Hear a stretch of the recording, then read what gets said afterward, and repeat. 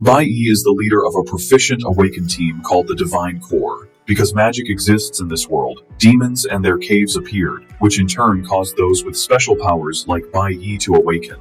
His team is the strongest in their organization, and they are on a mission to exterminate the Demon King, Belphegor. Belphegor is a triple S-class demon with 5 elements, making him a tough opponent. Bai Yi and the other warriors received their instructions from the gods. As they enter the cave, Bai Yi shouts to inform his squad that the mission has begun. This is the 100th high-level demonic cave the proficient team has challenged. His team includes Ling Yue, Han Xiaoling, and Lucian. Due to its predicted difficulty, the mission was designated an L-class purge operation, the highest rank. However, the team is excited for the mission, as they have been promised a vacation once they defeat Belphegor. In perfect sync, the team unleashes their powers on the attacking demons. Bai Yi leads the attack as they easily cut through the demons with swift and precise attacks. This is possible because all members of the Divine Core are L-rank warriors. Within a few minutes of coordination, the team clears the cave and kills the Demon King Belphegor. The team members excitedly talk about how easy it was. However, Lucian is skeptical about the operation. He feels it was too easy for an L-rank mission, and Bai Yi agrees. The intel he received stated the Demon King had 5 elements and a hidden skill. While he is analyzing what might be wrong, Ling Yue hugs him from behind, asking if he will treat them to a feast. Tired of her, he pushes her away while telling the team they are going to have dinner at their usual spot. Han cannot believe their captain is throwing away a chance with Ling. Just then, they notice the last member of their team is missing. He hadn't helped during the fight and was nowhere to be seen. The team isn't concerned since they have cleared the mission. Suddenly, he appears behind them, raises his hand, and declares the start of the purge operation. Han is immediately hit in the head with a projectile, killing him instantly. Shock runs through the team as they see Han on the ground, half his head gone and blood spilling onto the floor. While the team is still in shock, the traitor reveals that he was assigned the purge mission by God himself. Bai Yi notices he can't move his body, and the traitor reveals that they have been eating breakfasts laced with paralytic powder for the past month. The traitor then restrains the rest of the team with his divine skill, Forbidden Vines, restricting their movement. He explains that he was assigned the mission to wipe out the team and needed to prepare. While he is arrogantly explaining, Bai Yi and the others ask why he betrayed them. The traitor replies that it is God's decree to wipe out the L-class warriors. He tightens the grip on Bai Yi and the others, forcing them to scream in pain. They slowly lose consciousness as they cough up blood, still asking why their teammate betrayed them. Bai Yi reminds the man that the Divine Core never crossed any lines that deserved death. Since they followed all the rules, Bai Yi wants to know why they had to die. The traitor arrogantly tells them that God doesn't need a reason to kill them.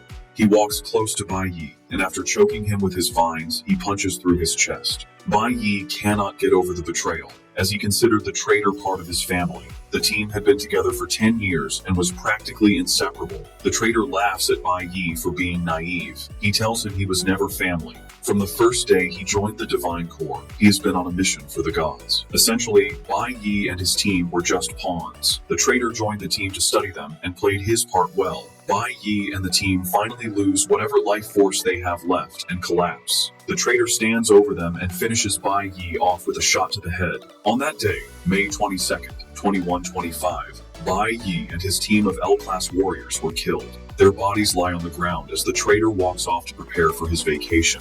As Bai Yi's consciousness fades, he suddenly hears a voice demanding they make a deal. He is shocked to find himself in chains in an unfamiliar environment. Standing before him is a creepy man in a suit with a dark aura. Bai Yi looks closer and realizes it's Belphegor, the Demon King. He wonders how the Demon King is alive. Belphegor teases Bai Yi, saying a high-ranking Demon King would not die that easily. They are in his soul domain, where the entire kingdom is his life force.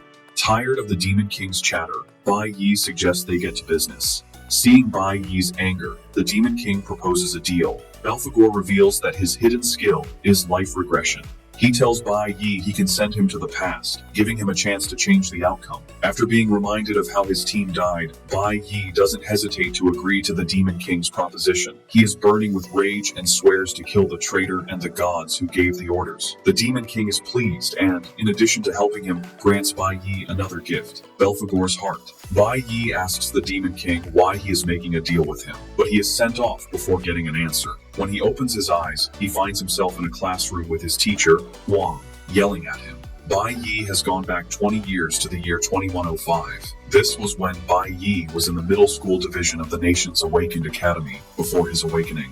Bai Yi is surprised that he truly came back to the past. The teacher scolds him for sleeping in class, especially a class right before his awakening ceremony. As punishment, the teacher orders him to stand in the back of the classroom. Still in shock, he slowly walks to the back, staring at classmates he hasn't seen in nearly 20 years. The teacher continues the lesson, explaining the 5 elemental powers: lightning, flower, cloud, nuclear, and stellar.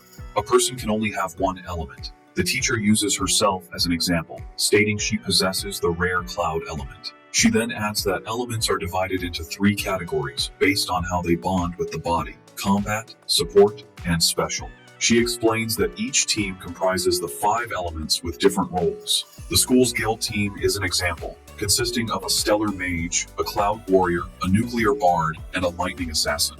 The teacher commends the students for being rare and tells them that Awakening Day is the most important day of their lives. There are nearly 100 known awakened professions, ranked from dust, lowest, to celestial, highest, with ember and abyss ranks in between. The students have just one chance at awakening, and she lets them know the status they awaken with will determine their future. After class, the students prepare for the awakening. Bai Yi runs into a classmate he calls Four Eyes because of his glasses. Four Eyes is being bullied by an annoying student, Hong Xiang-shen, an E-rank stellar assassin, which makes him popular among his peers. Bai Yi is not surprised, as Hong was always bullying people. Before Hong can bother Four Eyes any longer, the teacher appears. She tells Hong that school is not a place to bully and rob people. Hong arrogantly tries to change the story, telling the teacher that Four Eyes bumped into him and he was only taking money as compensation. He boldly tells Huang he would have gotten her fired if not for the fact that she is attractive. After he's done, he and his friends prepare to leave. Seeing Bai Yi in his way, he shoves him aside. Bai Yi doesn't react, but instead watches the teacher check on Four Eyes. Huang is a good teacher who cares for her students despite her tough exterior. Bai Yi remembers Huang helping him in his past life after he awakened. Just then, Huang is informed it is her class's turn for the awakening chamber. Like a mother, she tells her students to stay calm to avoid injuries. In this world, there are 2 awakening methods. There is a natural awakening, like the one Hong had, which is why he is so arrogant. Natural awakening usually happens to people with strong physical constitutions and talent, activating during extreme emotional moments. The other is the artificial method, where those with potential enter the awakening chamber. The chamber is a product of knowledgeable scientists. Inside, emotions and adrenaline are intensely stimulated. This forces the dormant awakening within potential candidates to activate. Because it only happens once, it is considered the only way for someone to turn their life around. Some of Bai's classmates entered the awakening chamber before him and received nice professions. One awakened with the blue tier profession, which is the amber class. Finally, it's Bai Yi's turn, and the teacher tells him to focus while inside. Bai Yi acknowledges her instruction and proceeds into the chamber. In his past life, Bai Yi awakened as an E-rank nuclear warrior, which is a dust tier class and considered the trashiest profession. His awakening back then led to constant bullying, and it wasn't until he reached S rank that he awakened the rarest type. Upon entering the chamber, Bai Yi expects to get a trash profession as usual. However, he is shocked when the system displays an error message. The chamber activates and detects 5 elements instead of the usual one. Bai Yi feels his insides burning as the system displays the Infinite Awakening message. The system informs him that he can choose any class from any of the 5 elemental types as his initial class. Bai Yi learns he can upgrade the other classes once his initial class reaches its maximum potential. He is shocked when he realizes he has been granted elemental accumulation. Apparently he can choose new classes in the future, from dust rank up to the celestial rank, while maintaining their qualities. Bai Yi also has the chance to unlock the hidden rank above celestial. It dawns on him that he can do all this because of the Demon King's gift. He was given the ability of infinite awakenings, which is unheard of. The system then says all other elemental bars will be cleared once he selects his initial class. After taking his time, Bai Yi picks his class. He steps outside to the teacher, who is excited to hear what he awakened with. Bai Yi tells Huang the disappointing news that he awakened as a nuclear warrior. the worst quality in the green class. Huang is taken aback, but being a good teacher, she still encourages him, saying great men have also emerged from the green class. She urges Bai Yi not to give up, but he humbly tells her there's no need for comfort. Huang overhears the conversation and, as expected, pokes his nose into it. He trashes Bai Yi, saying the teacher is only giving him false hope and that reality is different. Huang reminds Bai Yi that the dust class means he is at the bottom of the food chain. Huang continues his arrogant behavior, telling Bai Yi that the gods choose the strong, while the weak are to be trampled. The mention of the gods immediately triggers Bai Yi, but he remains calm as Huang continues his nonsense. He reminds Bai Yi that he will have to sit in the back row in classes because that is how society works. Apparently, celestial ranks sit at the front, followed by the abyss, ember, and finally, the dust rank. Dust rank warriors are considered trash and can only do business with other low-tier ranks. Huang adds that there is no way for Bai Yi to change his fate through hard work, calling it a waste of time. Huang moves closer to Huang to talk trash to her, but Bai Yi has had enough. He grabs the coffee cup Huang is holding and spills it on his face. Huang is shocked, not believing what just happened. He angrily asks Bai Yi what he thinks he is doing, and Bai Yi replies that his voice is like noise to him. Bai Yi's actions and words are enough to get on Huang's nerves, and he decides Bai Yi needs to be taught a lesson. He aims a punch at Bai Yi, and Huang tries to stop him, but it's too late. Unknown to him, Bai Yi is already prepared. Before the attack hits, he conjures a light sword and blocks Huang's attack. He then parries it, throwing Huang into the distance to everyone's shock. Huang crashes to the ground while Bai Yi's pose shows he used minimal effort. Huang coughs up blood as he tries to grasp what happened. The other students watching cannot believe what they just saw. Apparently, Bai Yi intentionally chose the nuclear warrior class because he is already used to it. This was his class in his past life, and he knows everything about it. Huang manages to get back on his feet and arrogantly tells Bai Yi he just got lucky. He mentions that he is an abyss rank and is completely different from trash like Bai Yi. Huang, with her keen eye, figures out that Bai Yi didn't get lucky. She realizes Bai Yi used a top-tier movement skill exclusive to the warrior class.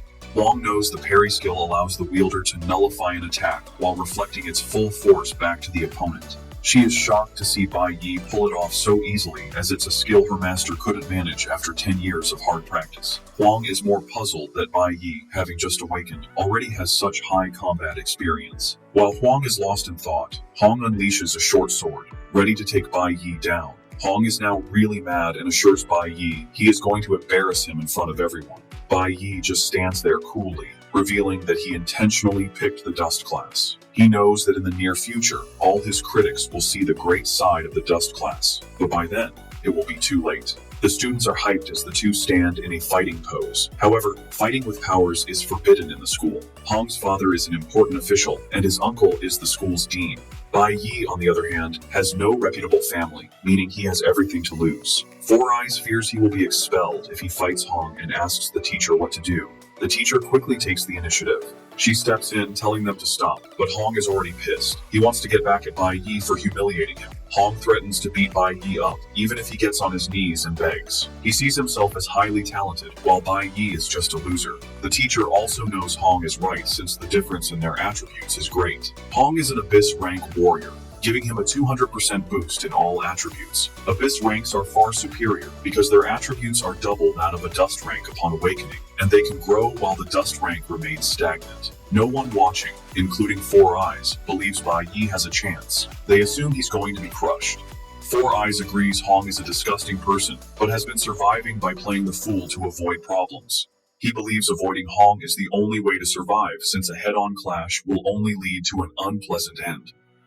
Once he's done weighing up his opponent, Huang runs toward him. The teacher is worried and screams at Bai Yi to watch out. She assumes Bai Yi plans to parry Huang's attack again, but knows this might not work since the skill consumes a lot of stamina.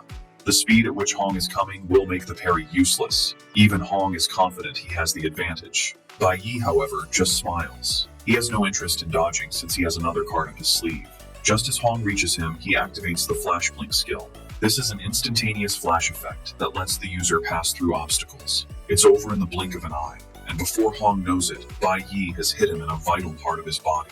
He coughs up blood while trying to figure out when Bai Yi got behind him. He slams the ground in frustration and humiliation while the students are left in total disbelief. None of the onlookers caught a glimpse of what Bai Yi did. The only thing they saw was Hong crashing to the ground. Even the teacher had no idea what happened. However, the class president, Chi Yin, actually saw what Bai Yi did. Chi Yin realizes that Bai Yi has mastered the highest level usage of a warrior's basic skill and applied it during the fight. Meanwhile, the students are all questioning what's wrong with Hong. On the status screen, Bai Yi notices one of his attributes increased because he defeated an opponent. However, he is not impressed with the points, considering them too few. He knows that defeating demons is the only way to get higher points and plans to do so as soon as he can. Still struggling on the floor, Hong is not ready to give up.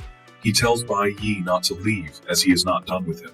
He grabs his knife and tries to attack Bai Yi from behind, but before he can, they hear a voice telling them to stop.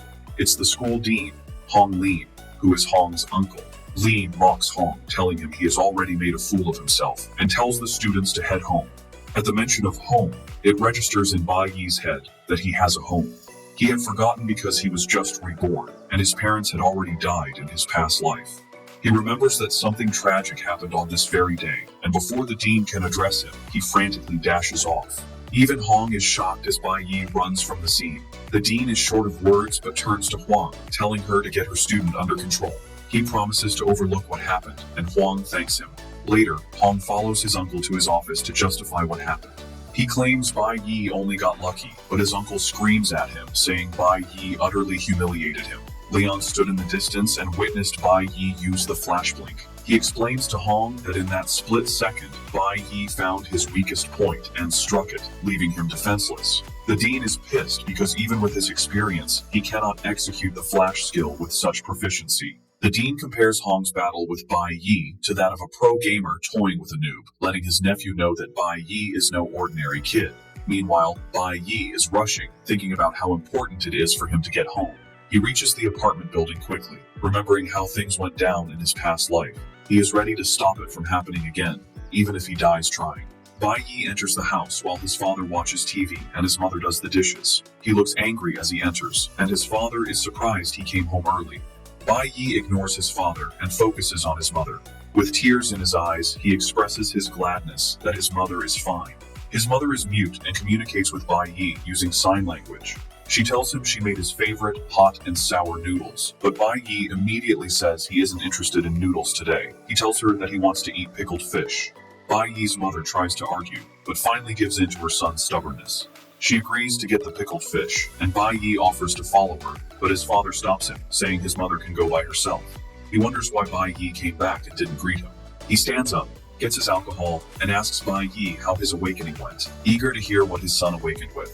It turns out Bai Yi's father, Bai Ling Shang, is a class electric warrior and is fairly strong, which makes him dangerous. Bai Yi tells his father he didn't awaken that day because things took too long. His father demands to know why he came home early if he hadn't awakened. He mentions being disappointed with his friend's son's awakening class and expects his own son to awaken with the Abyss rank. Ling Sheng claims he awakened with the Abyss rank and has poured his sweat and blood into raising his son. Pissed and with a scary aura, he demands to know what Bai Yi awakened with. Engulfed in the aura, Bai Yi lies again that he hasn't awakened. This only makes his father angrier, and he smashes a drink bottle on Bai Yi's head.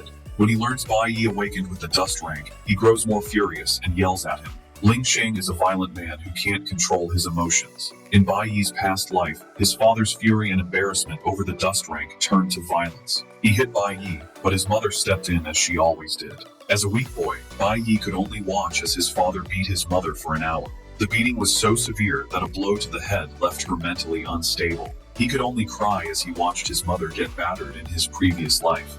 Now reborn, he aims to change things. He still doesn't have what it takes to challenge his father, a C-rank Abyss class warrior, and will need time to level up. The tactics he used against Hong won't work here. His father is on another level, with real combat experience. Bai Yi sadly realizes he can't touch his father yet. His father grabs him by the hair, ranting that he regrets Bai Yi was ever born. Bai Yi knows he is in a deep mess. His father came home early to wait for him and won't let him go until he's satisfied. Knowing his father's violence, he wanted his mother away from the house. Bai Yi is glad he got her out, but as he celebrates this internally, a blow lands on his head. Things worsen when someone enters the house. It is his mother, the very person he tried to keep from witnessing the violence. His mother is horrified to see Ling Sheng pounding on their son's head as he lies on the ground. She had rushed back as fast as she could to feed her hungry son, which explains her quick return. Bai Yi is terrified to see his mother, wondering if history is about to repeat itself. As expected, Ling Sheng turns his attention to the poor woman. In a flashback, Bai Yi sits in a prison cell. In his past life, he became the first person to advance from a green to a platinum tier. Because of this feat, his cellmate wonders why he was arrested and brought to a prison for those sentenced to die. Bai Yi's only statement was that he deserved to die because he beat his mother to death.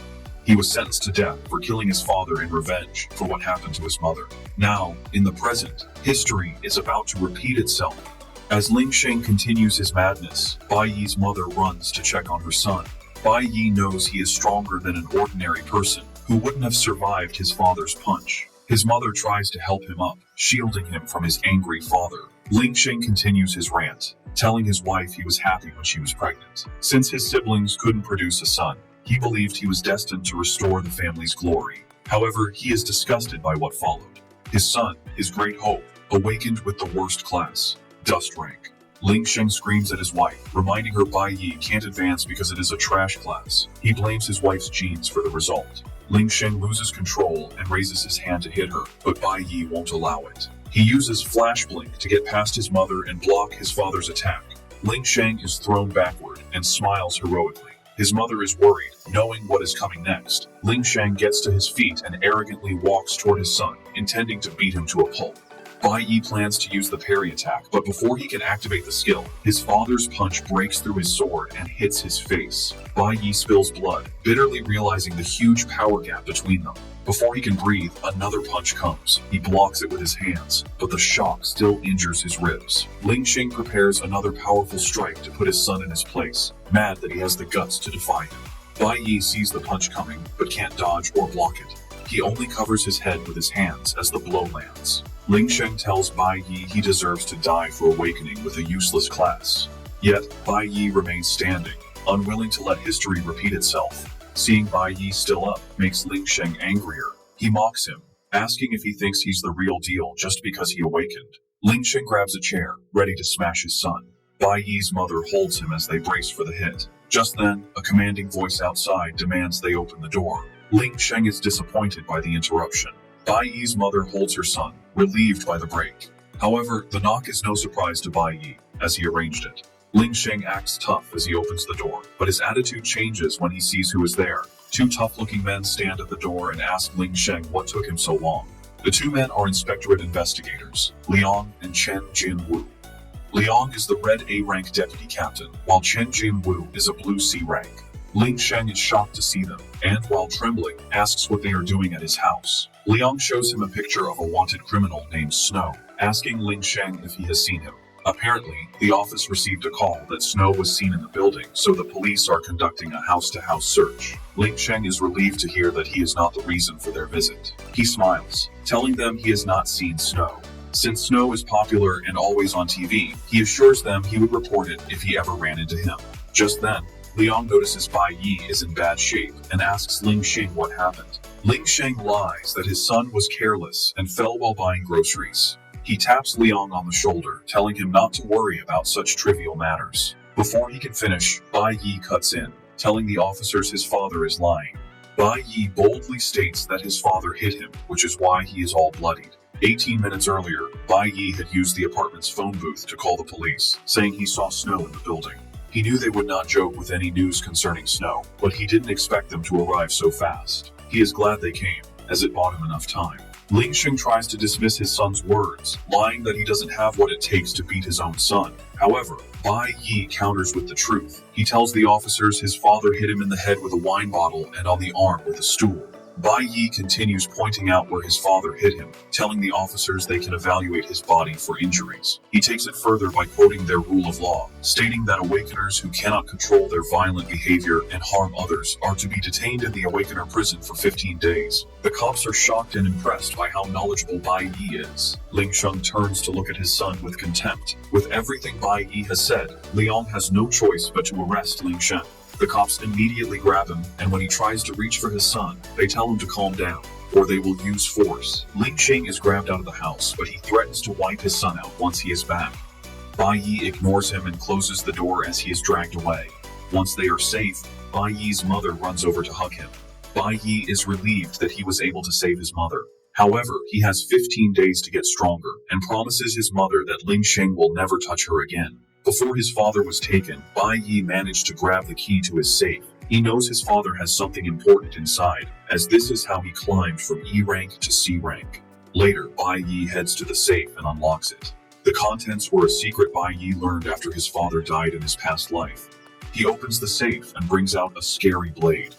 Bai Yi plans to take on the demon caves using the blade. Since demon caves are the only way to upgrade his class, he knows he has no choice but to enter the labyrinth. However, there is a problem.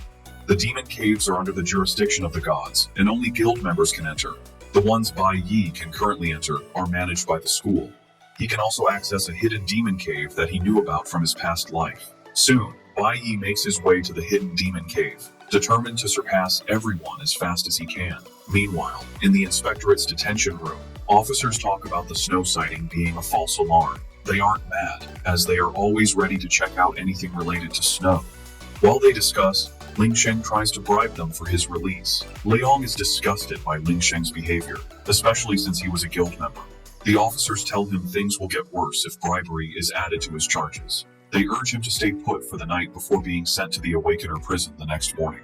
Ling Sheng's rage is directed entirely at his son. Since Bai Yi knows his father will be out in 15 days, he is preparing to take on the demon caves to level up. Demon caves are another space parallel to their world, accessed by a door that appears out of thin air. Once discovered, they are mostly taken over by guilds because they house demonic beasts and ores, making them the best place for awakeners to improve.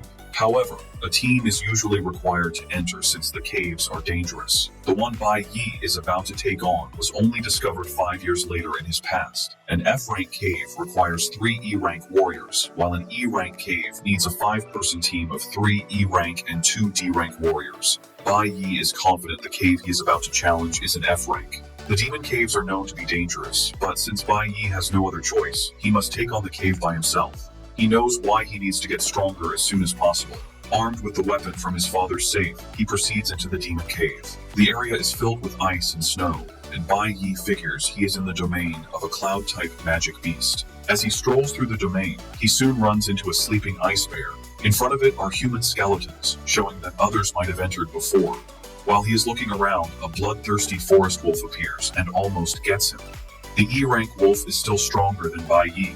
Bai Yi leaps backward to avoid the wolf, but it comes at him again. He is able to block the wolf's teeth with the blade. Bai Yi then goes on the attack, taking down the wolf with a single slash. This is possible thanks to the A-rank weapon he is wielding.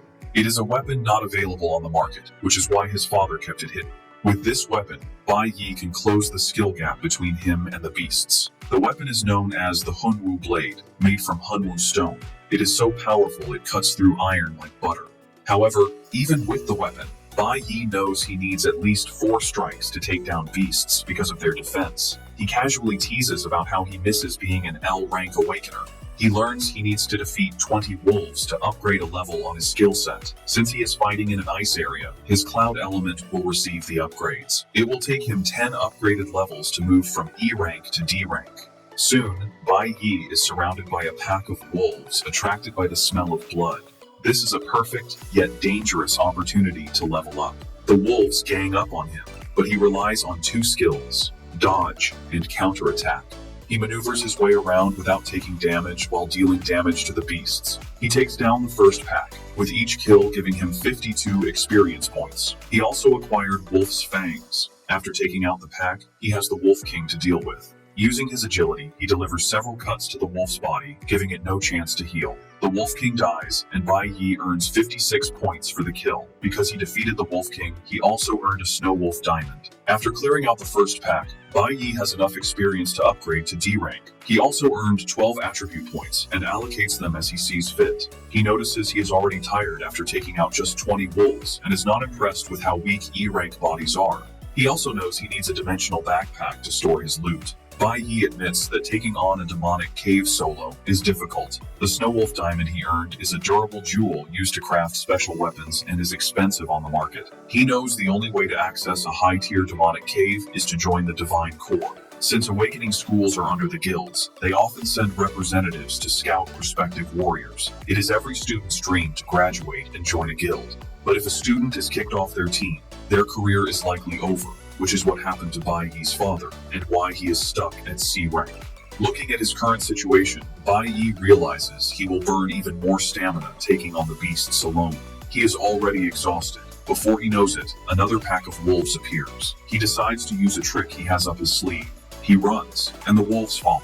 He leads them into a forest where he cuts down trees to give himself space. This disturbance attracts the forest's other beast, the cloud python. Now Bai Yi has wolves and pythons to deal with. To get out of the situation, Bai Yi kicks his plan into motion. He lets off a loud explosion, hoping it wakes one particular beast. His plan works as the sleeping frost bear angrily emerges from its den.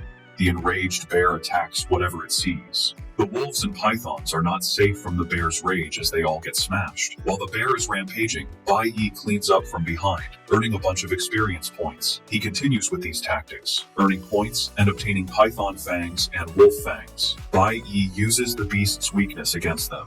They are aggressive but lack brains. By using the bear against the others, he conserves stamina. However, he still needs to finish them off to gain experience. After fighting for some minutes, Bai Yi is exhausted. He decides to move to the next phase of his plan. Once the beasts are lined up, he hits the ice floor and breaks it to kill them. He has been analyzing the terrain and noticed they are on an ice bridge suspended between two cliffs. This brilliant plan takes out almost all the beasts in one go. Bai Yi is exhausted but still needs to handle the frost bear and the remaining wolves. The system unlocks a new title for him. 1 against 100. With this title, his stats increase by 10% when fighting multiple enemies. However, Bai Yi is not worried about the frost bear yet. He knows every cave has a final boss and expects it to show up. He has caused enough chaos and wonders why the boss hasn't appeared. Suddenly, an ice spell hits the area. Before he can react, he and the beasts in front of him are hit. Bai Yi realizes his assumption was wrong. The final boss had already awoken and was waiting for the perfect moment when everyone was exhausted. Bai Yi and the beasts are gathered in one spot, making it hard to escape. The spell hits him, and his legs are already frozen. He realizes the ice bridge was part of the boss's trap. The boss put everything in place to show up and reap all the rewards. It dawns on Bai Yi that the cave's final boss is intelligent. The final boss is the Kalen demon monkey, which also has other apes as guards. Almost all of Bai Yi's body is covered in ice, preventing movement while the demon monkey wears an evil smirk. Apparently, the cave is a high-risk one that requires a group of E-rank warriors. With his body completely frozen, Bai Yi fears he might go into hypothermia, which would be his end. The monkey boss raises his hand, points at Bai Yi, and orders his monkeys to attack.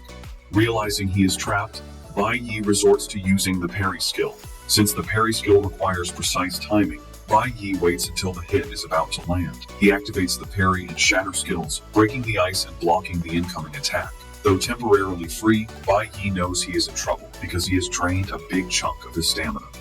The shatter skill lets an awakened use all their energy to break free from control effects, but it consumes a large amount of stamina. Bai Yi figures the demon monkey will need time before using an ultimate skill again, and he must kill it before then. The demon monkey then orders the ice bears and wolves to attack Bai Yi. Since the nucleo element has issues against the cloud element, Bai Yi knows his chances of winning are low. He is low on stamina and getting exhausted. The demon monkey sits like a proper villain while ordering his minions around. Bai Yi knows he will die if more beasts show up. While trying to think of a way out, he is attacked by one of the monkey beasts, which tries to smash him with a club. Bai Yi only manages to block the attack but is pushed back, his knee scraping the ice floor as he tries to maintain balance. The sudden attack causes Bai Yi to lose all his strength, putting him at a serious disadvantage. The ice bear's constant screaming weakens him further. One bear throws an ice boulder at Bai Yi, but he manages to cut it down. However, the cold doesn't help as his stamina has almost hit zero. Once the demon monkey notices Bai Yi is nearly drained, he uses another ultimate skill, the Ice Storm. Bai Yi is shocked, not expecting the monkey's ultimate to have such a fast cooldown. His eyes light up in horror as he stares at the incoming attack. This reminds him that in his past life, he faced life or death situations and developed a sense for recognizing opportunities. Bai Yi figures that in his current state, he has two options. He can stay and fight, but since his stamina is at its limit and he continues to take damage, he will not survive. The second option is simple: run away. Bai Yi wastes no time picking option 2 and leaps off the cliff. However, the demon monkey hits him with an ice spell that catches his feet, causing him to lose balance and fall instead. With ice formed around him, Bai Yi crashes into the river below. While he is fighting for his life, his mother enters his room back home. She thinks Bai Yi is still sleeping but is shocked to find the room empty. Bai Yi had left home the day before, a Friday, and now it is Saturday. His mom finds a note from her son saying he went to a friend's house. Bai Yi urges her not to worry, but the note only makes her more anxious since she knows he would have told her in person instead of leaving a note. She wonders what is going on with him since he has been acting differently since the day before. The woman is uneasy with several things running through her head. Back in the dungeon, Bai Yi survived the fall. Jumping off the cliff was also part of his plan. He remembers that nearly 100 beasts fell into the river when he broke the ice bridge earlier. However, he only got rewards for 40, which means the others survived. Bai Yi coughs in pain as he drags himself out of the cold river. Though he survived, he is running on very low stamina. He is suffering from blood loss, low temperature, and is in a completely weakened state. His body is also severely damaged from falling from a high place. Without a doubt, Bai Yi knows he is at his limit. As he lies there, he wonders if this is truly the end. Before he knows it, he is surrounded by beasts like the ice bears, ready to finish him off. As they get closer, Bai Yi reminisces. He remembers his time with the Divine Core, the good moments with his teammates, and his mother's care. He also remembers his father's wickedness and the pain of the traitor's betrayal. A voice in his head tells him this is the end. This is enough for Bai Yi to clench his fists and decide it is not over. He manages to stand up. Just as an ice bear is about to finish him, he raises his hand and stops its giant teeth from closing in. Bai Yi is determined that the bad things from his past life will not be repeated. He has already died once, losing everything. This time, he plans to turn it all around. With newfound determination, Bai Yi smashes the ice bear and throws it into the distance. He lets out a cold breath and grabs his short sword again.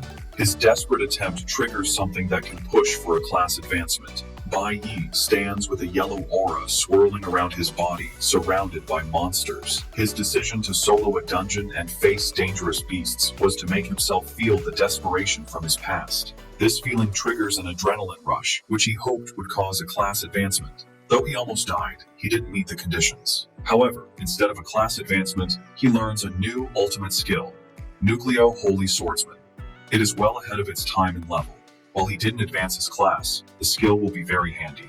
With this skill and adrenaline, Bai Yi is brimming with energy. He points his sword at the beasts, telling them it is time to be wiped out. One beast moves, and the others follow. Bai Yi remains unfazed and prepares his short sword. As they get closer, he unleashes a swirling, dangerous speed attack called Sanctuary that cuts through all the surrounding beasts in one slash. He cuts them down as notifications pop up, telling him he has defeated ice bears and forest wolves and showing the experience points acquired. After taking out the monsters, he acquires items like Icefield Beasthide, Proud Barebone, and Bloodtooth. The Sanctuary skill clears his fatigue and restores his lost stamina. In addition, Bai Yi gets an upgrade and obtains the Icefield Wanderer title. This provides resistance to cloud element creatures plus a 100 damage reduction, which is exactly what he needs. Bai Yi stares at the top of the cliff, promising to wipe out the rest of the beasts, including their boss. With the flood of experience points, he upgrades to level 9 of the E-class. Bai Yi immediately activates the Icefield Wanderer effect to resist the cold. The Sanctuary skill also allows him to store damage from attacks and then release it on a group of enemies at once. However, he can only use this after taking a lot of damage. He is thankful that the skill restored his stamina. Bai Yi then remembers he needs to finish quickly and return home before his mother worries. He climbs the cliff and makes his way to the demon monkey boss's palace. The demon monkey is protected by ice beasts, but Bai Yi doesn't care and bursts into the palace. After taking out more beasts, he is now at the last level of the E-class, level 10. Meanwhile, it is now 11:00 p.m., and Bai Yi's mother is seriously worried. She has prepared food, but she is left to wonder where her son is. She prays that he is fine. Now, in the boss's palace, Bai Yi takes out the ice bears guarding it and is left to fight the boss's personal guards, the scary monkeys. The monkey boss looks unafraid and orders his guards to take Bai Yi out. One monkey jumps at Bai Yi, but he simply blocks and then easily slices it in half. The monkey boss sees this and realizes things might be dire. He angrily unleashes his ultimate, the Ice Storm Assault, but it has no effect on Bai Yi, who is now immune.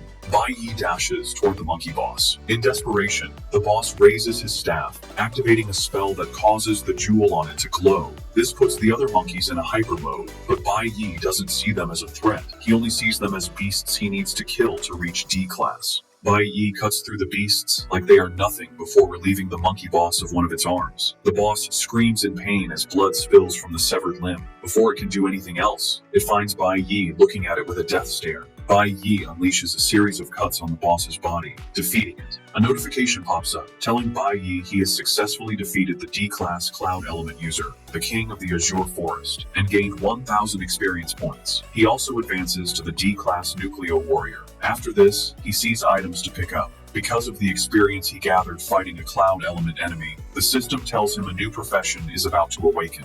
Bai Yi is shocked, having forgotten about this. A red and blue aura emanates from his body. He awakens the Cloud Element Mage profession, and can now switch professions at any time.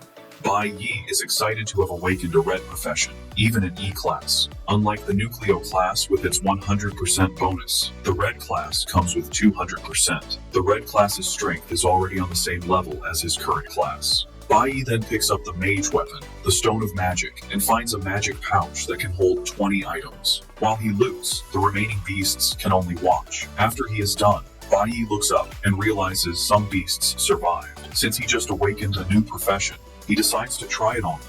He switches to mage mode, a red aura coming from his eyes as he prepares to annihilate them. It is now 5 a.m. the next morning, a Sunday. Bai Yi's mother hasn't slept and is sitting in the living room hoping for her son's return. Just then, Bai Yi opens the door, and she immediately stands up. Bai Yi enters, smiling, apologizing for making her worry. His mother runs over and hugs him tightly while crying. Bai Yi is shocked to see she has been waiting for him and hasn't eaten. He then tells her he has good news. While leaving the dungeon, Bai Yi gathered valuable items thanks to the magic pouch he found. After leaving, he meets an ore broker. The broker offers to buy the ore for 800, but Bai Yi counters with 8,000. This shocks the broker. Bai Yi doesn't argue and just takes the ore back.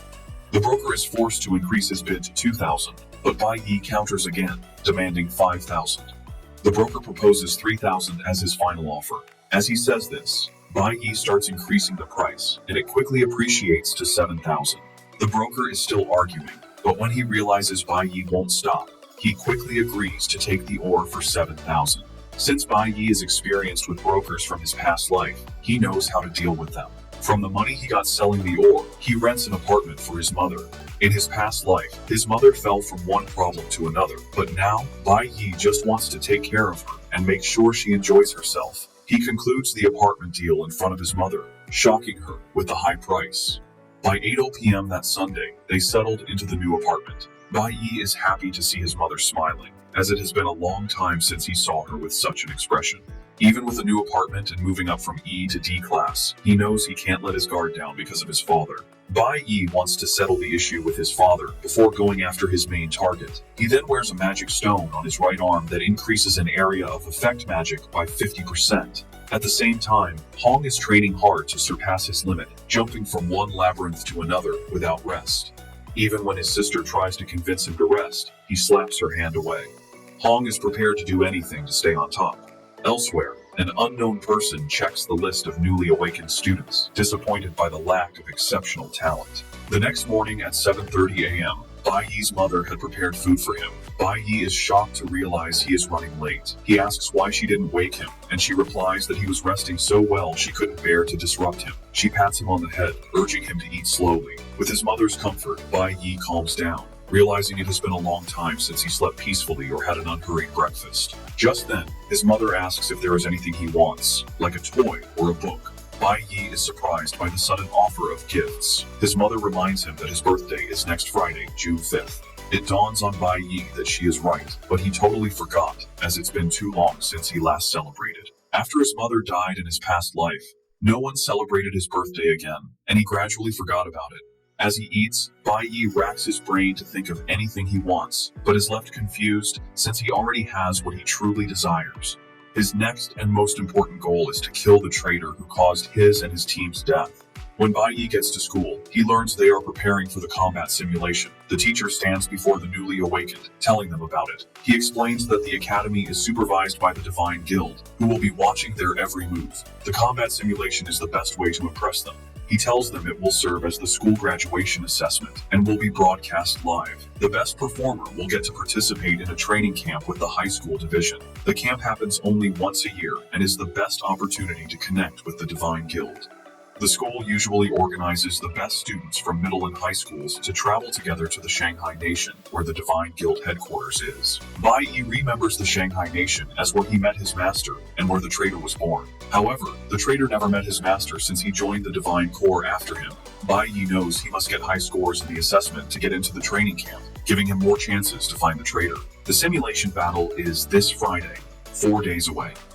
While some are excited, people like Four Eyes are worried because it takes place inside a real labyrinth. The teacher then points to the training room for their first session, physical conditioning in the gravity room, where everyone must start with 10 sets of shuttle runs. Surprisingly, Bai Yi walks up to his teacher, saying he doesn't want to use the recommended training room. This shocks the teacher and the other students. The teacher tells Bai Yi not to get ahead of himself just because he defeated Hong, believing he is trying to skip training. But Bai Yi clarifies that he wants more specialized training. The teacher is confused and asks if Bai Yi is insinuating there is a problem with his methods.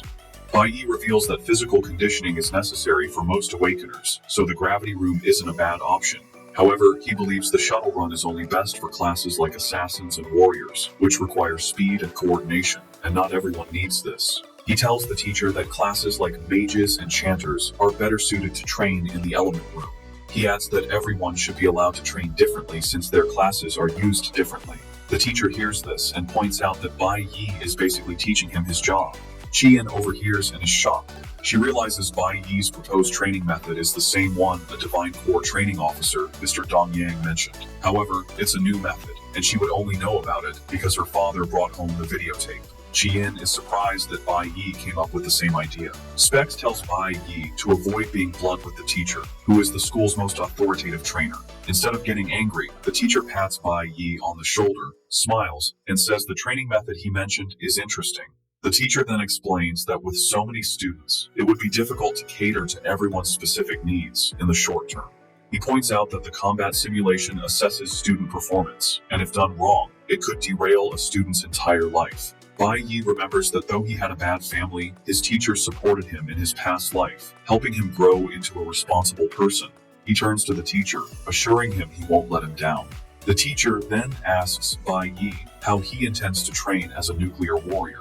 Bai Yi suggests turning on the elemental suppression in the element room to its maximum setting. This shocks the teacher and even Specs. Bai Yi lies, saying that even though he is a warrior, he wants to balance his abilities to challenge his weaknesses, hiding the fact that he wants to train his mage profession. Just then, Qi Yin raises her hand, saying she is also interested in practicing elemental control. The teacher gives in and tells the two to do as they please, but urges them to do their best during the final assessment. Qi Yin walks up to Bai Yi, suggesting they practice together, but he quickly tells her he is entering a private room, rejecting her. Qi Yin claims the rejection has fired her up to do her best.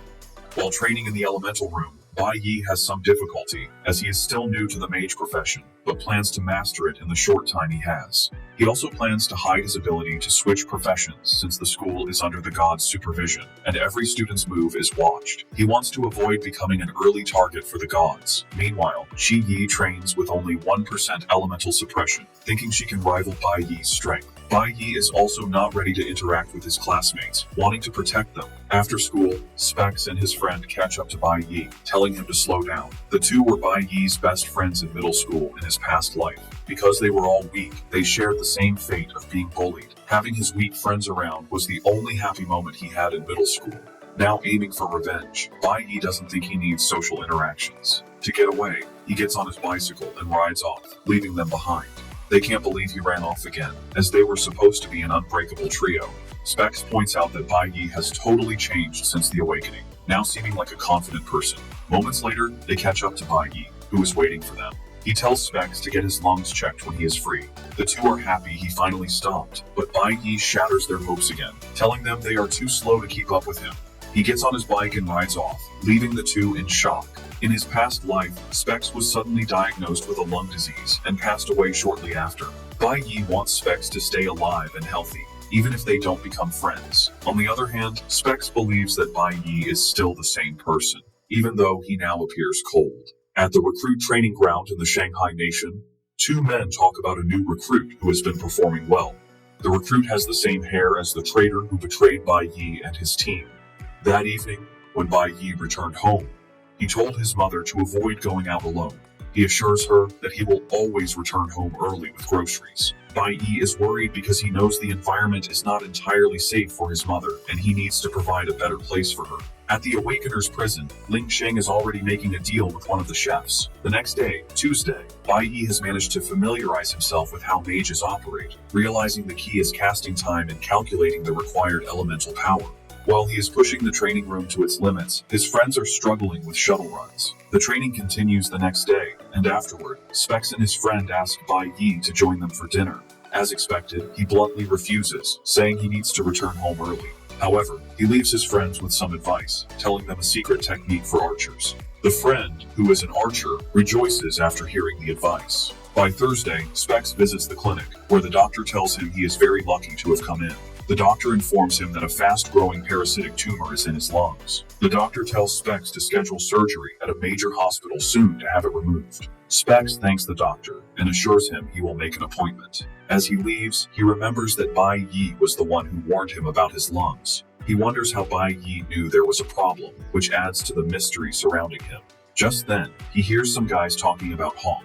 Hong has reached E-Class Level 4, and they believe he will be the best performer in the assessment. It turns out his family has a private labyrinth, which Hong has been using to level up as part of their private army. This is when the trio mentions something that catches Specs' attention. Hong is planning to teach Bai Yi a lesson after school for what happened last weekend.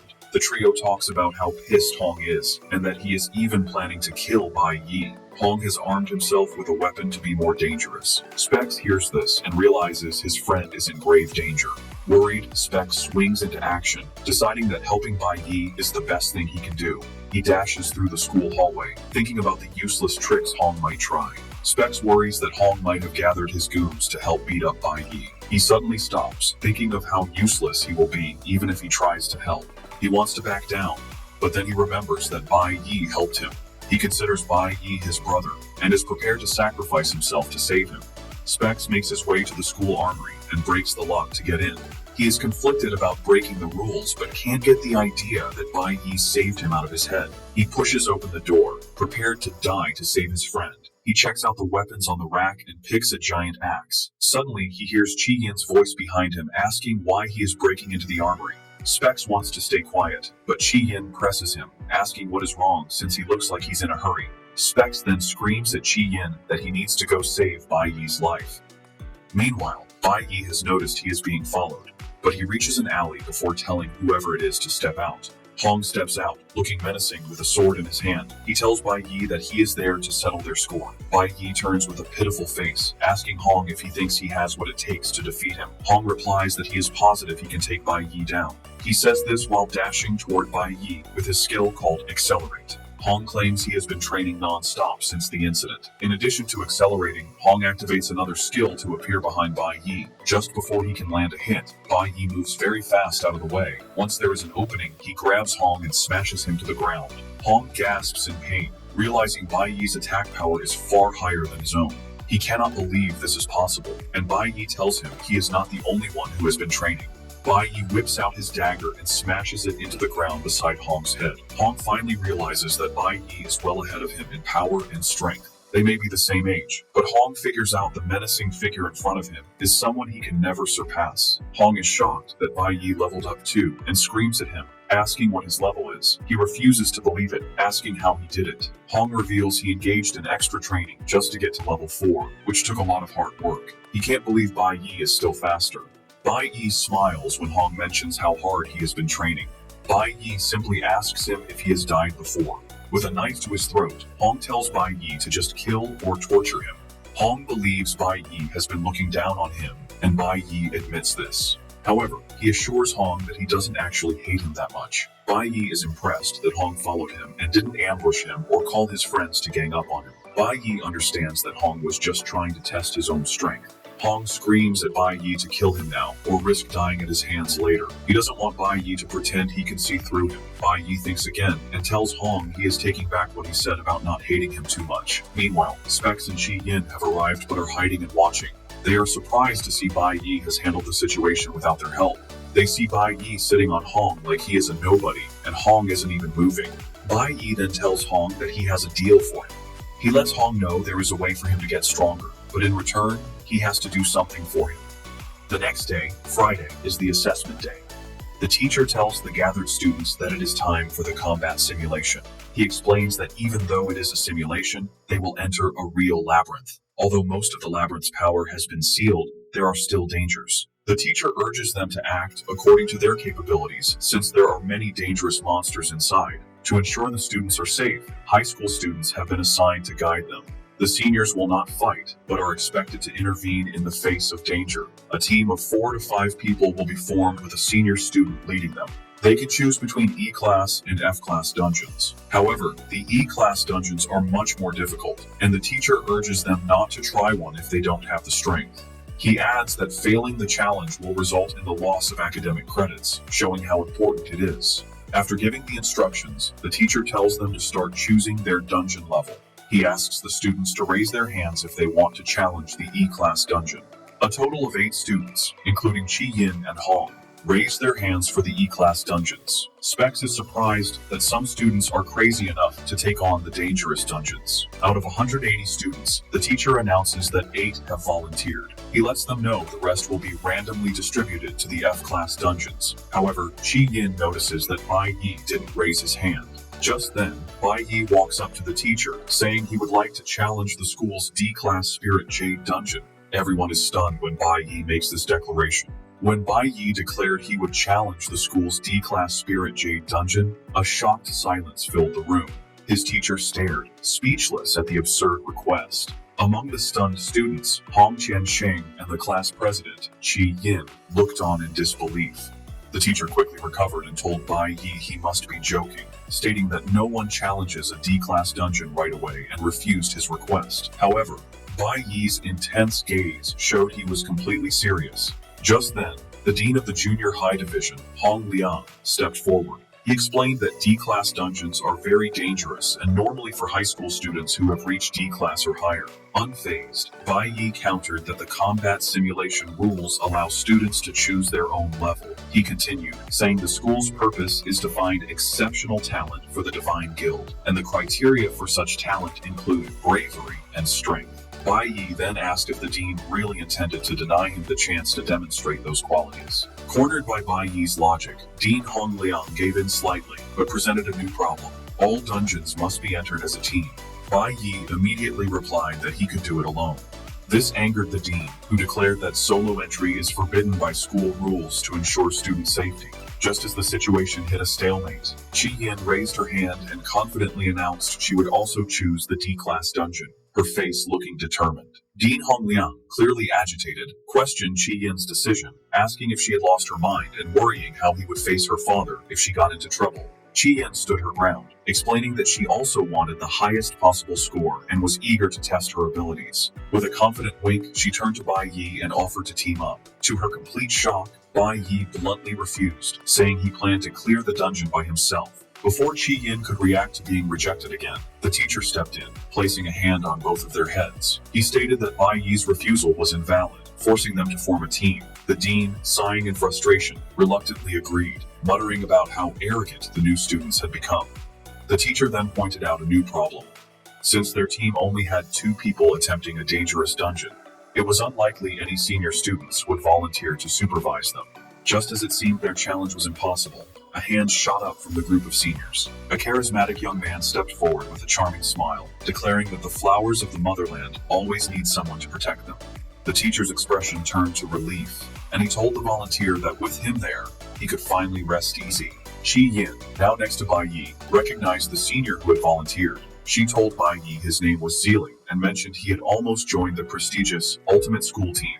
As Zeeling approached them with a smirk, Bai Yi wondered who this person was and what that team even was. When Zeeling was in front of him, Bai Yi simply stated that he had never heard of him. This comment amused Zeeling, who thought to himself that Bai Yi was just an ignorant peacock, eager to show off without understanding his limits. With the final team ready, the teacher addressed all the students. He announced the teams were assigned and the combat simulation was officially beginning, creating a large glowing red portal. He explained their progress in the dungeons would be live-streamed by professional drones, monitoring their every move.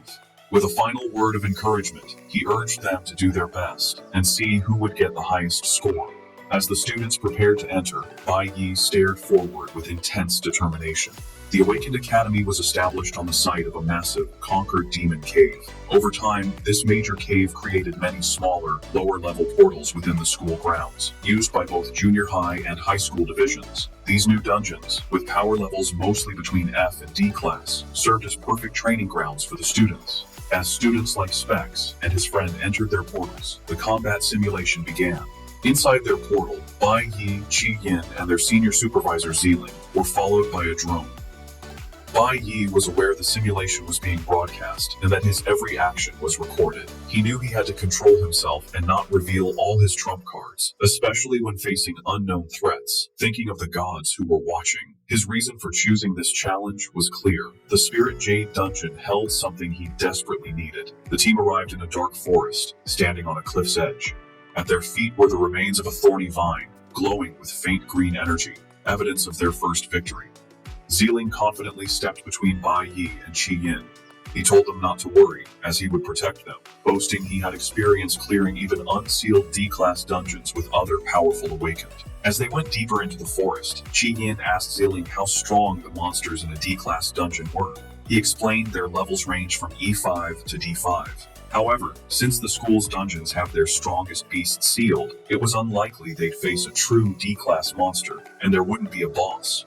He added with a grin that they shouldn't underestimate high-level E-class monsters, as their attack power and speed can be strong.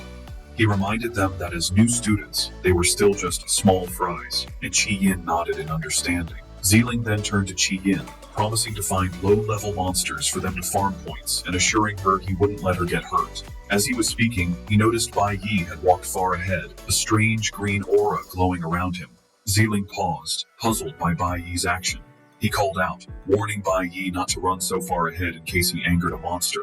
Bai Yi stopped and turned back, bluntly telling Zeeling he was being too noisy, which left the senior speechless. With a confident smirk and glowing eyes, Bai Yi told Zeeling to just stay back, as his help wouldn't be needed. Zeeling and Qi Yin could only stare as Bai Yi continued ahead, taking the lead. The view shifted to the livestream camera, showing the trio as the official broadcast for this year's combat simulation began. Back at the academy, large screens were set up for students and staff to watch the combat simulation live streams, showing the progress of the teams in the dungeons. The scene then shifts to a private room with a plaque that reads, "Ultimate School Team." Inside, a young man with green hair, the team's vice captain, was on a call. He urged the person he called captain to watch the broadcast, mentioning it was interesting this year. With a smirk, he pointed out that a junior student had chosen to challenge a D-class dungeon.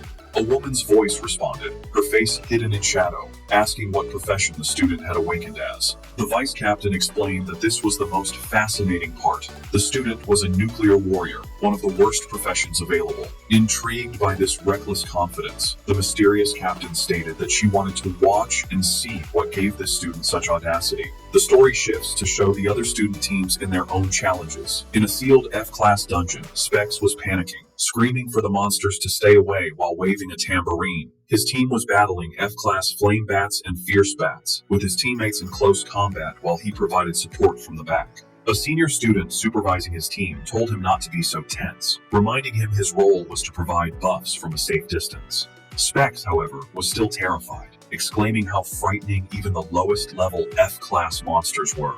Meanwhile, in a sealed E-class dungeon, the threat was greater. Teams were facing packs of fierce fangs, wolf-like beasts crackling with elemental energy. Hong Qinsheng's team was struggling, with several members wounded on the ground. A healer tended to one of the injured, asking if he was alright. Seeing his team in trouble, a determined Hong declared that if they couldn't handle it, he would take on the beasts himself.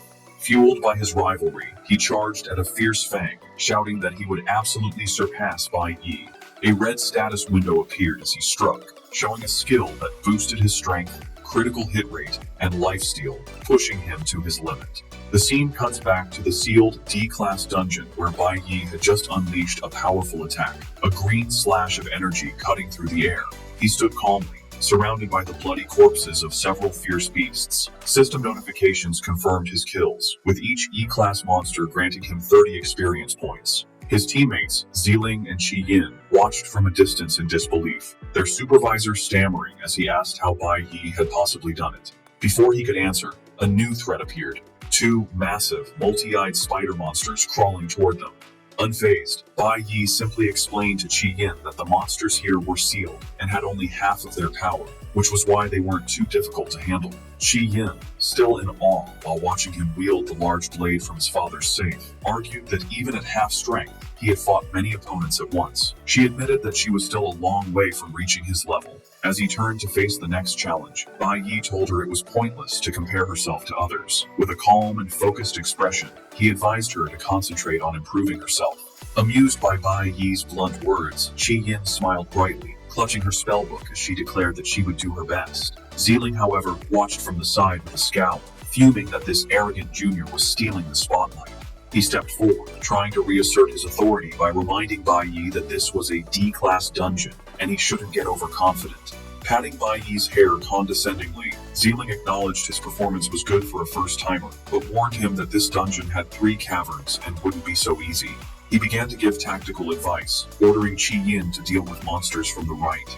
Without pause, Bai Yi interrupted, stating that he would take the left side, leaving Ziling flustered and ignored. The team now stood in a large cavern with the bodies of defeated beasts. Before them, the path split into 2 tunnels, and at the far end of the cavern, a massive, glowing red magical seal pulsed. As Bai Yi ignored him and spoke directly to Qi Yin, Ziling's frustration grew. Bai Yi asked Qi Yin if she could handle the lower-level monsters on the right path by herself. Sidelined, Ziling could only watch, thinking how disrespectful this junior was. Bai Yi explained to Qi Yin that the purpose of the simulation was to test their individual abilities, and she needed to prove her own strength. He then asked her a simple question. Didn't she want to get a good score? That was all the motivation Qi Yin needed. Her expression became firm as she declared that she understood and could do it. With the plan set, Bai Yi walked down the left path alone, while Qi Yin and Ziling took the right. Watching Bai Yi's back as he left, Ziling's face twisted with rage. Muttering a curse, he decided that if Bai Yi wouldn't learn the easy way, he would have to be taught a lesson the hard way. In a flash of golden light, he summoned a glowing bow, his intentions clearly turning malicious. Back in the viewing room, the teachers and students were watching Bai Yi's live feed in amazement. Screenshots from the drone footage showed him single-handedly taking down hordes of E-class monsters. One viewer exclaimed that it was incredible how many beasts Bai Yi had already defeated. A teacher asked what his current level was, and another replied that his official report still listed him as E1, though his real level was unclear. The group guessed he must be at least E3, or maybe even E4 by now. Meanwhile, Bai Yi was facing the giant spider monsters on his path. The teacher who had supervised the awakening ceremony explained to his colleagues that Bai Yi's decision to send Qi Yin to the right wasn't random. He had smartly observed the elemental matchups, sending the flower element user, Qi Yin, to face the stellar element monsters, giving her a natural advantage. The teacher praised Bai Yi's smart decisions and impressive tactical awareness, even during a high-pressure test. Recalling Bai Yi's promise not to disappoint him, the teacher smiled with pride, realizing the boy wasn't just bragging. He looked at the screen with interest, wondering what else his student would do. The scene then confirmed the teacher's analysis from Bai Yi's point of view. He had indeed noticed earlier that the stellar-type beasts were mostly coming from the right-hand cave.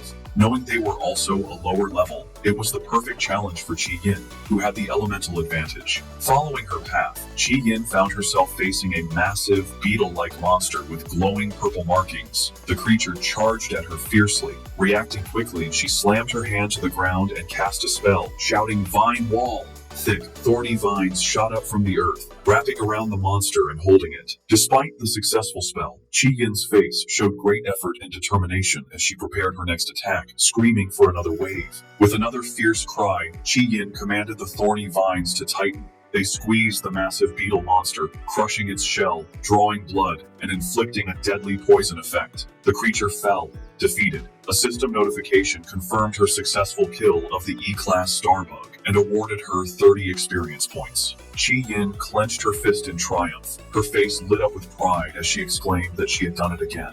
From the entrance of his own path, Bai Yi had been watching her progress. He noted that mages, even at the E-Class level, already have their basic class skills. In Qi Yin's case, it was the ability to create a poisonous wall using plants, a skill known as Vine Wall.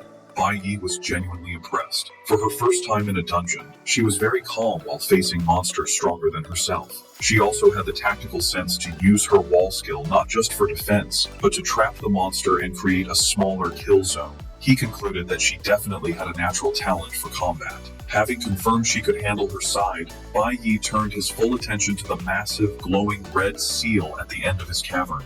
Flames of 5 different elements flickered around it, and he figured the dungeon's sealed D-class monsters must be behind it. With Qi Yin handling the beasts on her path, he was free to focus on his own, more dangerous goal. As he approached the seal, Bai Yi considered his strategy. He was confident he could get a high score while hiding his true strength, even with the drones broadcasting his every move. However, he needed to carefully plan his next step, especially with such a powerful seal in front of him. Meanwhile, watching from the entrance to Qi Yin's path, Ziling was furious. He couldn't believe the nerve of these juniors, who were completely ignoring his authority. Deciding that if they were so confident, he would show them a real challenge. His eyes fell on the magical seal in the main cavern. In an instant, he appeared behind Qi Yin. Drawing his golden bow, he aimed not at a monster, but at the ground in front of her.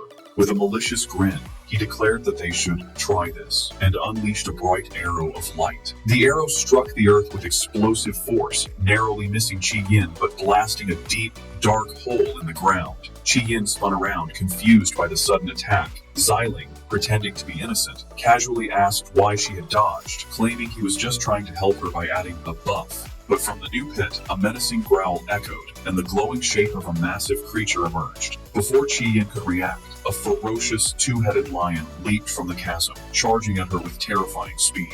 A system window identified the beast as a level 11, D-class twin-headed violent lion. The sudden appearance of such a powerful, unsealed monster left Qi Yin frozen in terror. Sensing the sudden surge of powerful demonic energy, Bai Yi immediately spun around, his attention drawn to the noise on Qi Yin's path.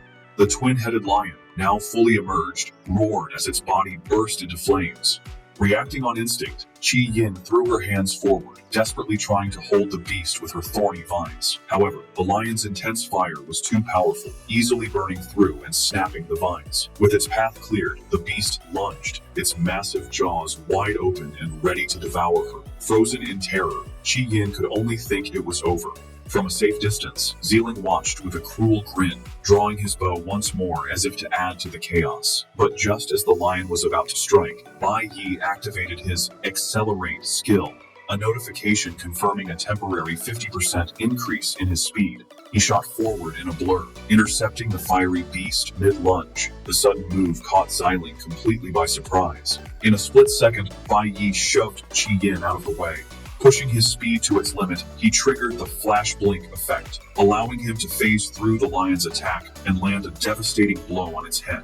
The powerful strike sent the massive creature reeling backward as Bai Yi landed gracefully, placing himself between the monster and a stunned Qi Yin.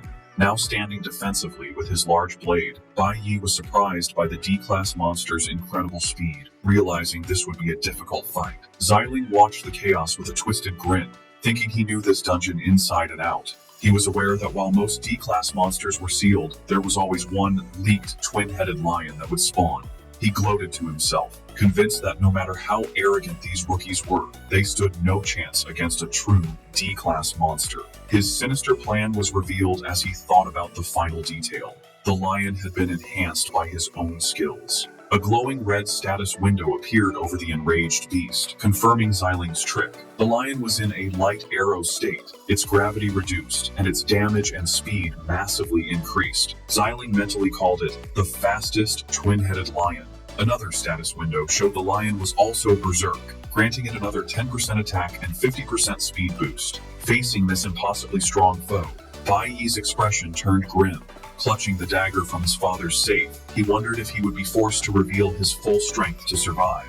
Turning to Chi Yin, he told her to retreat to a safe distance, saying this was a monster she could not handle. Chi Yin looked on with frustration and anger at herself, cursing her hesitation from moments before. The massive, flame-covered twin-headed lion leaped into the air, hurtling directly towards Bai Yi and Chi Yin. Just as Bai Yi prepared to face it alone, Chi Yin, her face full of fierce determination, thrust her hand forward and shouted her spell. Vine Wall! In an instant, thick, thorny vines shot up from the ground, catching the lion midair and wrapping tightly around its body. Not letting up, Chi Yin poured more power into her spell, screaming for another layer. With a final roar, she unleashed a triple-layered vine wall, completely trapping the fiery beast and temporarily stopping its attack. Bai Yi looked on, surprised by her sudden display of power. Turning to him, Chi Yin asked if she could join him in the fight, promising not to hold him back. She declared that even though it was a D-class monster, she wanted to face it with him. From the sidelines, Xiling watched in disbelief, wondering if the girl had lost her mind, since she had almost been eaten just moments ago. A small smile touched Bai Yi's lips as he commented on how quickly she had adjusted, admitting he thought she would have been paralyzed with fear. Chi Yin responded with new confidence, stating that she had worked too hard to be defeated here. Now standing side by side, they prepared to face the restrained D-class monster together, ready for the real battle to begin. Looking at Bai Yi with a confident smile, Chi Yin said she trusted him completely, stating that, with him by her side, she knew she wouldn't die.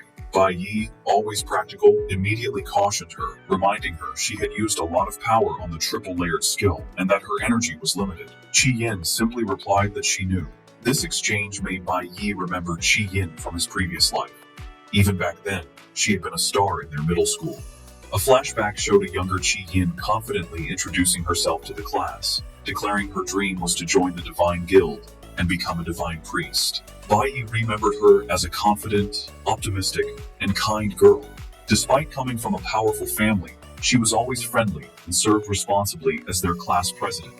He had lost track of her later in his past life and assumed she lived an ordinary life, but in this timeline, he knew one thing for sure. She was someone he could trust. With this reliable ally by his side, Bai Yi felt confident he could pass the assessment while still hiding the true extent of his powers. However, Xiling, watching from the sidelines, scoffed at their new teamwork. He sneered, thinking they were fools to believe they could handle the beast, pointing out that the vine wall wouldn't hold it for more than a few seconds. Real combat wasn't won on confidence alone, he thought angrily, convinced that with their little strength, they had no chance against the enhanced D-class monster he had unleashed. With a cruel smirk, Xiling decided to wait. He would let them struggle and fail, and only when they were desperate enough to beg for his help would he step in. At that moment, he would teach them a harsh lesson about respecting their elders. Just as this thought crossed his mind, the twin-headed lion let out a final, earth-shaking roar and, with a massive surge of power, completely shattered the vines that were holding it. With the enraged beast now free, Bai Yi quickly made a plan. He told Chi Yin he would lure the lion, identifying it as a nuclear type, and told her to watch for the perfect moment to strike. Chi Yin immediately understood. With a shout, they split apart, baiting the fiery lion into a reckless charge. Bai Yi knew that since he had been the one to injure it, the beast's anger would be focused entirely on him. He deliberately led the enraged creature toward a large body of water at the edge of the cavern. Without hesitation, he dove in, and the lion, blinded by its fury, plunged in right after him. Underwater, Bai Yi used his incredible speed to move around the now clumsy, waterlogged beast. Finding the perfect opening as the lion struggled in the unfamiliar environment, he shouted to Chi Yin that now was the time. Responding instantly to his signal, Chi Yin cast her Vine Wall spell. Just as the lion emerged from the water, the soaking wet beast, its fiery aura gone, was completely trapped by the thorny vines. It roared in frustration, but its power was clearly reduced. With a fierce look of concentration, Chi Yin commanded the vines to constrict. The plan worked perfectly. The water had neutralized the lion's fiery abilities and disrupted its nuclear core. System notifications confirmed that its berserk and nuclear states had failed, leaving it poisoned and unable to struggle free. As Bai Yi emerged from the water and landed on the shore beside her, he confidently held his large blade ready. He declared that the beast could no longer escape, and it was time for them to end the test and claim the highest score. From his hiding spot, Xiling watched the scene, his face full of disbelief. He couldn't understand how a single layer of vines had trapped the powerful lion, especially since he would have struggled against the beast himself, and he had even enhanced its power. He could only stare and curse in frustration. Meanwhile, back in the viewing room, the teachers and staff were analyzing the brilliant strategy. One instructor explained the simple logic. Luring the nuclear-type lion into the water nullified its core skills, while strengthening Qi Yin's flower-type abilities. Bai Yi's teacher praised him for his excellent reactions and leadership, noting how he used basic elemental counters and teamwork to defeat a much stronger monster. The staff concluded that the top spot was now decided. Only the final blow remained. They excitedly discussed that once the footage was submitted to the guild, Bai Yi had a real chance of getting the highest score in the Academy's history. But just as they awaited the final strike, the live feed suddenly went black. The viewers were left confused, wondering why the broadcast would stop at such a crucial moment. Back in the dungeon, the reason was clear. The recording drone lay shattered and smoking on the ground.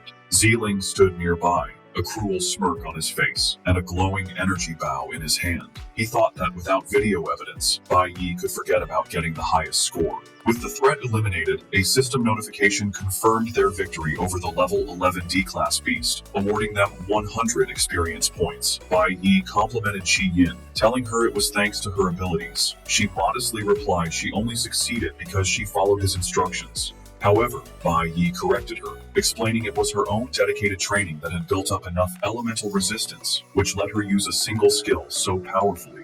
Qi Yin looked at him, puzzled, repeating, "elemental resistance," as if hearing it for the first time. Just then, a disgruntled Xiling emerged from hiding. He condescendingly told them that now that the boss was defeated, they could save their chatting for outside. Bai Yi and Qi Yin simply turned to face him with cold, unimpressed stares. Zeeling told them that he had enough of their supervisor's games. Bai Yi coldly confronted Zeeling, asking if he knew the grave danger he put them in by setting an enhanced D-class monster on new students. Zeeling, turning away, tried to deflect blame, claiming he intended to buff Qi Yin, but she had dodged. Bai Yi immediately cut him off, stating his skills must be pathetic if he couldn't even aim properly. With a piercing glare, Bai Yi questioned how he could call himself an archer with such poor aim. Qi Yin, now equally angry, joined in, remarking it was no wonder he couldn't get into the ultimate school team. Furious at their insults, Xiling spun around, his energy bow flaring as he asked what they had just said. Without flinching, Bai Yi stepped in front of Qi Yin, ready to block any attack. Overwhelmed by their defiance, Xiling's anger seemed to deflate into resentment. He slowly lowered his hand, muttering that the road ahead was long. Turning his back, he gave a final threat, telling them to just wait before storming off towards the dungeon's exit. After he was gone, Bai Yi and Qi Yin walked over to the wrecked drone Zeeling had destroyed. Qi Yin, fuming, commented on their senior's terrible personality. She then noticed Bai Yi examining the broken machine and asked what he was doing. Bai Yi explained their supervisor had destroyed the camera to stop them from getting a high score. Since no one could see them, Zeeling would have to leave and get a new drone. Bai Yi then pointed out that everyone else was far away in their own dungeons, which gave them plenty of time. With a small, calculating smile, Bai Yi remarked that Zeeling had actually done them a favor. He now had the perfect chance to do the rest of the things he had planned. Qi Yin could only stare at him with wide-eyed confusion, asking what he meant and what he was planning to do. Bai Yi led Qi Yin back to the central cavern, stopping in front of the massive, pulsing red seal that held the dungeon's strongest monsters. Turning to her, he asked if she could promise to keep what was about to happen a secret, adding with a smile that no one would believe her anyway. Qi Yin, confused and alarmed, stammered as she asked what he was planning. The scene then flashed back to the alleyway confrontation between Bai Yi and Hong Qianshen. Bai Yi's deal was revealed. In exchange for helping him get stronger, Hong had to give him the unsealing demon stone that his uncle, the dean, had. Back in the present, Bai Yi held that very stone, a shimmering crystal with glowing runes. He then revealed his true, audacious goal. He was going to use the stone to completely unseal the Spirit Jade dungeon. He placed the crystal on the central altar, and a powerful, dark red energy immediately began to swirl around him. Qi Yin panicked, screaming that he couldn't do that. She reminded him it was a D-class dungeon, and if he broke the seal, all the high-level monsters would be released at once. As the dark energy intensified, threatening to shatter the seal, Bai Yi calmly told her not to worry, explaining the monster's power would still be partly suppressed by the seal's remaining energy. Qi Yin was not convinced, arguing that even so, there was no way the two of them could handle that many D-class monsters. It won't take two people, Bai Yi stated calmly. As he spoke, a red string bracelet on his wrist began to glow, and a powerful fiery aura erupted around him. Qi Yin could only stare, stammering in utter shock as she witnessed the impossible. Bai Yi stood before her, no longer a warrior, but a mage, holding a glowing staff and surrounded by magical energy. Qi Yin's eyes went wide as she screamed, asking how he could possibly be a mage. As a powerful red aura surrounds him, Bai Yi tells a surprised Qi Yin to stay near the exit for safety. Instantly, the magical chains holding the beasts shatter with a loud crash, and three ferocious flame-covered lions break free and charge toward them. Terrified, Qi Yin yells for Bai Yi to be careful, reaching out a hand as if to protect him. However, Bai Yi remains calm and faces the approaching beasts. Holding his staff, he summons Cloud Elemental Power as the lions roar.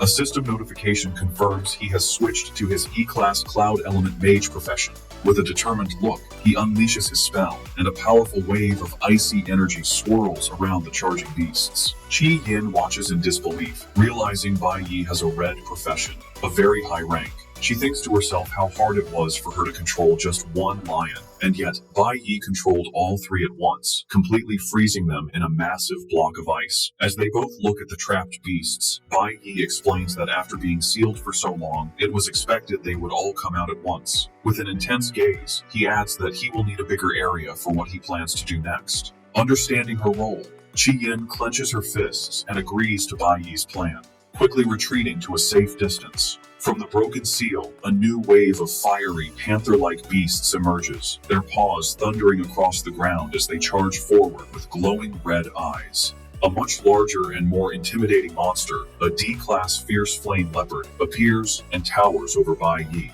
Bai Yi confronts the beast head-on.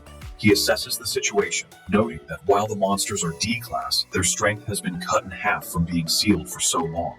As a mage, he uses his ice-forming skill, a technique that turns moisture in the air into solid ice to control enemies. He thinks to himself that his first step is to restrain all of them.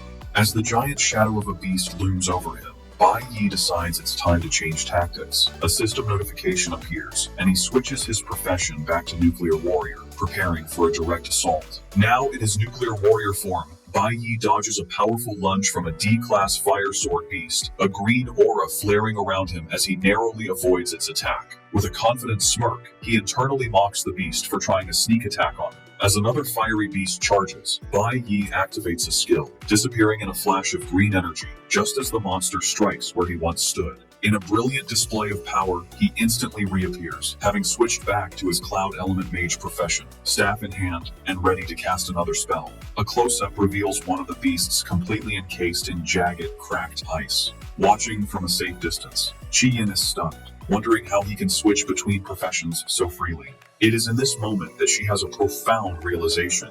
Seeing him fight now, she finally understands why he insisted on training in the element room. He was practicing his elemental resistance. She reflects on her own magic, realizing she used to believe strength came from raw power and casting spells often. However, after watching Bai Yi's masterful display, she understands that true strength lies in controlling one's power.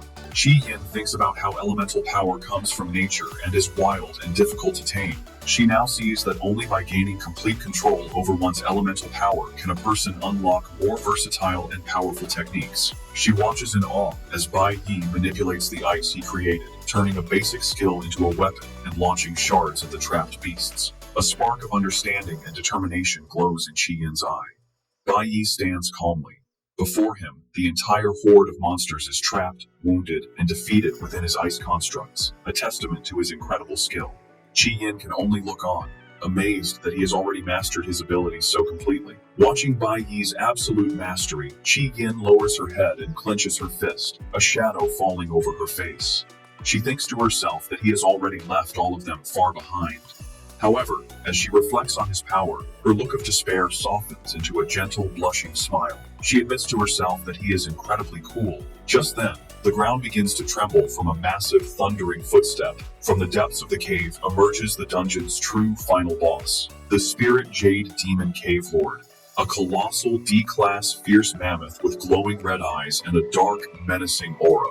A status window confirms its level and notes its attributes are halved because it is still in a sealed state. While any other student would be terrified, Bai Yi looks on with intense, glowing eyes, completely unfazed. He thinks to himself that the beast has finally appeared, revealing he had been expecting it. The mammoth lets out a roar and charges forward, leaping over the ice constructs that held the other defeated monsters. In response, Bai Yi is surrounded by a swirl of green energy as he switches back to his nuclear warrior class. He declares internally that the very thing he needs is on this beast. He stands his ground, ready for a final confrontation as the massive creature barrels toward him. In a stunning display of speed and power, Bai Yi leaps into the air and delivers a precise, powerful strike to a vital point on the mammoth's forehead, landing a critical hit that draws blood. Bai Yi drives his glowing green dagger deep into the mammoth's tough hide, drawing blood with his powerful strike. He lands gracefully as the colossal beast recoils, now bleeding from several wounds. With a grim expression and blood on his face, Bai Yi internally notes that this sealed level 15 mammoth is weaker than the level 10 monkey boss he fought before. Roaring in pain, the wounded mammoth thrashes its massive head and charges at Bai Yi in a blind fury, its powerful stomp cracking the ground beneath it. Undeterred, Bai Yi moves with incredible speed, unleashing a relentless series of attacks and landing multiple critical hits on the beast's vital points. Overwhelmed by the assault, the mammoth finally stumbles, its massive body beginning to fall. Sensing victory, a new power awakens within Bai Yi. His eye begins to glow with a brilliant golden light, and he is suddenly surrounded by a powerful fiery aura. Holding his dagger ready, he prepares to unleash a devastating final attack.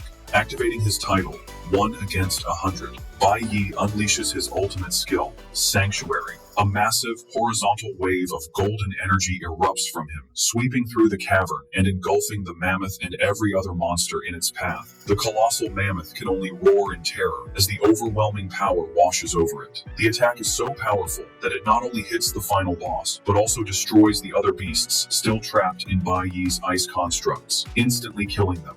A flood of system notifications appears, confirming the defeat of multiple D-class monsters, twin-headed lions, fierce flame leopards, and fire sword beasts, awarding him hundreds of experience points for each kill. The final notifications confirm the defeat of the level 15 D-class fierce mammoth, which grants him a massive 1,000 experience points. He also loots valuable materials, including fiery beast bones and a high-grade material called the Jade Tooth, used for forging E-class nuclear weapons. Standing in the now-cleared dungeon, Bai Yi holds a crescent of pure golden energy in his hand. His personal status screen is displayed, showing a significant increase in experience across his flower, cloud, nuclear, and stellar elemental bars. With his objective seemingly complete, he casually dismisses the golden energy with a flick of his wrist and turns to leave. As he walks away, he looks down and sees a peculiar item left behind where the mammoth's body vanished, a pink, yin-yang shaped stone. A system notification identifies the item as the responsive Jade Stone, a pair of jade stones with a special function. Staring at the precious object, Bai Yi thinks to himself that he has finally obtained it, revealing this was his true goal for unsealing the dungeon all along. After his victory, Bai Yi is showered with rewards. System notifications confirm his massive power increase. His nuclear warrior class is now D-class level 13, and his cloud element mage class has reached D-class level 11. While reviewing his new stats and holding the responsive Jade Stone, he notes with satisfaction that even his mage profession has advanced. His 1 against 100 title has also upgraded to One-Man Army, which now grants a 20% boost to all attributes and a 10% lifesteal effect when fighting alone. Meanwhile, Qi Yin walks silently through the cavern filled with the bodies of defeated monsters, still processing the incredible power she just witnessed. Bai Yi approaches her and calls her name. With a serious expression, he reminds her of her promise to keep what she saw a secret. Surprised, Qi Yin can only say, "Huh?" as a notification appears, showing she has also leveled up, reaching E-class level 7 in her flower element mage profession. Back at the academy, the massive energy surge from the broken seal has sent the staff into a panic. The teachers, including Bai Yi's homeroom teacher, are seen running frantically down the halls. The teacher exclaims they've never detected an energy surge this large before. As they rush towards the dungeon entrance, they run into Xiling, who is strolling calmly. The teacher confronts him, demanding to know why he isn't inside protecting the junior students. Before Xiling can answer, the teacher shouts that the seal has been broken, and they don't have time to talk. He and the other staff members push past a shocked Xiling, hurrying to deal with the crisis. Left alone in the hallway, Xiling's feigned shock melts into a twisted, malicious grin. He begins to laugh, thinking to himself that payback has come much faster than he expected. The teachers burst into the dungeon cavern, frantically shouting Bai Yi's and Qi Yin's names. They stop dead when they find the two students standing perfectly safe and unharmed. The lead teacher can only stammer in confusion. Bai Yi calmly greets him, asking why they have come. The bewildered teacher looks past them to the main seal at the back of the cavern, which is completely intact. He wonders aloud if the monitoring equipment reported an error, relieved that the students are safe. The scene then shifts to Friday, May 29th. Right before the end of the school day, Xiling is meeting with the green-haired vice captain of the ultimate school team. With a smug grin, Xiling asks if the materials he has submitted are finally enough to secure the last open spot on the team. The vice captain, however, smiles slyly and apologizes, informing Xiling that their captain has already chosen someone else. Xiling is stunned and enraged, demanding to know who was picked over him. He grabs the vice captain, yelling that the spot was supposed to go to the most valuable person, and questioning if his own strength and background were not enough. Just then, a woman's voice from the doorway states that they have already found the most valuable person. A confident woman with brown hair, the captain of the team, enters the room with a smirk. A status window identifies her as Ling Yue, a golden lightning assassin of an unknown level. She comments that the student named Bai Yi is very interesting, revealing that he is the one who has captured her attention and earned the spot. The story shifts to Friday evening, May 29th, at an outdoor noodle stand. Inspector Chen Jinwu is sitting with Bai Yi's father, Bai Lingsheng. Chen Jinwu, smoking, warns Lingsheng not to cause any more trouble, reminding him he went to great lengths to get him released from prison early. While eating his noodles, Lingsheng casually confirms he understands, though his expression quickly darkens into a resentful glare when the inspector isn't looking. Chen Jinwu leans in, informing Lingsheng that he has heard Dean Hongliang will be arriving next Friday, and asks if he understands what that means. Lingsheng simply tells him to relax. Just then, Chen Jinwu's phone rings with a call from his superior. Annoyed, Chen Jinwu gets up to leave, telling Lingsheng he is heading back to the team, and that Lingsheng should also go home soon. Watching the inspector walk away, Bai Lingsheng agrees that he will of course be going home soon.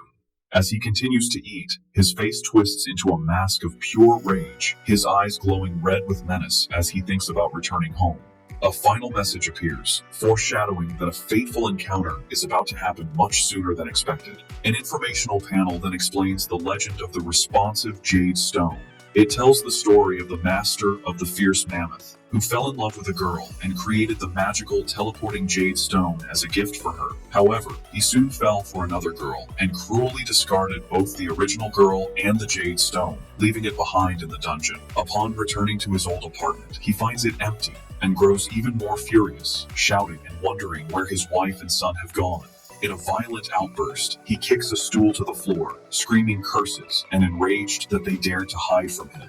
His fury intensifies as he vows that if he finds them, he will kill them both, punctuating his threat by shattering a mirror with his fist. Meanwhile, in the safety of their new apartment, Bai Yi gives his mother the responsive Jade Stone he got from the dungeon.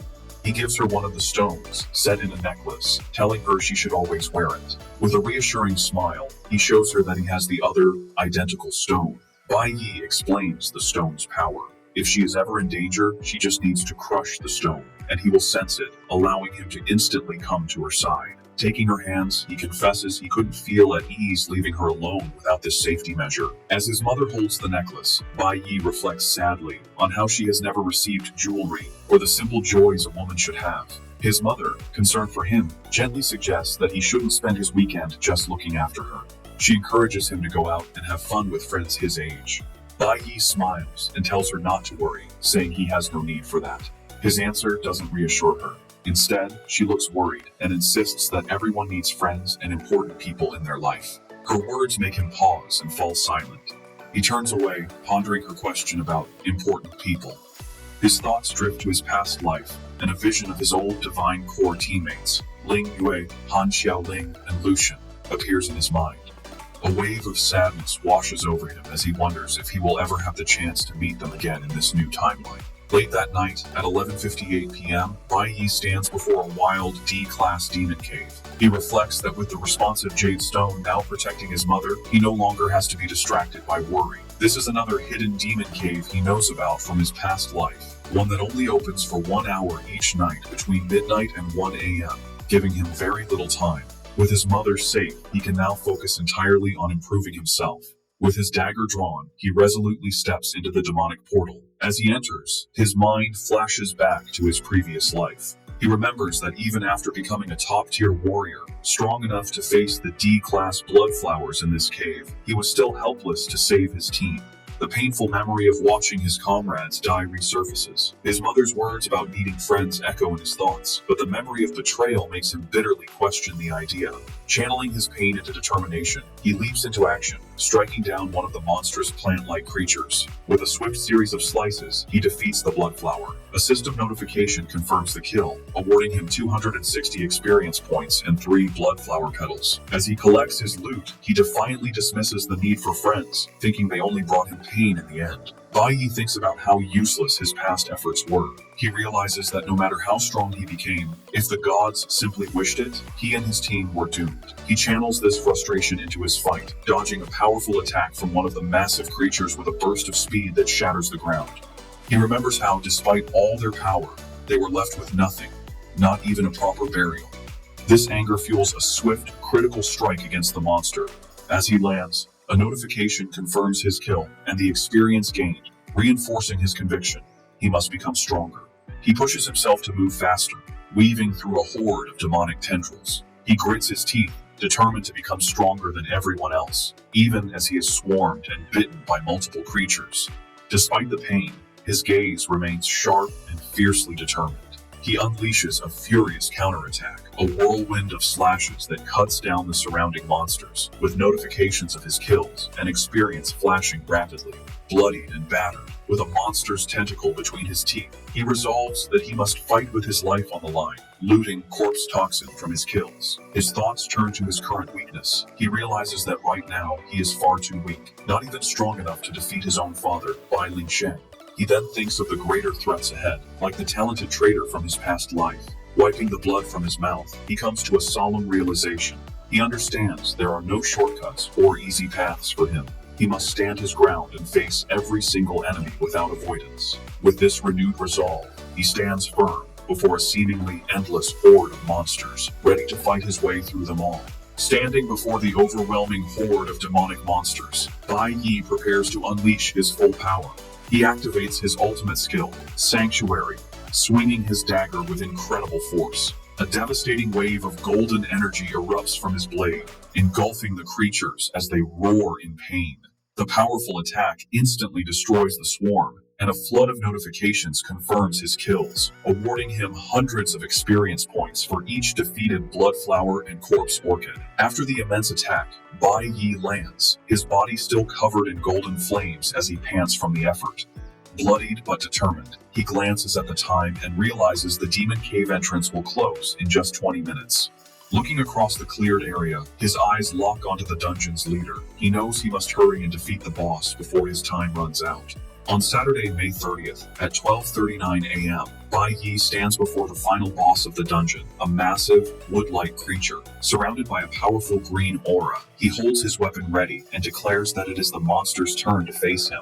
To his surprise, the boss doesn't react as expected. Instead, it leaps away with incredible speed, disappearing in a blur of green light. The creature, a level 20 D-class lord named Ye Warren, reappears and launches a fierce attack, forcing a surprised Bai Yi to dodge. Recovering quickly, Bai Yi swings his own weapon in a powerful counterattack, cleanly slicing off one of the monster's arms. However, his victory is brief. The boss remains calm and gathers green energy in its remaining hand. It activates a self-healing skill, and Bai Yi watches in shock as the severed arm completely regenerates in seconds. He can't believe its incredible regenerative ability. Before he can process this, Ye Warren slams its fist into the ground, causing many sharp, vine-like tendrils to erupt from the earth. Despite the boss's regeneration and the erupting tendrils, Bai Yi turns to face the creature with a calm expression. However, his confidence is shattered when the bloodflower monsters he had defeated begin to rise from the ground, roaring back to life. He watches in disbelief as the resurrected beasts charge toward him, wondering how they could be standing again. He knows a D-class lord shouldn't be able to resurrect its minions, and this strange development puts him on edge. While his attention is focused on the charging horde, a shadowy whip-like attack lashes out from his blind spot. His eyes widen in shock as the attack hits him, piercing clean through his side in a spray of blood. The force of the blow sends him stumbling backward, impaled by the dark tendril. As he struggles, he realizes the horrifying truth. A second, almost identical lord has appeared. A system notification identifies this new monster as Chi Warren, the twin brother of Ye Warren, another level 20 D-class lord. Bai Yi grits his teeth in pain, realizing he's facing two bosses at once. The two twin lords now stand together: Ye Warren, the green one, fully recovered, and Chi Warren, the purple one, who just ambushed him. Faced with this impossible situation, bloodied and cornered, Bai Yi's expression hardens, his eyes glowing with fierce, unyielding determination. Trapped inside the hidden dungeon, Bai Yi's time runs out. At 12:59 a.m. on Saturday, the demonic portal begins to destabilize. A moment later, at 1 a.m., the entrance to the demon cave slams shut, leaving him trapped inside with no way out. Later that day, Saturday, May 30th, at 6 p.m., a heavy rainstorm rages outside. Inside the new apartment, Bai Yi's mother paces anxiously, staring out the window. She worries that she hasn't seen her son all day, and that he hasn't responded to her messages or calls. Fearing he has gone to a dangerous place again, she decides she must go find him. She leaves the apartment and heads out into the stormy night. A menacing figure has been waiting. A voice sneers, commenting on how well she and her son have been doing. The source is revealed to be Bai Ling Sheng, who drops empty liquor bottles on the wet pavement. He stands soaked in the rain, consumed by fury, muttering about how they dared to rent a new apartment behind his back. As lightning flashes, he stares up at the building with contempt, remarking that they found a nice place. His face is a mask of pure, unhinged rage, his eyes glowing with malice. Meanwhile, Bai Yi's mother passes through the building's security gate and steps outside. She suddenly freezes, a sense of dread washing over her as she clutches the responsive jade stone around her neck. Her eyes widen in terror as she realizes she is in grave danger. Back in the sealed demon cave, Bai Yi is exhausted but still fighting. He pants, gripping his large blade, thinking that this is the fifth wave of monsters. No matter how many times he cuts them down, they just keep getting back up. As another resurrected bloodflower attacks, he slashes through it, but the system notifications now show he is only gaining a single experience point per kill. He quickly realizes that repeatedly killing these monsters is pointless, as it yields no experience or items. With this understanding, he concludes he must find and destroy the source of their endless regeneration. His eyes turn to the two glowing D-class lords, Ye Warren and Chi Warren, identifying them as the source. The regenerative power is flowing from the bosses themselves. With a new strategy, Bai Yi ignores the resurrected horde. He becomes a blur of motion, speeding past the lesser monsters and charging directly at one of the twin lords, Chi Warren, to end the battle. With intense focus, Bai Yi zeroes in on his target. He lunges and drives his blade deep into Chi Warren's body, landing several powerful stabs that cause the monster to crack and shatter. However, his attack is useless. He watches as the Lord's wounds seal up and its body regenerates completely in a flash of green light. He realizes the problem. The other twin lord, Ye Warren, is channeling a healing ability, constantly restoring its brother. Bai Yi recalls that the other twin also healed instantly, even after he cut off its head. He notes how overpowered this ability is, beyond what even an S-class healer could achieve. This makes him wonder what the source of their power is, questioning if they are drawing healing power from a hidden source. Before he can think further, one of the lords vanishes and reappears beside him to strike. Using his combat experience, Bai Yi perfectly blocks the punch with the parry skill, nullifying the damage. He immediately follows with a powerful counterattack, slashing upwards. As he lands the counter, Bai Yi notices something strange. The boss has begun to learn and copy his own combat moves. After his counterattack, Bai Yi faces one of the twin lords, Ye Warren. To his surprise, the monster speaks, saying that Bai Yi is very strong. The other twin appears, and both bosses ready themselves for the next phase. However, Bai Yi's expression changes. He has noticed something crucial, his gaze fixed beyond the bosses, and thinks to himself that he has finally found it. A confident smirk spreads across his face as his weapon glows. He realizes that in a flower-type demon cave like this, the massive trees are the energy center. Ignoring the boss, he rushes towards one of the large, glowing trees in the background. As he passes the surprised boss, he swiftly slices off its arm. He now understands the boss's incredible healing is only possible because of the power from these trees. The boss looks in shock at its severed limb, which for the first time is not regenerating, and cries out in disbelief. Bai Yi's new strategy is clear. He must cut the boss's connection to their power source by cutting down the enchanted trees. He unleashes a powerful slash that cuts through a massive trunk. Bai Yi knows that once their power source is gone, he will finally be able to kill them. With his new strategy clear, Bai Yi rushes past the twin lords, Ye Warren and Qi Warren, heading for the enchanted trees that are their power source. Before they can intercept him, a notification announces that Bai Yi has switched to his Cloud Element Mage profession. Raising his staff, he summons a powerful ice spell, unleashing a massive wave of cold energy that instantly freezes both D-class lords solid. With the bosses neutralized, Bai Yi lands and immediately switches back to his nuclear warrior class. He confirms his guess was correct. With the bosses and their power source taken down, their minions would lose their ability to heal and resurrect. As predicted, the resurrected blood flowers and corpse orchids begin to fall apart and die permanently. Now that the twin lords are powerless, Bai Yi drives his blade through the ice, shattering the frozen body of Ye Warren. A system notification confirms he has successfully killed the level 20 D-class lord, earning 2,500 experience points and a high-grade item called White Spirit Grass, which can instantly restore half his stamina and heal most physical wounds. With one twin lord defeated, the other, Qi Warren, shatters the ice that was holding it. Bai Yi, despite his wounds, stands firm with a green aura swirling around him. He points his dagger at the final boss, declaring that only it remains. The massive creature looks down with a surprisingly sad expression. Surrounded by flames, Qi Warren makes an unexpected request, pleading for Bai Yi to kill it. Bai Yi is surprised, thinking he has never met a lord like this before. He realizes that with its brother gone, the creature no longer wants to live alone. Respecting its final wish, Bai Yi decides to grant the request. He leaps forward with incredible speed and, with a single powerful strike, slices the D-class lord clean in half. As the monster dies, the notification confirms he has successfully killed the level 20 lord, Qi Warren, and gained another 2,500 experience points. He also obtains a high-grade material called a Poison Thorn, which is needed for forging a powerful S-class flower-type weapon. Holding the purple item, Bai Yi lets out a breath of relief. His efforts are rewarded as a final notification announces that his nuclear warrior class has advanced to D-class, level 15. After defeating the twin bosses, a notification confirms that Bai Yi's Cloud Element Mage class has also advanced to D-class, level 13. With the final boss dead, the red entrance to the demon cave reopens, allowing him to leave. However, before he can exit, a new status screen appears, showing his flower element bar is now completely full. This triggers another awakening. Bai Yi looks surprised, realizing his flower element is maxed out. Surrounded by a swirl of glowing green energy and colorful petals, he wonders what kind of profession he will awaken this time. He recalls his last awakening granted him a powerful red profession and smiles, anticipating what's next. A new notification appears, revealing his new class, a level 1, E-class Flower Element Summoner.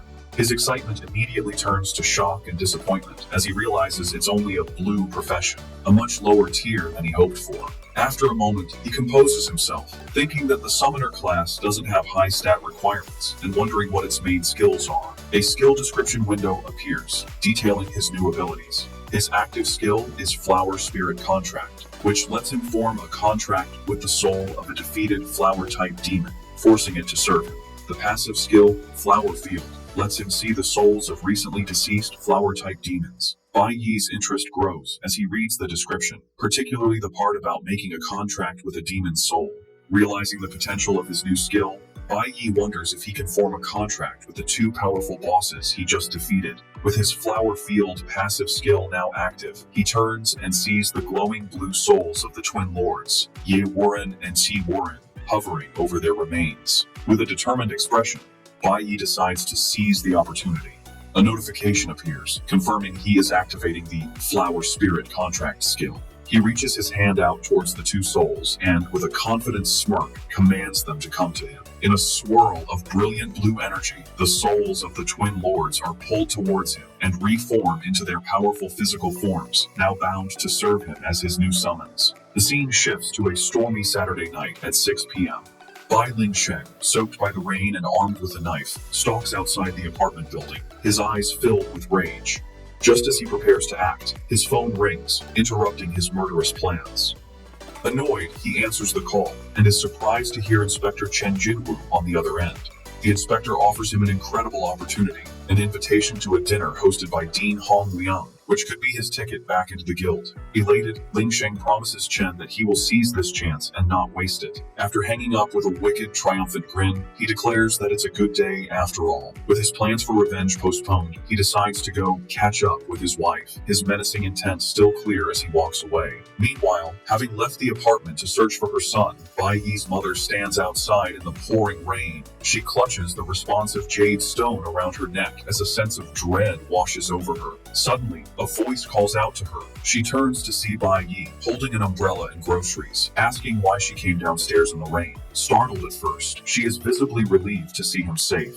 He smiles gently and tells her that they should go home. Later, inside their new home, Bai Yi's mother looks at a beautiful new bracelet he has given her. She thinks about how her foolish child told her he went out late to get her a gift. A sad, knowing look crosses her face as she thinks that just because she cannot speak, it doesn't mean she is unaware of the dangers he is facing for her. Back in his room, Bai Yi lies on his bed, thinking about his current situation. He reflects on the three professions he now has: a green tier nuclear warrior, a blue tier flower element summoner, and a powerful red tier cloud element mage. A detailed status screen appears, showing that his two main combat classes, the mage and the warrior, have both reached D class, while his new summoner class is still E class. Despite this progress, he knows it is still not enough. His thoughts turn to his father, Bai Lingsheng. He calculates that it has been 10 days since his father was imprisoned, meaning only 5 days are left of his sentence. However, knowing his father's violent nature, Bai Yi suspects he might be released early, a possibility he must prepare for. The next day, on Sunday morning, Bai Yi's resolve hardens. Surrounded by a swirling red aura, he decides that hiding is not a solution. He must face the problem with his father head-on and resolve it completely before he can continue his own journey to grow stronger. Driven by this urgency, Bai Yi spends the entire day pushing his limits. A series of notifications confirms he has conquered 4 hidden demon caves, 3 E-class and 1 D-class, in rapid succession. By Sunday afternoon, he stands before another, more dangerous D-class hidden demon cave with an unknown threat level. Knowing he cannot afford to rest and must reach C-class as fast as possible, he enters without hesitation. By Sunday night, he emerges victorious, a red aura still radiating from him as a notification confirms the D-class cave has been cleared. He has leveled up again and thinks that the next time he meets his father, he will be the stronger one. As he stands, he senses something new and looks around, puzzled. A new notification appears, announcing he has earned the title Lone Brave for clearing 10 demon caves of a level equal to or greater than his own. This title grants him the Mark of the Brave and hints at unlocking a Tower of the Brave in the future. Bai Yi can only stare at the message, wondering what this new development means. On Monday morning, June 1st, at the Awakened Academy, Teacher Huang stood before her class with an exciting announcement. She informed her students that the final results of the combat simulation were in. She proudly announced that 2 of their own, Bai Yi and Qi Yin, had earned the first and second highest scores in the entire school. She added that after a thorough analysis of his performance, Bai Yi was awarded the highest score in the Academy's history. The news left Qi Yin blushing with joy, while Bai Yi remained serious and composed. Because of their outstanding performance, Teacher Huang continued. Both had qualified for the prestigious training camp. She then revealed an even greater reward. Thanks to Bai Yi's record-breaking score, they would also be granted a rare audience with the gods. While Bai Yi remained silent, the rest of the class erupted in shock. One student shouted in disbelief, pointing out that meeting the gods was an incredible honor that even high-ranking priests might never receive. Bai Yi, however, saw this as an unexpected opportunity. To him, this was a bonus, a chance to meet that group of gods who had betrayed him much sooner than he expected. His middle school friend, overcome with emotion, grabbed his arm and cried dramatically, begging Bai Yi not to forget his old friends once he became famous. In contrast, Specs looked at him with a proud, genuine smile, telling Bai Yi that he had always known he was destined to shine. In the dean's office, Hong Liang was speaking with his nephew, Hong Qianshen. The dean asked Hong Qiansheng why he was refusing to go to the training camp, pointing out it was a rare chance to go with his father. Hong Qiansheng clenched his fist, showing his internal struggle. He firmly refused, stating that since he only placed third, he didn't feel he had earned the right to go. He added that he was tired of people thinking he relied on his father for everything and wanted to prove his own worth. Dean Hong Liang seemed impressed by his nephew's new pride, commenting that he had a lot of backbone and hoped Hong's father would see his growth. Seizing the moment, Hong Qiansheng then made a bold request. He asked his uncle for permission to access the sealed D-class demon cave in the school's back mountains. The dean frowned, surprised by the dangerous request. With fierce determination, Hong Qiansheng declared that he wanted to become stronger on his own. The scene shifts to the principal's office, where Zeeling is desperately pleading with his uncle, the school's principal. He insisted he must go on the training trip, claiming it was his duty as the family's sole heir. The principal, a stern man named Kui Yun-king, calmly scolded Zeeling for acting so impulsively when he knew the weight of his family's legacy. The principal's expression darkened as he confronted Zeeling, asking why he empowered a monster to attack his own juniors during the combat simulation. Caught in his lie, Zeeling stammered, unable to form an excuse. The principal slammed his hand on the desk in anger, shouting that the higher-ups weren't fools and could easily see through his clumsy scheme. He revealed that he was the only reason Zeeling wasn't expelled, his intimidating presence making Zeeling tremble in fear. Overwhelmed, Zeeling collapsed to his knees, tearfully apologizing and admitting he was wrong. With his eyes glowing menacingly, the principal ordered the terrified Zeeling to stand up. As Zeeling struggled to his feet, the principal walked around his desk and delivered a final piece of information. He told Zeeling his reckless actions had an unintended consequence. They brought a special individual named Bai Yi to the attention of the higher-ups. The principal revealed that those in power now find Bai Yi suspicious. Kui Yun-king continues to explain the situation to his nephew, Zeeling. He says Bai Yi's growth has been too fast, which has made the higher-ups suspicious. Because of this, he reveals the gods themselves have requested to meet Bai Yi in person. After explaining the stakes, the principal grants his nephew's request. He tells his nephew he can go on the training trip, but he must fix his bad attitude and be more discreet. The principal sternly warns Zeeling that if he causes more trouble, he won't be able to protect him. Zeeling is overjoyed by the news, his face lighting up with a grin as he eagerly agrees to his uncle's terms. However, as he leaves the office, his expression turns malicious. He clenches his fist, thinking to himself that Bai Yi should just wait, as he will get his revenge during the trip. His thoughts then turn to Ling Yue, and with a sinister look, he vows that he will make her his sooner or later. Later that Monday afternoon, just before school ends, the classroom is buzzing with excitement. Bai Yi's friend holds a golden envelope, exclaiming in disbelief that it's an invitation from the ultimate school team.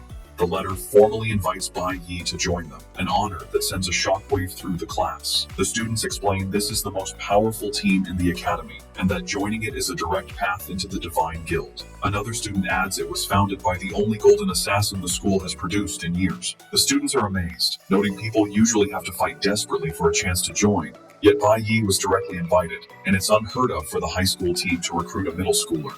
Overwhelmed by his friend's incredible success, Bai Yi's friend bursts into tears again, wailing about how outstanding Bai Yi is. Amid the chaos, Bai Yi calmly walked over and took the golden invitation from his emotional friend. To the absolute shock of everyone in the room, he then walked to a nearby trash can and casually dropped the invitation inside. His friend and the other students shouted in disbelief, asking if he was a fool for rejecting such a prestigious invitation. Unfazed by their outrage, Bai Yi simply said he was leaving and walked out of the classroom, leaving his classmates, including Specs, completely stunned and silent. Later, his friend crouched by the trash can, staring at the discarded letter and regretting the great opportunity that was wasted. However, Specs approached him with a knowing expression, asking if he really didn't understand Bai Yi by now. With quiet confidence, Specs explained that the Bai Yi of today doesn't join others. He is someone who will only ever be a leader. After leaving the classroom, Bai Yi makes his way to the secluded back mountain of the school. He thinks that now that he has permission to access the D-class demon cave, the area will be deserted at night, providing the perfect private training ground. It is then revealed that Hong Qiansheng is already there waiting for him, surrounded by a determined red aura. Bai Yi simply tells him it's time to go in. As Bai Yi begins to warn Hong that a D-class dungeon might be too difficult, Hong angrily cuts him off, shouting to stop with the nonsense and insisting he will not be a burden.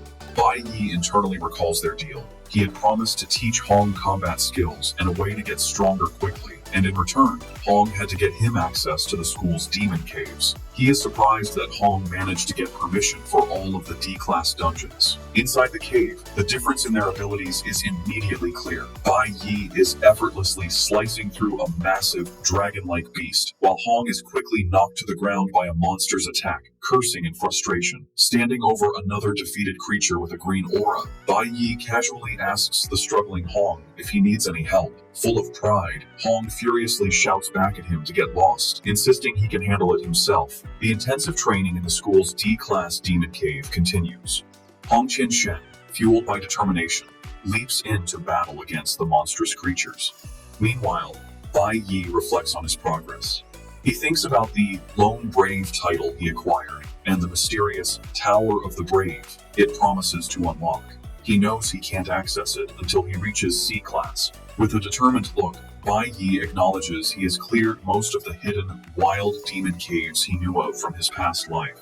This makes the school's dungeons his only remaining way to level up quickly. The days pass in a blur of constant battle. On Tuesday, the discarded invitations to the Ultimate School team are still in the classroom trash, showing Bai Yi's focus on his own path. Leveling up at D-class is much slower, requiring a massive amount of experience. By Wednesday after school, the grind continues. Hong faces another roaring beast, but as it lunges, Bai Yi is forced to intervene, saving him with a powerful kick that sends the monster back. Furious, Hong yells at Bai Yi, reminding him he said not to help. Bai Yi calmly replies that Hong would have been killed if he hadn't. Despite the friction, Bai Yi is satisfied, noting the experience they have gathered should be enough for his plans. By Thursday after school, the relentless training pays off. Hong Qinshen emerges from the demon cave, cheering. He exclaims that he has finally reached D-class on his own, declaring it's far more thrilling than being escorted by his family's bodyguards. Moments later, Bai Yi exits as well, looking calm. A system notification announces his achievement. His nuclear warrior class has successfully advanced to C-class. With a determined look, Bai Yi knows he is ready for his next challenge. A menacing image of his father, Bai Lingsheng, appears behind him as he thinks his current power is now enough to deal with him. A status window displays his new C-class stats and confirms he has also acquired a new skill. Later that evening, Bai Yi is back at home when his mother teasingly asks if he has been coming home late because of dates with a cute girl. Bai Yi is flustered, denying it, and insisting he's just a middle schooler. With a warm smile, she continues, suggesting it's normal to have a girl he likes at his age. She advises him to be brave and pursue the people he cares about, warning him not to wait until the opportunity is lost, and he is filled with regret. Her words strike a chord with Bai Yi. His eye widens as her advice sinks in, and he falls silent, his thoughts turning to a specific girl he cares about. As Bai Yi thinks about his mother's advice, his thoughts drift to his past life and the girl he cared about most. A memory of his teammate, Ling Yue, flashes in his mind. He recalls her playfully asking him for a hug, calling him captain. In his memory, he bluntly pushes her away, much to her annoyance. The memory shifts to the aftermath of a fierce battle, the ground covered with defeated monsters. A tired but triumphant Ling Yue lay on the ground, happily exclaiming they had won again. The pre-regression Bai Yi, also battle-worn, simply told her it was time to go. Still exhausted, Ling Yue playfully asked if he could carry her. A flustered Bai Yi flatly refused, telling her to get help from another teammate, leaving her to pout about how mean he was. However, the happy memory is shattered by the traumatic event of their team's betrayal. The scene turns dark and bloody as he remembers Ling Yue's final moments, her body covered in wounds as she died. The image of his own face, twisted in pure rage at his powerlessness, burns in his mind. Pulled back to the present, Bai Yi reflects on this painful past. He recalls that he only met Ling Yue in his previous life, after his master had rescued him from death row. They met in a capital city. He has no idea where she might be in this new timeline, and sadly concludes it will be very difficult for them to meet again. He resigns himself to the reality that in this second life, he only has his memories. Even if they met, he knows their relationship could never be the same. Meanwhile, the vice captain of the Ultimate School team reports to his captain that Bai Yi still hasn't responded to their invitation, concluding he must not be interested. The scene reveals the captain in her bedroom, holding the golden invitation Bai Yi had discarded. She finds his lack of interest amusing, thinking he is becoming more interesting. With a confident smirk, a status window identifies her as Ling Yue, a golden lightning assassin, and the captain of the ultimate school team. She decides she will meet him herself the next day and will personally deliver the invitation. On Friday, his birthday, Bai Yi sits at the table in his home with a gift box in front of him. His mother, sitting across from him, tells him with a warm smile that it's his birthday present. Slightly surprised, Bai Yi looks at the gift before opening it. Inside, he finds a scarf and is puzzled. He wonders why she would give him a scarf when summer is starting. Alongside the scarf is a note with a heartfelt message, wishing her dear son eternal happiness and to bravely live the life he chooses. Suddenly, his eyes widen with realization. He asks his mother if she knew that he would be going to the Shanghai Nation soon. She smiles gently and confirms she knows. She explains that the temperature difference between day and night is significant there, and he needs to take care of himself. She also assures him she will take care of herself too. Bai Yi is deeply moved, realizing his mother has known what he's been doing all along and has been silently supporting him. Then, his mother hands him some money with a bright smile, suggesting that since it's his birthday, he should treat his best friends to a meal. Bai Yi sighs with a faint smile and gently reminds her, as if he said it before, that he doesn't have any friends. Later that day at school, Bai Yi is approached by his two middle school friends. The first enthusiastically gives him a flashy figurine of a blue-haired water mage, proudly saying it's his favorite model and asking if Bai Yi thinks it's cool. Looking unimpressed, Bai Yi offers a flat and simple thank you. Seeing this, Specs steps forward, telling the other friend he's pathetic and to look at his gift instead. He places a plainly wrapped rectangular object on Bai Yi's desk, remarking that it wasn't easy to get. As Bai Yi unwraps it, his eyes widen in shock. The gift is the original soundtrack for his favorite old movie, Fatal Magic.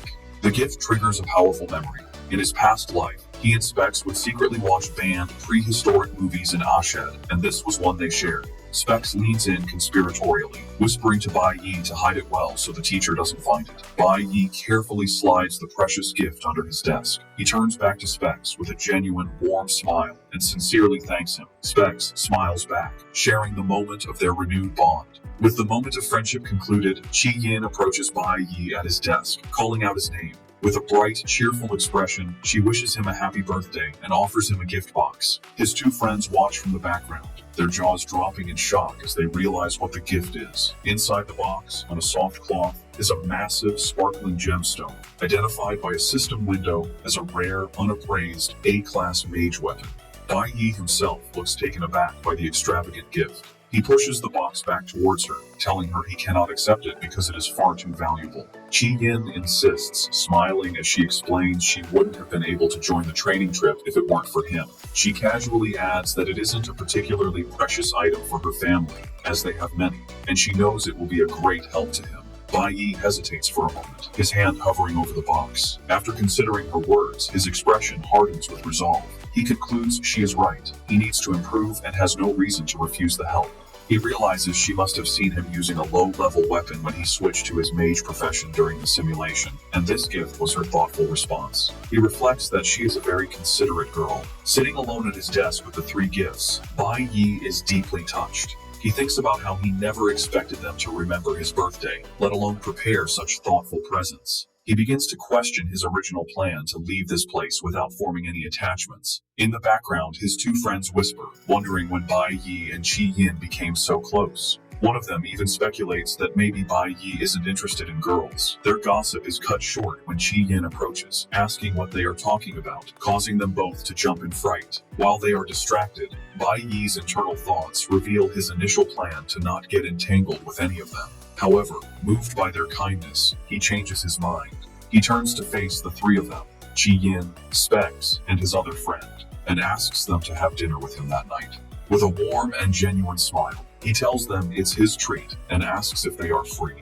His friends erupt in cheers, enthusiastically accepting his invitation. Chi Yin clasps her hands in excitement, while his two middle school friends throw their arms up in celebration, with one playfully asking if he can choose the place. Suddenly, their celebration is cut short when one of them notices a group of people from the high school division. Bai Yi's expression immediately turns serious as he wonders why they have come. Another student points out that the group is heading directly for their classroom, and Bai Yi watches them approach with a guarded look. The classroom starts buzzing with whispers. A student peeking out the door tells the others that the captain of the ultimate school team has arrived. The others are shocked to hear the rumor that the captain has come to personally invite Bai Yi to join her team. One of them mentions he's heard the captain is a great beauty, though he has never seen her himself. Hearing this, Bai Yi decides it would be better to refuse her offer face to face. He stands up from his desk and walks out of the classroom, leaving his friends behind. They watch him go, thinking that this is going to be an interesting spectacle. News of the confrontation spreads quickly, and students from all over the building gather on the balconies to watch. Among the onlookers is Zilling, standing with a group of his friends. He watches with a face twisted in rage, gritting his teeth as he mutters in disgust, wondering why that stinking brat Bai Yi is worth so much trouble. He continues to watch from the balcony, resentful and scowling. Unfazed by the growing crowd, Bai Yi walks confidently down the school hallway to meet the captain. Suddenly, a blinding flash of golden, electric energy erupts in the hallway. The powerful surge knocks several onlookers off their feet, who cry out in confusion, wondering what just happened. However, Bai Yi is not knocked back. He stands frozen, his eyes wide with utter shock. Golden sparks of lightning crackle around his face as he stares at the source of the energy, a look of disbelief and recognition on his face. The hallway erupts in a chaotic surge of golden lightning, with Bai Yi standing as the calm center of the storm.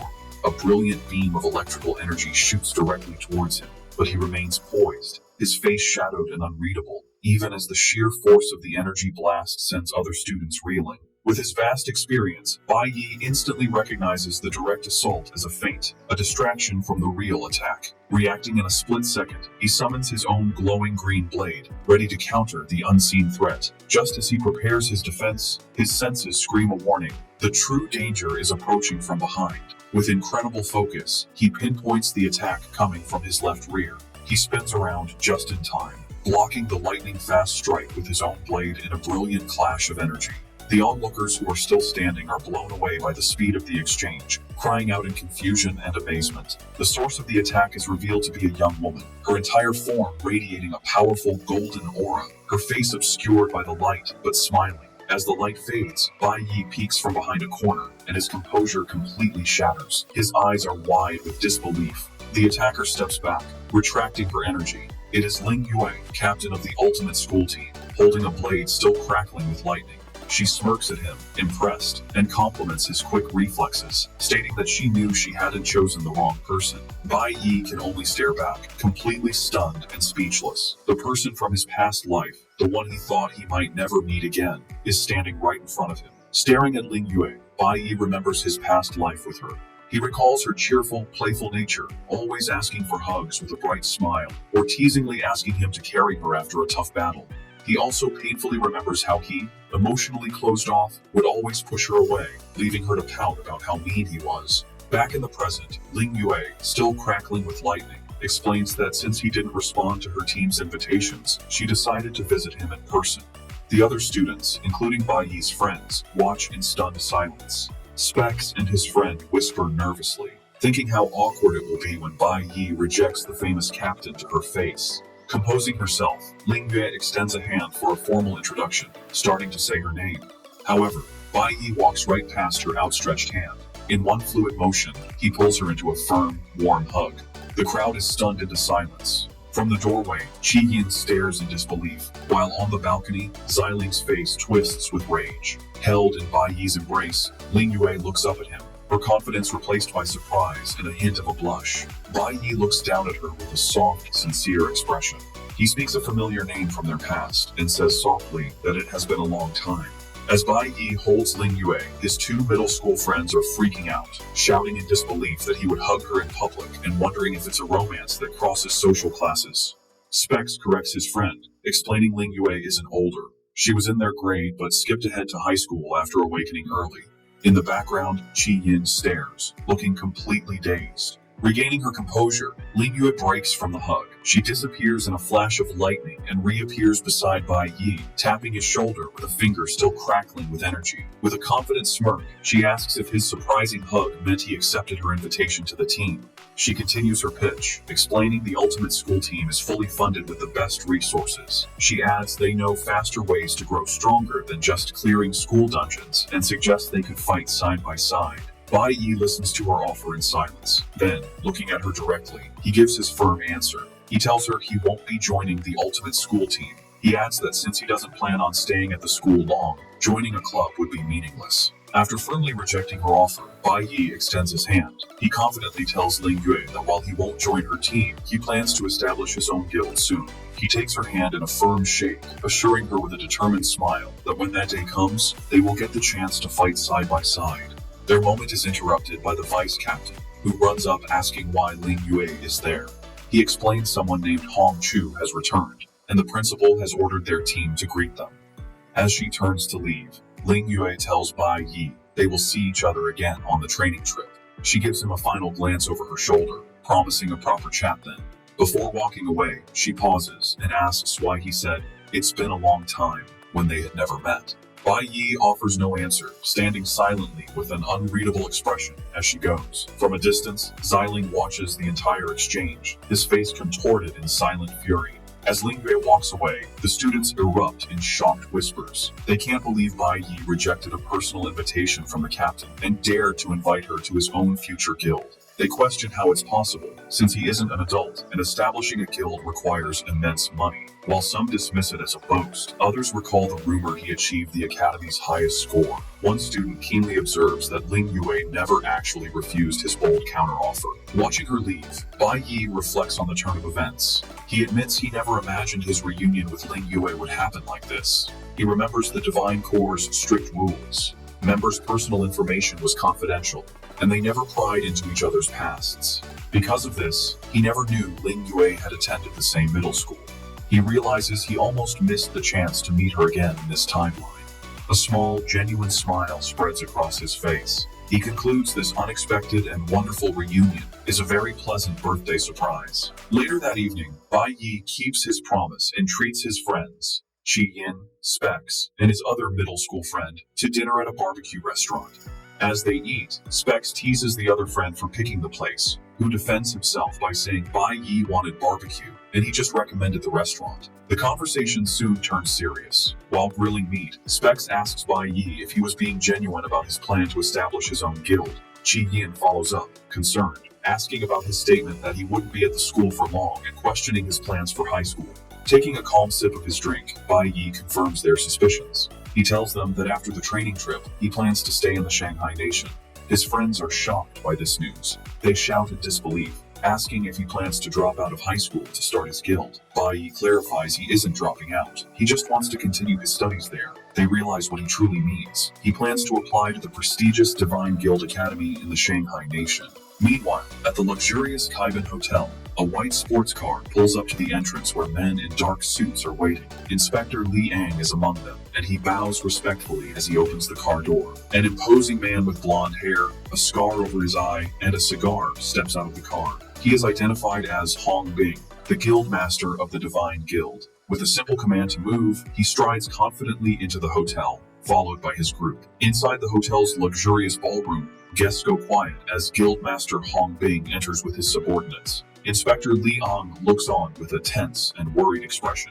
His gaze is fixed on a surprising sight. Bai Lingsheng, Bai Yi's father, standing smugly with his arms crossed, accompanied by Inspector Chen Jinwu. Li Ang is completely baffled, wondering what is happening. He questions how Bai Lingsheng could be out of prison already, since he was supposed to serve a 15-day sentence for his violent behavior. Chen Jinwu approaches Li Ang with a sly grin. He explains that Bai Lingsheng paid double the bail and that their captain approved it, suggesting Li Ang should just ignore the situation. Furious at this obvious disregard for the rules, Li Ang clenches his teeth in anger. He angrily confronts Chen Jinwu, demanding to know why, even if he was released, he was brought to an important dinner with Guildmaster Hong Bing. Leaning in closely, Chen Jinwu reminds Liang that Bai Lingsheng was kicked out of the guild for a minor incident in the past. He explains that Lingsheng sees this rare opportunity as his chance to get back into the guild's good graces. With a smug expression, Bai Lingsheng presents a bag filled with valuable magic crystals, which are valuable ores from a demon cave. Chen Jinwu finishes his explanation, stating that since Lingsheng brought all of his family's assets to get back in, it was no big deal to do him this favor. However, the plan immediately fails. Before Lingsheng can speak, Guildmaster Hong Bing smacks the bag from his hands, sending the crystals shattering across the floor. He furiously demands to know who let Lingsheng in. The terrified Lingsheng can only stammer as the imposing Guildmaster stands over him.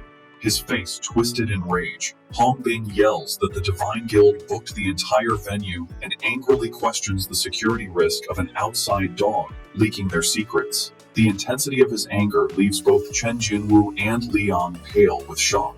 Completely humiliated, Bai Lingsheng drops to his knees, frantically trying to gather the broken crystals while stammering an apology. But his pleas are cut short as Hong Bing lunges forward and violently grabs him by the collar. With menacing glowing eyes, the guildmaster gets in Lingsheng's face, asking with disgust what ability or status gives him the nerve to try and bribe him. With a final, crushing insult, he shoves Lingsheng away, telling him to take his useless broken things and get lost. Guildmaster Hong Bing gives a final, crushing order. From now on, that dog is never to be allowed in the guild. Sprawled on the ground among the shattered remains of his precious crystals, Lingsheng's face twists with pure rage. Blood drips from his clenched fist as he mutters a curse. In a violent burst of fury, he smashes his bloody fist into the ground, crushing the last of the crystals as his eyes glow with a menacing red light. Consumed by his humiliation, he screams that he will kill them all for daring to look down on him. Shrouded in a dark, murderous aura, Lingsheng stalks away from the hotel, his mind full of rage. He is furious at the humiliation, cursing that not a single thing in his life is going right. His rage, having no other outlet, finds a new and vulnerable target. As an image of his wife returning home with groceries flashes through his mind, his murderous thoughts solidify. He stands before their new apartment building, his body glowing with a violent red energy, as he vows to kill them all. The mother's eyes snap wide open in alarm. She has sensed the imminent danger. Outside the apartment building, Bai Lingsheng's eyes glow with menace as he sees his wife stepping out. She drops her groceries in terror as he looms over her, his body covered in a terrifying red aura. With a cruel, chilling tone, he comments on her good luck. Back at the barbecue restaurant, the happy atmosphere of Bai Yi's birthday dinner is interrupted by the arrival of a group of men in dark, official-looking uniforms. A close-up of a golden pin on their cloaks reveals the Divine Guild insignia. Bai Yi calmly sips his drink, pointing out to his friends that the newcomers are a squad from the Divine Guild. Qi Yin gets excited, telling Bai Yi that if he gets into the Divine Guild Academy, these people will be his colleagues. She then quickly corrects herself, adding with a smile that he might even end up as their superior.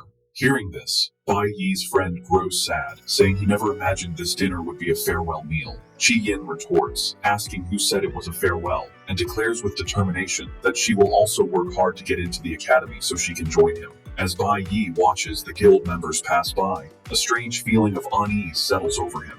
He reflects that the day, with all its happy surprises, has been going too smoothly. Specs, sensing the shift in mood, quickly brings the focus back to the celebration, reminding everyone that today is Bai Yi's birthday, and they should worry about other things later. His friend agrees, adding that a birthday is meant to be enjoyed. Despite their cheerful words, Bai Yi can't shake the feeling that something is wrong. His friends, however, are ready to celebrate. One of them raises his glass for a toast to Bai Yi, and the four of them clink their cups together in a joyous cheer, wishing him a happy birthday. Just as the friends raise their glasses, the scene cuts to a close-up of the responsive jade stone Bai Yi is wearing. At the same time, his mother, trembling in terror, clutches her matching necklace. She looks up in horror as her husband, Bai Lingsheng, looms over her, his body radiating a menacing red aura. She collapses to the ground, and he taunts her, asking if she has been living so comfortably behind his back that she has forgotten where her home is. As she desperately tries to shuffle away from him, he continues his verbal attack, venomously questioning which man she has been relying on for her new life. His eyes glow with pure, unhinged rage. With a twisted, sadistic grin, he cracks his knuckles and finishes his threat, telling her that today, he is going to make her remember her place. With wild fury, Bai Lingsheng prepares to strike his terrified wife. However, his attention is drawn to an object on her wrist, and he wonders where she got it. It is a costly-looking bracelet that glows with a faint green light. As his wife looks on in terror, he comes to a twisted conclusion. Laughing manically, he deduces she must have gotten it from another man, which would explain how they could afford such a nice apartment. In a burst of violence, Lingsheng throws a punch towards his helpless wife, who is cowering on the ground. Just as the blow is about to land, her bracelet erupts with brilliant green energy, forming a protective barrier. From this light, two enormous monstrous figures emerge. To Lingsheng's astonishment, a large armored hand catches his fist in midair, stopping his attack completely. He stares, confused and unable to understand what just happened. Standing before Bai Yi's mother are now two imposing summoned beasts, Ye Warren and Chi Warren, who stand between her and her husband. The protectors address Bai Yi's mother, telling her not to worry about Bai Yi, as they will protect her to the death. At that moment, Bai Yi's mother has a flashback. She remembers Bai Yi giving her the bracelet, explaining it was a Mother's Day gift. He had insisted that she wear it at all times when he was not around. Without hesitation, one of the summoned beasts, Chi Warren, lunges forward, its eyes glowing as it charges at Bai Lingsheng. Lingsheng scrambles to evade the powerful purple energy-infused strike. He quickly finds himself on the defensive, forced to fight both Chi Warren and the other summoned beast, Ye Warren, at the same time. Despite his own combat experience, he is outmatched. A powerful blow from Chi Warren lands squarely, striking him with immense force. The impact sends him sliding backward, blood spilling from a wound on his side. However, instead of showing pain or fear, a twisted, bloody smile spreads across Lingsheng's face. Surrounded by a crackling aura of red lightning, he declares that this fight is the perfect way for him to finally vent his rage. His eyes glow with a menacing light as he readies his own power, a crazed grin revealing his excitement for the battle to begin. While Bai Yi is enjoying a celebratory birthday dinner with his friends, the happy atmosphere is suddenly broken. He looks down at the responsive jade stone he is wearing, his expression turning serious as he realizes it is activated, signaling his mother is in danger. Without a word, he abruptly stands up, telling his confused friends he has something to take care of. He rushes out of the restaurant, promising he will be back soon and leaving his friends shocked by his sudden departure. Once outside, Bai Yi immediately calls Hong Qiansheng, asking for an update on the information he had requested. On the other end, Hong confirms Bai Yi's worst fears. His father, Bai Lingsheng, was released from prison early. Hong adds that his father then went to a reception hosted by Hong's father but was humiliated and kicked out. Hong finishes by saying that after leaving the hotel, Lingsheng's location is unknown. As this information sinks in, his call to his mother's phone goes unanswered, confirming she is not safe. Bai Yi stands in the alley, piecing everything together. He realizes with horror that the hotel his enraged father was kicked out of is very close to the new apartment he rented for his mother. He understands that if his father ran into his mother in his current violent state, she would be in grave danger. Fueled by urgency, he grips the handlebars of his bicycle with immense force. Leaping onto his bike, he speeds off into the night, his eyes glowing with fierce determination as he races to get home and save her. As Bai Yi races home, he is worried. He reminds himself that he left his summoned beasts, his nameless brothers, to protect his mother. However, the scene at the apartment is grim. Bai Lingsheng, crackling with a powerful red aura, stands over the defeated body of one of the summons. Chi Warren, scoffing at how weak it was. Bai Yi's fears are confirmed. He knows his low-level summons won't be able to hold out against his father for long. The remaining summon, Ye Warren, stands as a final defense, shielding Bai Yi's mother and urging her to stay behind him as the menacing Lingsheng approaches. Lingsheng smirks, his malicious eyes glowing as he easily deflects the protector's attacks. In a last, desperate act, the badly wounded Chi Warren grabs Lingsheng's leg, trying to stop him. Annoyed by the interruption, Lingsheng looks down at the creature, calling it a nuisance. With a swift, brutal motion, he grabs the summon and snaps its neck, finishing it off. In a murderous frenzy, he repeatedly mutilates the creature's body, his rage echoing with silent screams to kill. Bai Yi's mother can only watch in horror, her face splattered with blood as she witnesses the gruesome scene. With one protector destroyed, Lingsheng turns his cold, murderous gaze to his wife. Holding his bloody knife, he declares that it is now her turn. He begins to walk slowly towards her, his path blocked only by the last summon standing guard. The last remaining summon, Ye Warren, looks on with a determined expression. In a final act of loyalty, it turns to Bai Yi's mother and desperately urges her to run. Without a second thought, the beast launches itself at Bai Lingsheng, enveloping him in green, vine-like tendrils, screaming at its master not to look back as it sacrifices itself to buy her time. Horrified, Bai Yi's mother turns and flees for her life. The summon's desperate hold is useless. Lingsheng, crackling with red lightning, easily breaks free from the vines. He grabs the creature with one powerful hand and, with brutal force, tears it apart, ending its life. As Bai Yi's mother runs, she sees her husband standing over the destroyed remains of her last protector. He mockingly asks if she really thinks she can run away. In a flash of red energy, he appears directly in her path, blocking her escape. Cornered and trembling, she looks up at him as he looms over her, his eyes glowing with sadistic pleasure. He taunts her, asking where she could possibly go now. Trapped and defenseless, she can only stare in terror. Enraged, Bai Lingxing lunges forward and violently rips the responsive jade stone from his wife's neck. Holding the precious item, he sneers, his eyes glowing with malice as he venomously asks if that other man also gave this to her. Without waiting for an answer, he crushes the stone in his hand, shattering his wife's last hope.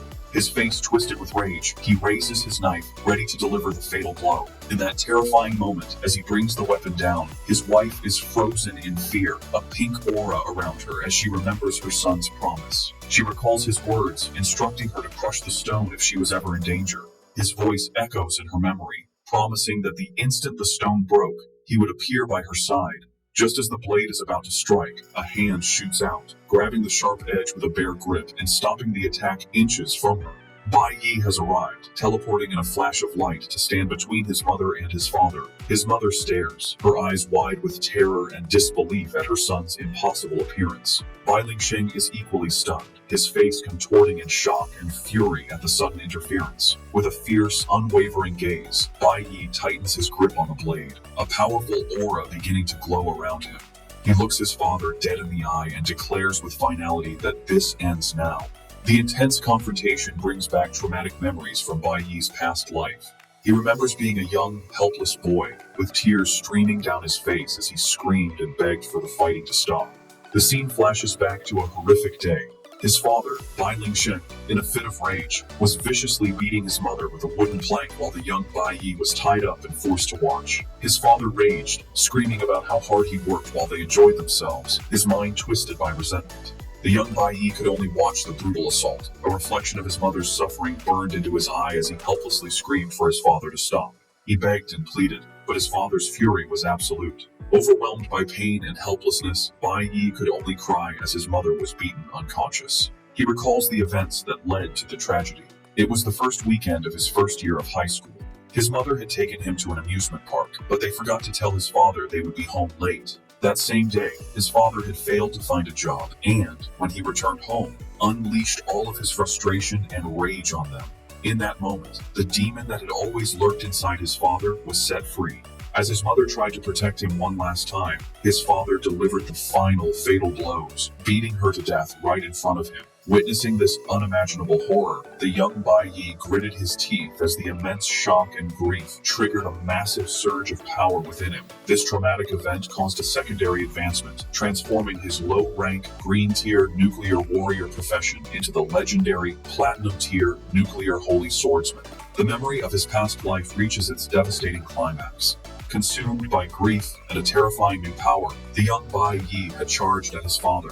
In a fit of rage, he broke free from his restraints, grabbing the chain that bound him and wrapping it around his father's neck. He had lost all control and strangled his father to death. However, this act of vengeance brought no comfort. Even with his father dead, his mother was gone forever. The memory ends with the tragic image of the young, crying boy holding his father's lifeless body next to the body of his murdered mother. Pulled back to the present, Bai Yi's resolve is absolute. Gripping the blade that was meant to kill his mother, he declares that in this life, he will not be too late ever again. With a surge of power, he shatters his father's knife with his bare hand. With the weapon destroyed, Bai Yi throws the shattered blade aside, standing protectively in front of his mother as he faces his now disarmed and stunned father. Recognizing his son, Bai Lingxing sneers, wondering who the fool was, only to find it was Bai Yi. Enraged, he charges forward, screaming that this is perfect, as he can now take care of both mother and son at once. In response, Bai Yi calmly summons the Hunwu blade, which materializes in his hand with a powerful green aura. As his father swings wildly, Bai Yi effortlessly blocks the attack with a parry, reflecting the full force back. The power of the counterattack sends Lingxing flying backward, crashing hard onto the pavement. Stunned, Lingxing coughs up blood, shocked by his son's incredible strength. His shock turns to rage as he recognizes the weapon, screaming that it's his Hunwu blade. He realizes his son has been using his hidden, powerful weapon all along. While the confrontation unfolds, Bai Yi's mother watches in worried silence as the two summoned beasts, Ye Warren and Chi Warren, begin to regenerate behind her. Bai Yi's priority is his mother's safety. He turns to his summons, whom he calls his nameless brothers, and tells them to take her to a safe place. Watching this, Ling Sheng's expression shifts from rage to a twisted, intrigued smile. He realizes with interest that the two powerful beasts are his son's summons. He points at Bai Yi, putting the pieces together. He deduces his son is a rare dual-element user, a nuclear warrior, and a flower-element summoner. This discovery sends him into a fit of manic laughter. He exclaims with twisted pride that his son has awakened two professions at such a young age, shouting that Bai Yi is truly worthy of being his son. Bai Yi, however, remains stoic, unimpressed by the praise. Ling Sheng's pride quickly turns back to menace. He tells Bai Yi that inheriting his talent isn't enough and takes a threatening step forward, his tone turning cold as he criticizes his son for moving out without a word.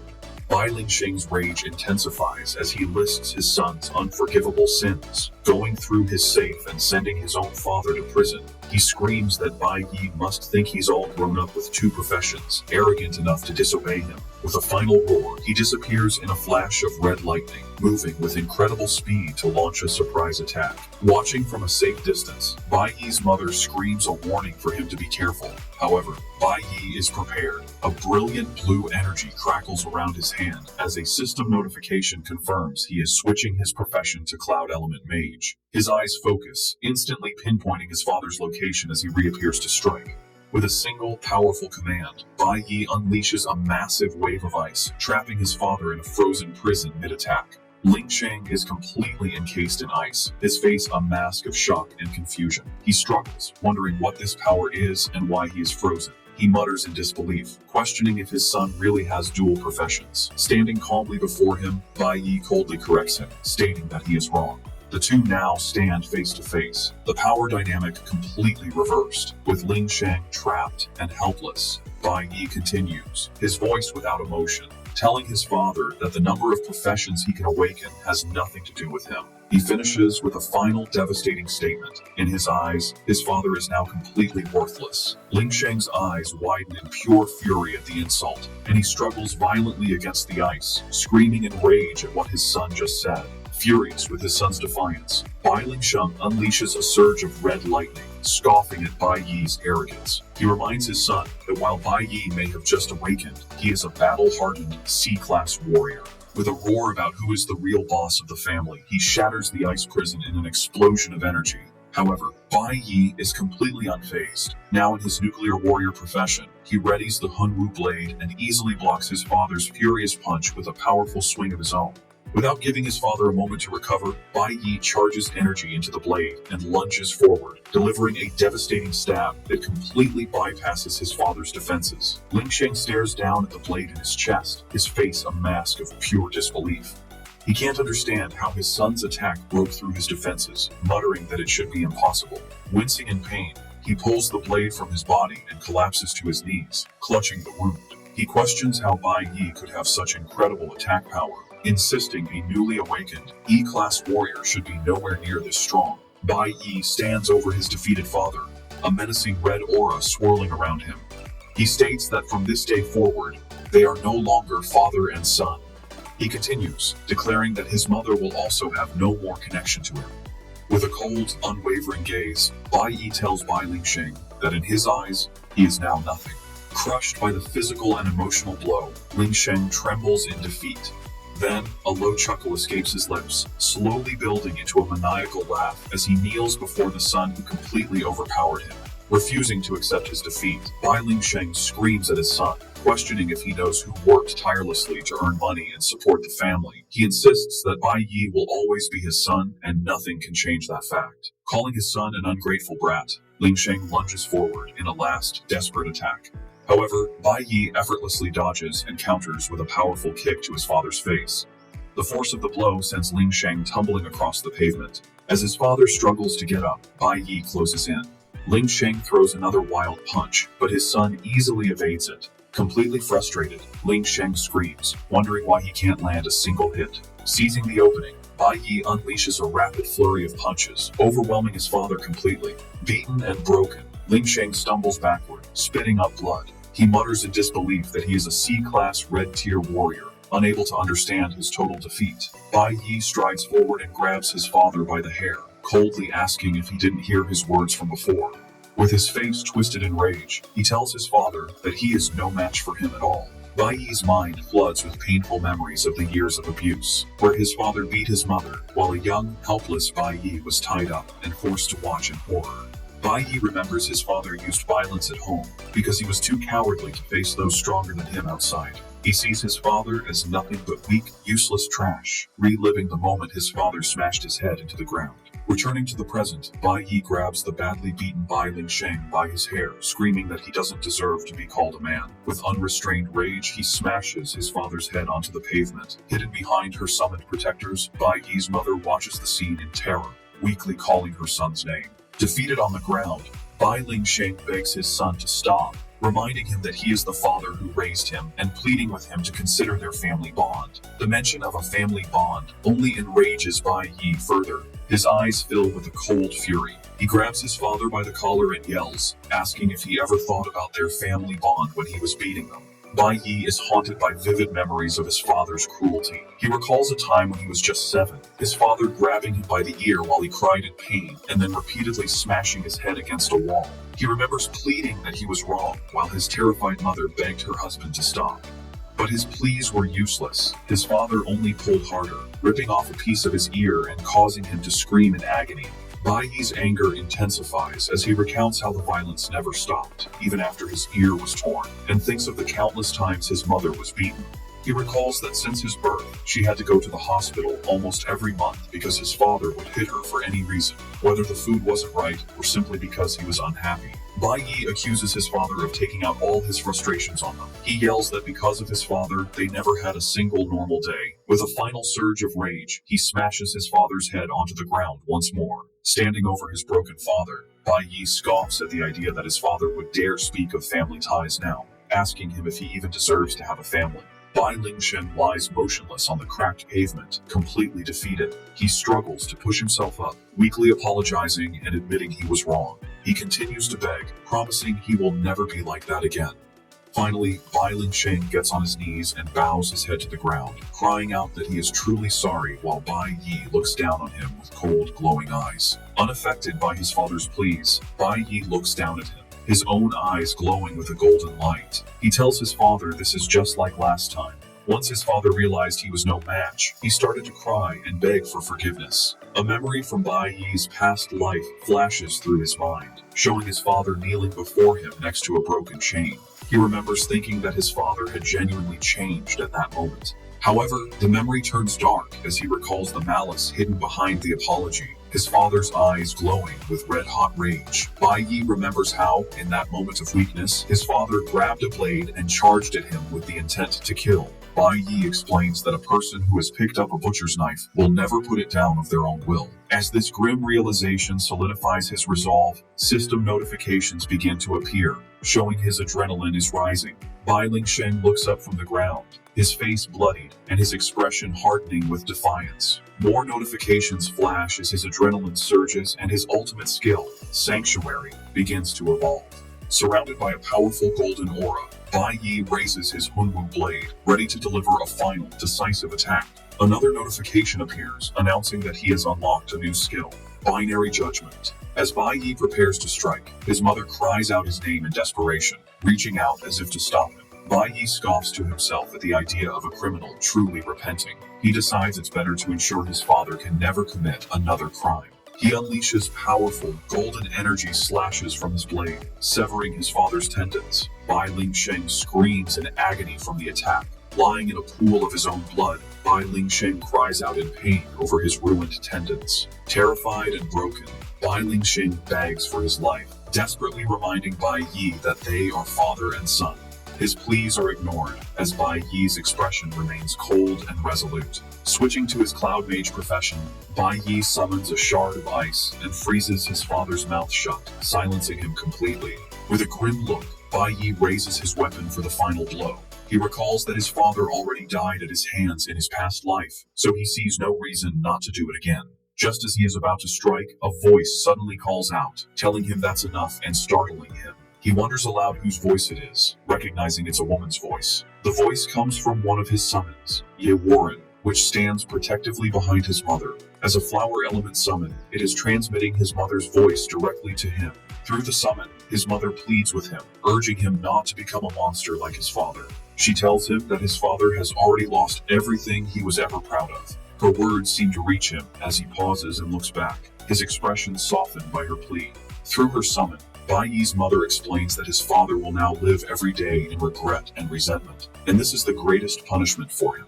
Bai Yi looks conflicted, but she continues, pleading that she doesn't want to see him become the next monster in their family. Even more, she doesn't want to see his future self living in darkness. This triggers a painful memory from Bai Yi's past life, where he was imprisoned for killing his father and sentenced to live his days behind bars. The weight of his mother's words and this memory is heavy on him. With new resolve, he looks up and tells his mother that he understands. He turns to face his father, who is frozen with ice, and declares that while he will not kill him, he will never allow him to get close to them again. Bai Yi grips his glowing blade, revealing the skill he is about to use is one he also had in his previous life. He unleashes his binary judgment skill, a devastating cross-shaped slash of golden energy designed to destroy the awakened power of an enemy of the same or lower rank. The attack strikes Bai Lingsheng, and a notification confirms his awakened power has been lost. Bai Yi stands over his now powerless father. He sheathes his weapon and gives his final command. His father is to leave the city by the next day and stay away from his mother forever. He walks toward his mother, who is protected by her summons, and gives a final, chilling warning. He tells his father that his summon, Ye Warren, will remember his scent. If he ever comes within 3 kilometers of his mother again, even if it means spending his life in an awakened prison, Bai Yi will hunt him down and kill him without mercy. Lying on the ground, completely broken and powerless, Bai Lingsheng can only look up at the sky with tears in his eyes as the ice on his face melts away. He whispers that he understands, accepting his utter defeat. The night is quiet over the city after the violent confrontation. Back inside their apartment, Bai Yi stands before his mother, who sits on the couch with his 2 loyal summons, Ye Warren and Chi Warren. He instructs them to take good care of his mother and heal her. One summon, Chi Warren, reassures Bai Yi, telling him not to worry because his father didn't manage to harm his mother.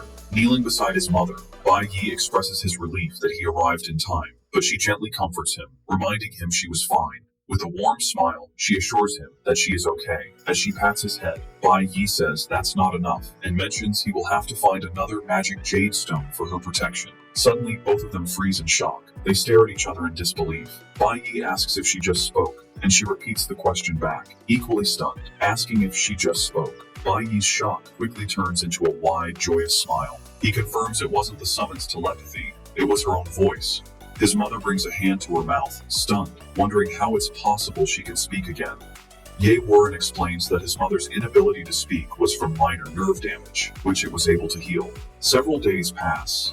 Bai Yi sits on a large tree branch overlooking the city as one of his summons, Ye Warren, asks if he truly cannot stay.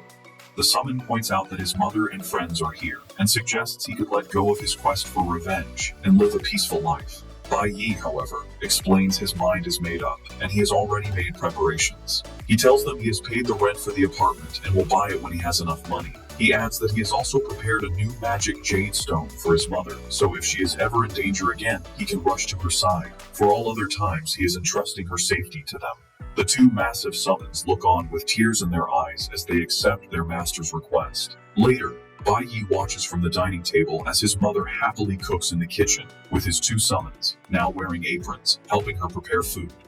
He thinks to himself that while his mother knows he is leaving for a training journey, she doesn't know he is no longer the simple son she remembers. His thoughts turn to the bloody memories of his past life and the burden of hatred he must confront. He looks at the invitation letter on the table, knowing it is his ticket to the Divine Nation. The traitor is there, and this is his best chance for revenge. An image of the traitor, with his skull mask and white dreadlocks, flashes in his mind. Bai Yi knows that with this invitation, he can reach the Divine Nation much earlier than in his previous life. That night, as he stands in a crowd with his mother, he looks out at the city and thinks about the journey ahead. He admits to himself he doesn't know if he will succeed or even return alive. This might be a one-way ticket, but it's a journey he must take. Suddenly, his mother gasps, saying she almost forgot the time. A confused Bai Yi asks her what she means. She smiles and explains that it is June 25th, the time for the annual prayer. She reminds him that on the first full moon of the summer solstice, the great mage of the flower god temple always returns to their county. Bai Yi realizes he had forgotten that his mother is a follower of the flower god sect. He reflects that she never asked when he was leaving, and he never told her that he departs the very next day. He decides this is for the best and he will leave quietly. As he watches his mother pray, he admits to himself that he has never been good at saying goodbye face to face. The scene shifts to a hospital room where Specs is recovering in bed after surgery. A doctor is speaking with his parents, assuring them that the operation went smoothly. He explains it was a minor procedure, but Specs will need a few days of rest, adding they were fortunate their son noticed the problem in time. Overwhelmed with relief, Specs' parents thank the doctor for saving their son's life, and his mother anxiously tells Specs to lie still. In bed, Specs tries to calm his parents, pointing out that the doctor himself said it was just a small surgery. His mother, however, emotionally insists there is no such thing as a small surgery, and firmly tells him not to move. Specs looks away sadly, thinking about the bad timing of his operation.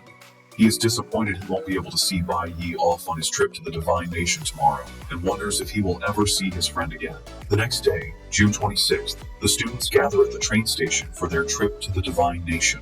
On the platform, a woman tearfully says goodbye to her daughter, Chi Yin. She reminds her to take care of herself, call home often, and not to stay up late working. She then gives a blushing Chi Yin an affectionate kiss on the cheek. Her father urges his emotional wife to head home, reminding her the trip is only for half a month, and there is no need for such a dramatic farewell. As the train prepares to leave, the students stand on the platform, waving goodbye to their families. At the bustling train station, students gather on the platform, surrounded by their families who came to see them off. In stark contrast, Bai Yi stands alone at the far end of the platform, a solitary figure in the crowd. Teacher Huang approaches him, asking with a smile why he came by himself and if his parents didn't come. Bai Yi avoids the question, looking away and simply stating that the train will be arriving soon. Teacher Huang and Chi Yin, standing nearby, are surprised by his response, with the teacher asking if he has always been so independent. Bai Yi's expression turns grim as he thinks to himself, confirming that yes, he is independent. As the bullet train speeds into the station, he stands with his back to the platform, thinking that he has long been used to being alone. His mind is flooded with painful memories from his past life, the reasons he is so solitary. He remembers losing his family, a vision of his younger self, covered in blood, desperately trying to wake his murdered mother while his father's lifeless body lies nearby. He recalls losing his friends, remembering the shock of hearing a friend had died of lung cancer before even having surgery, and being told another friend was gone and would never return. He relives losing his master and teammates, screaming their names as they were killed in battle. A memory of his pre-regression self appears, his face hardened. He thinks to himself that he has grown accustomed to people leaving him, one after another, and that his entire life has been a series of painful farewells. He sees himself as a small, lonely figure, haunted by a vortex of his tragic past, the loss of his parents, friends, and comrades. He concludes that he has long learned to calmly accept losing everything. At the busy train station, Teacher Huang announces that the train has arrived and tells the students to get ready to board. Unlike the others, Bai Yi stands alone with a sad expression, lost in painful memories of being alone. As he is about to board the train, he hears someone call his name. Completely shocked, he turns around to an unexpected sight. His mother has come to see him off, accompanied by his two middle school friends, Specs, who is recovering in a wheelchair, and his other friend. Bai Yi's friend explains to Teacher Huang that Specs' parents were watching him closely after his surgery, and if Specs hadn't insisted on saying goodbye, he wouldn't have been able to sneak him out of the hospital. Worried, Bai Yi tells Specs he should be resting, but Specs smiles cheerfully and assures him that he feels fine.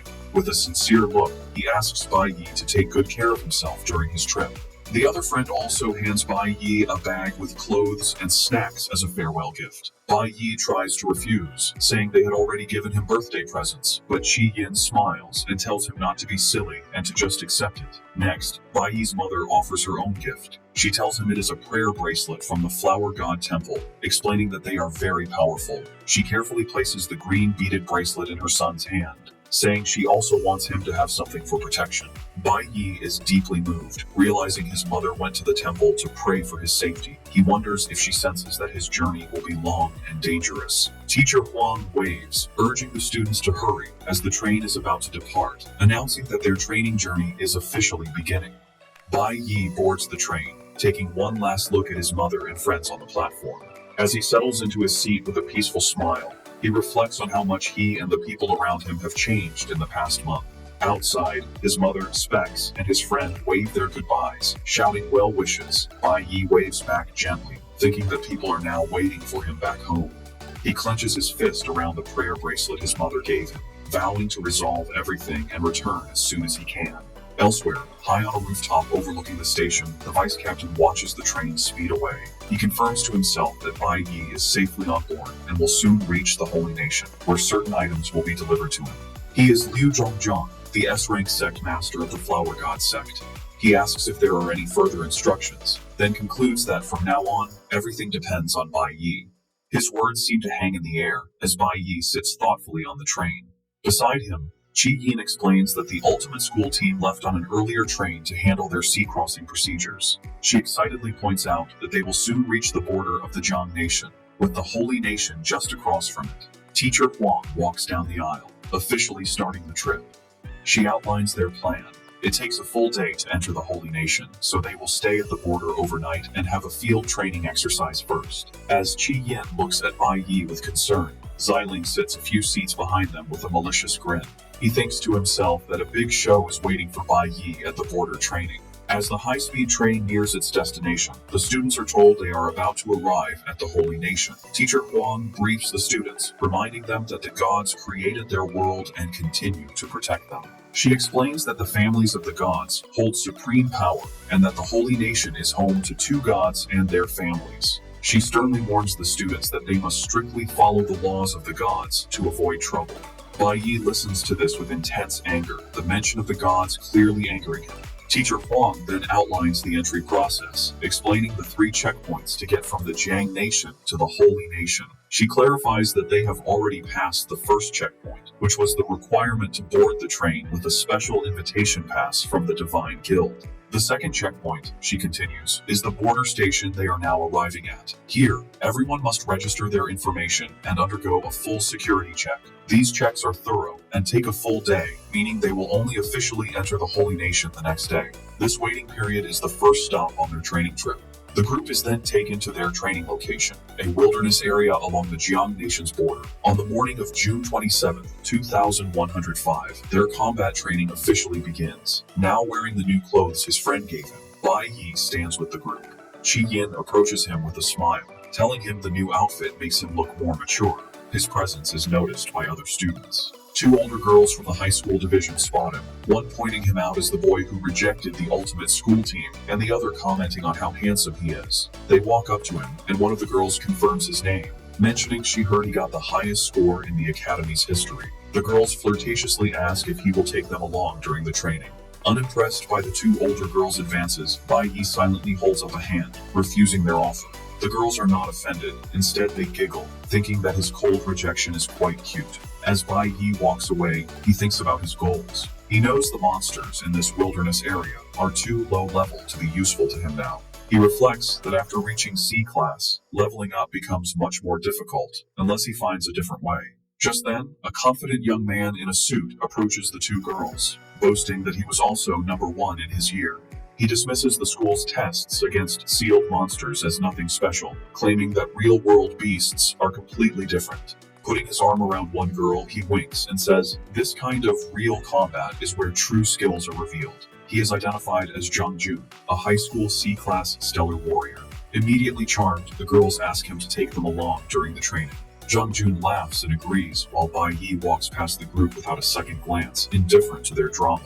Later, Teacher Huang gathers all the students for a final briefing. She reminds them that everyone on the trip is one of the school's elite students. With a smile, she repeats the rules one more time. She lists the safety rules. Train only within the designated area. Avoid acting alone. Know your limits with monsters. And return to the campsite by 8 p.m. Before she can continue, the impatient students shout that they already know the rules. Led by Zhang Jun, a group of students eagerly rushes into the forest, excited to start hunting. Standing apart from the main group, Xiling watches them go. A sinister smirk plays on his lips, hinting that his plans are already in motion. Meanwhile, in the capital of the Holy Nation, Guildmaster Hongbing is greeted by his subordinates upon his return. He is informed that the hunting competition is about to begin, and that the captain of the Shen'an team has been waiting for him. Vice Captain Liu Zhongjiang remarks on the privilege of the ultimate school team, noting they were able to follow the guildmaster's train and bypass the security checkpoints. With a cigar in his mouth, Hong Bing turns to the young man beside him and instructs him to go wait with the team. The young man is revealed to be his son, Hong Qiansheng, who looks nervous but agrees. Back in the wilderness, the training is underway. Zheng Jun easily defeats a lizard-like monster with a powerful, glowing punch. He stands triumphantly over the E-class beast as a red aura surges around him. The two senior girls cheer him on, exclaiming how cool a red-tier C-class professional is. Zheng Jun casually brushes off their praise. In the foreground, Bai Yi ignores them, instead studying his own status on a holographic interface. He reviews his progress, noting that all three of his professions, Cloud Element Mage, Nuclear Warrior, and Flower Element Summoner, have now reached C-Class. However, he has been stuck at this level for over 10 days. Bai Yi understands that to gain any real experience, he must defeat monsters that are a higher level than him. Unfortunately, the monsters in this area are scattered and low level, barely worth any experience points. Killing beasts weaker than himself gives almost no reward, making it a slow way to get stronger. Suddenly, the situation changes. The confident Zhang Jun is sent flying by a massive purple spider-like monster, identified as a D-class flower warrior. He and the two girls are terrified, realizing the creature is far too powerful for them. Wounded and panicked, Zhang Jun sits on the ground and yells for someone to help him with the poison, screaming that this is a full-power, unsealed D-class monster from the wild. Having easily dealt with the others, the enormous spider monster turns and charges directly at Bai Yi. As the students scream a warning, Bai Yi stands his ground, calmly summoning his glowing green blade, ready to face the beast. With one swing of his blade, Bai Yi easily defeats the giant D-class spider monster that had terrified the other students. Notifications confirm the kill, giving him experience and a poisonous spider leg as loot. Zhang Jun and the two senior girls stare in disbelief at his power. Bai Yi, however, is unimpressed. He notes that loot from low-level monsters is useless and takes up space. He thinks about how the Divine Guild controls all high-level monster zones, which is why the power gap between C-Class and B-Class is so big. With a dismissive gesture, he tosses the D-Class item away. The silver-haired girl is shocked that he would throw away a D-Class item, but Bai Yi waves her off. He remembers from his past life that there were high-grade magic crystals near the Holy Nation's border, so he decides to search deeper in the forest for better materials. Later that evening, before 8 p.m., Bai Yi is deep in the dark forest. He has found several magic crystals but senses something is wrong. He knows these crystals are born from concentrated energy, usually found in demon caves or areas with many monsters. As he examines one, he realizes its power has been drained, as if absorbed by something. A notification identifies it as a withered magic crystal. Looking around, he notices the surrounding trees are also lifeless, as if their nutrients were sucked out. He wonders what kind of demon could absorb energy so quickly, and questions if a D-class monster could have such an ability. His search leads him to a dead end at a tall cliff with a waterfall. At the base of the waterfall, something on the ground catches his eye. He sees a broken container leaking a strange green fluid. He crouches to get a closer look, wondering what it is. Meanwhile, back at the campsite, it is 8 p.m. Teacher Huang is by a large bonfire, roasting giant monster legs for the hungry students. The students are amazed, saying their teacher hunted so many D-class monsters by herself. Teacher Huang explains with a smile that this is also a wilderness survival simulation, and finding food is important. She points out most of them fought all day and didn't think about finding a meal. Two exhausted students complained that the trip didn't provide food, staring suspiciously at a roasted tentacle and wondering if it's safe to eat. Teacher Huang and Qi Yin are sitting quietly by the fire with roasted monster meat. Teacher Huang notes that Bai Yi and Ziling haven't returned from the forest yet and tells the group to save some food for them. Qi Yin compliments her teacher, saying she thought Teacher Huang was only a theory teacher, but is surprised by her combat skills. Teacher Huang replies that before teaching, her dream was to join the Divine Guild, or become a priest. She sighs, admitting she was never strong enough to even try for it. She then confides in Qi Yin that this is her first time visiting the Holy Nation. She thanks Qi Yin and the other students, explaining it is because of their and Bai Yi's excellent performance that she finally has the chance to see the Holy Land she has always dreamed of. As Qi Yin starts to respond, two red eyes suddenly glow in the darkness behind her. Teacher Huang's face contorts in shock. Without hesitating, she shoves Qi Yin out of the way. A massive, sharp green leg bursts from the shadows, impaling Teacher Huang through the chest. Splattered with her teacher's blood, a horrified Qi Yin screams her name. The other students scream in terror, wondering what the creature is. At the same time, Bai Yi is racing through the dark forest. He knows he must hurry and warn everyone to evacuate. He realizes the danger is connected to the broken Zifeng industrial container he found. Back at the camp, the mortally wounded teacher Huang clutches the appendage in her body. With her last strength, she tells the students to run and find the nearest guild for help. She then pulls the leg from her chest, revealing their attacker. A colossal, terrifying insect-like monster with glowing red eyes looms over the campsite, declaring its nutrients are its own. The students realize with horror they are facing a B-class demon. A system notification identifies the creature as a B-class flower warrior, called the corpse spider. It is intelligent, classified as extremely high risk, and came from the Zifeng Industrial Laboratory. The warning states that anyone who sees this monster should flee immediately and contact the Divine Guild. The story flashes back to earlier that morning in the wilderness, showing Xiling's point of view. Filled with resentment, he thinks about how Bai Yi has stolen all the attention since his arrival. With a furious expression, he complains about Bai Yi's arrogant attitude. He holds a container from Zifeng Industrial with a label identifying its contents as an extremely dangerous B-class corpse spider. He then breaks the container, releasing the small, insect-like creature and telling it to absorb nutrients from the area. With a malicious smirk, Xiling reveals his sinister plan. He will wait until the monster has beaten everyone, then step in to save the day, showing everyone who the true savior is. The scene shifts back to the present at the campsite, where Xiling's plan has gone horribly wrong. He stares in desperation, wondering how things could have gotten so bad so quickly. Drawing his energy bow, he realizes with horror that the creature has grown far too fast. The now huge corpse spider glares down at the terrified students, letting out a menacing roar. The students are wounded and terrified, with the badly injured teacher Huang standing protectively in front of them. As this unfolds, Bai Yi is racing towards the chaos. He remembers fighting an S-class version of this same monster in his past life, and knows that even with his advanced skills back then, it was a very difficult fight. He analyzes the creature, noting its strengths in both offense and defense. He knows that the students and teacher, with their highest rank being C-class, stand no chance against a B-class monster. He comes to a grim conclusion. Even he cannot defeat it without using his full power. However, he hesitates. If he uses all of his abilities, he would reveal that he has more than one profession. He fears that doing so would attract more unwanted attention from the gods. The huge corpse spider looms over the students, who lie defeated and scattered on the ground, having been taken down in an instant. The badly wounded teacher Huang struggles, realizing that the monster's attacks have a paralyzing effect. Despite the pain, she clenches her fist, determined to protect her students. She looks up at the monster, wondering what she can do as it glares down at her. The monster mutters about delicious nutrients as a long, grotesque tongue emerges from its mouth. Its attention then falls on Qi Yin, who is also paralyzed and unable to move. Just as the monster is about to strike Qi Yin, a sharp piece of ice suddenly flies through the air and hits it directly in the head. The attack came from teacher Huang, who, despite her own paralysis and injuries, screams at the monster, telling it not to touch her children. Annoyed by her resistance, the monster turns its focus back to the teacher, deciding to start with her instead. Its long tongue unfurls into a horrific, tooth-lined mouth, ready to devour her. But just as the monster lunges, a flash of green light slices through the air, severing the creature's menacing tongue. Bai Yi appears, standing protectively between the monster and the shocked teacher Huang, having arrived just in time.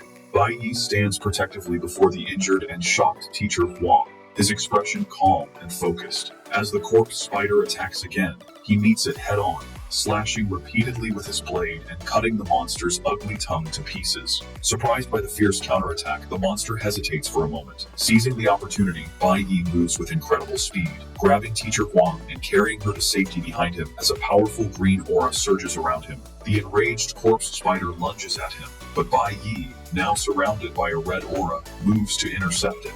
He quickly realizes that the attack power of his C-class warrior profession isn't enough to harm the B-class beast. Knowing he needs a different strategy, he decides to control the monster first. A system notification confirms he has switched to his Cloud Element Mage profession. Leaping into the air, Bai Yi summons his powerful mage staff and unleashes a C-class control skill. A massive wave of jagged ice erupts, surging towards the corpse spider and instantly freezing it solid in a thick prison of ice. Bai Yi stands before the frozen B-class monster, a red aura still radiating from him as the other students look on in stunned silence. Jong-jun and the two senior girls are in complete disbelief. Jong-jun stammers that the little handsome boy managed to freeze a B-class monster, while the silver-haired girl exclaims that he isn't a nuclear warrior. Pointing a trembling finger at Bai Yi, Jong-jun asks the question on everyone's mind, if he is a dual-class professional. Bai Yi looks back at them, his expression firm. He thinks to himself that even if it means exposing his secret, he cannot just stand by and watch his classmates get killed. Teacher Huang, still bleeding, but now able to stand, weakly asks Bai Yi if he is all right. Before he can answer, the massive ice prison holding the corpse spider begins to crack. The monster inside threatens that this isn't over as the ice continues to break apart. Suddenly, the entire ice structure shatters into pieces, but the monster is nowhere to be seen. The other students are confused and panicked, asking if it disappeared or if it's dead. Bai Yi stands calmly amidst the ice shards, stating that it's not over yet. He explains that he only managed to injure it, and it will likely reappear soon. With a grim and furious expression, he admits his current strength is not enough to kill the beast, and urges everyone to evacuate immediately. As the students help the injured teacher Huang, she refuses to leave, telling them to go on without her. Bai Yi turns and asks her why she would stay. She explains that Ziling has not yet returned, and Bai Yi remains silent. With fierce determination, Teacher Huang declares that as a teacher, she has a duty to bring back every student she brought out. She adds that they were all supposed to gather at the campsite at 8 p.m., and she worries about what would happen if Ziling returned to find everyone gone.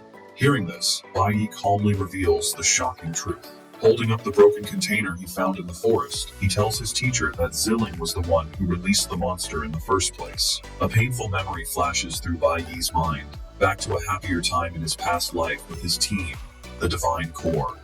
He remembers them eating together, with Han Xiaoling happily exclaiming about the food, and Ling Yue playfully teasing him for eating so fast. This warm scene is interrupted by the memory of the traitor, who jokingly warned Bai Yi to control his eating habits, a seemingly normal interaction between teammates. The memory shifts to the horrifying moment of betrayal.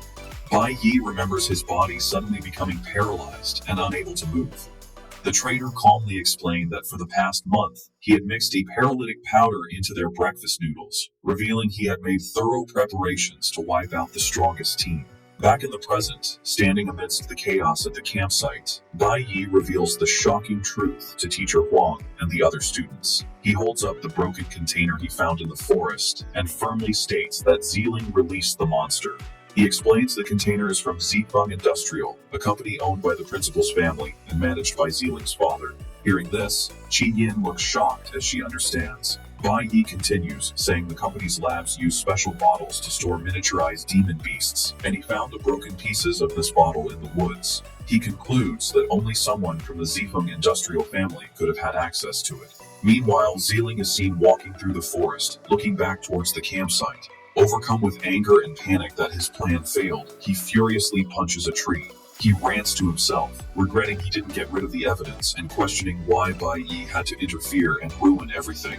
His frustration turns to a deep hatred for Bai Yi, whom he blames for all his problems. With a face twisted in rage, he screams that it is always Bai Yi's fault.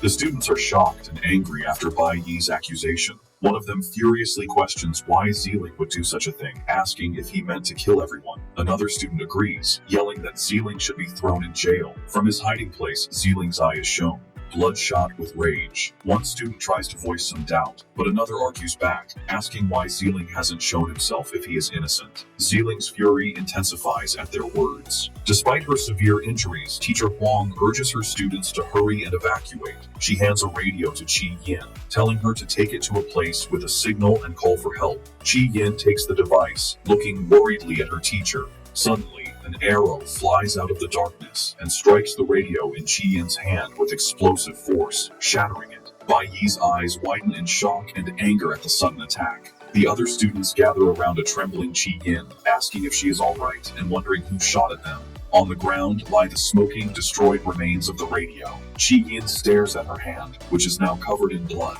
Seeing this, Bai Yi's expression hardens with rage. Before they can react further, a canister is thrown into their midst, landing on the ground and releasing a thick green gas that quickly envelops them. The students are confused by the strange gas, and they begin to cough as they cover their mouths. One of them realizes with alarm that the gas smells of paralytic powder. As the disoriented students wonder who was attacking them, the silhouette of Xiling appears, walking calmly through the green mist. In the swirling green gas, Bai Yi stands silently, his face hidden in shadow as the students around him cough and choke. Xiling, wearing a gas mask and goggles, begins to rant madly, blaming Bai Yi for everything. Tearing off his goggles to reveal his furious bloodshot eyes, Xiling screams that because of Bai Yi, everyone knows what he did, and now none of them can leave. In response to Xiling's accusations, a powerful golden aura surges around Bai Yi, causing the nearby students to stare in shock.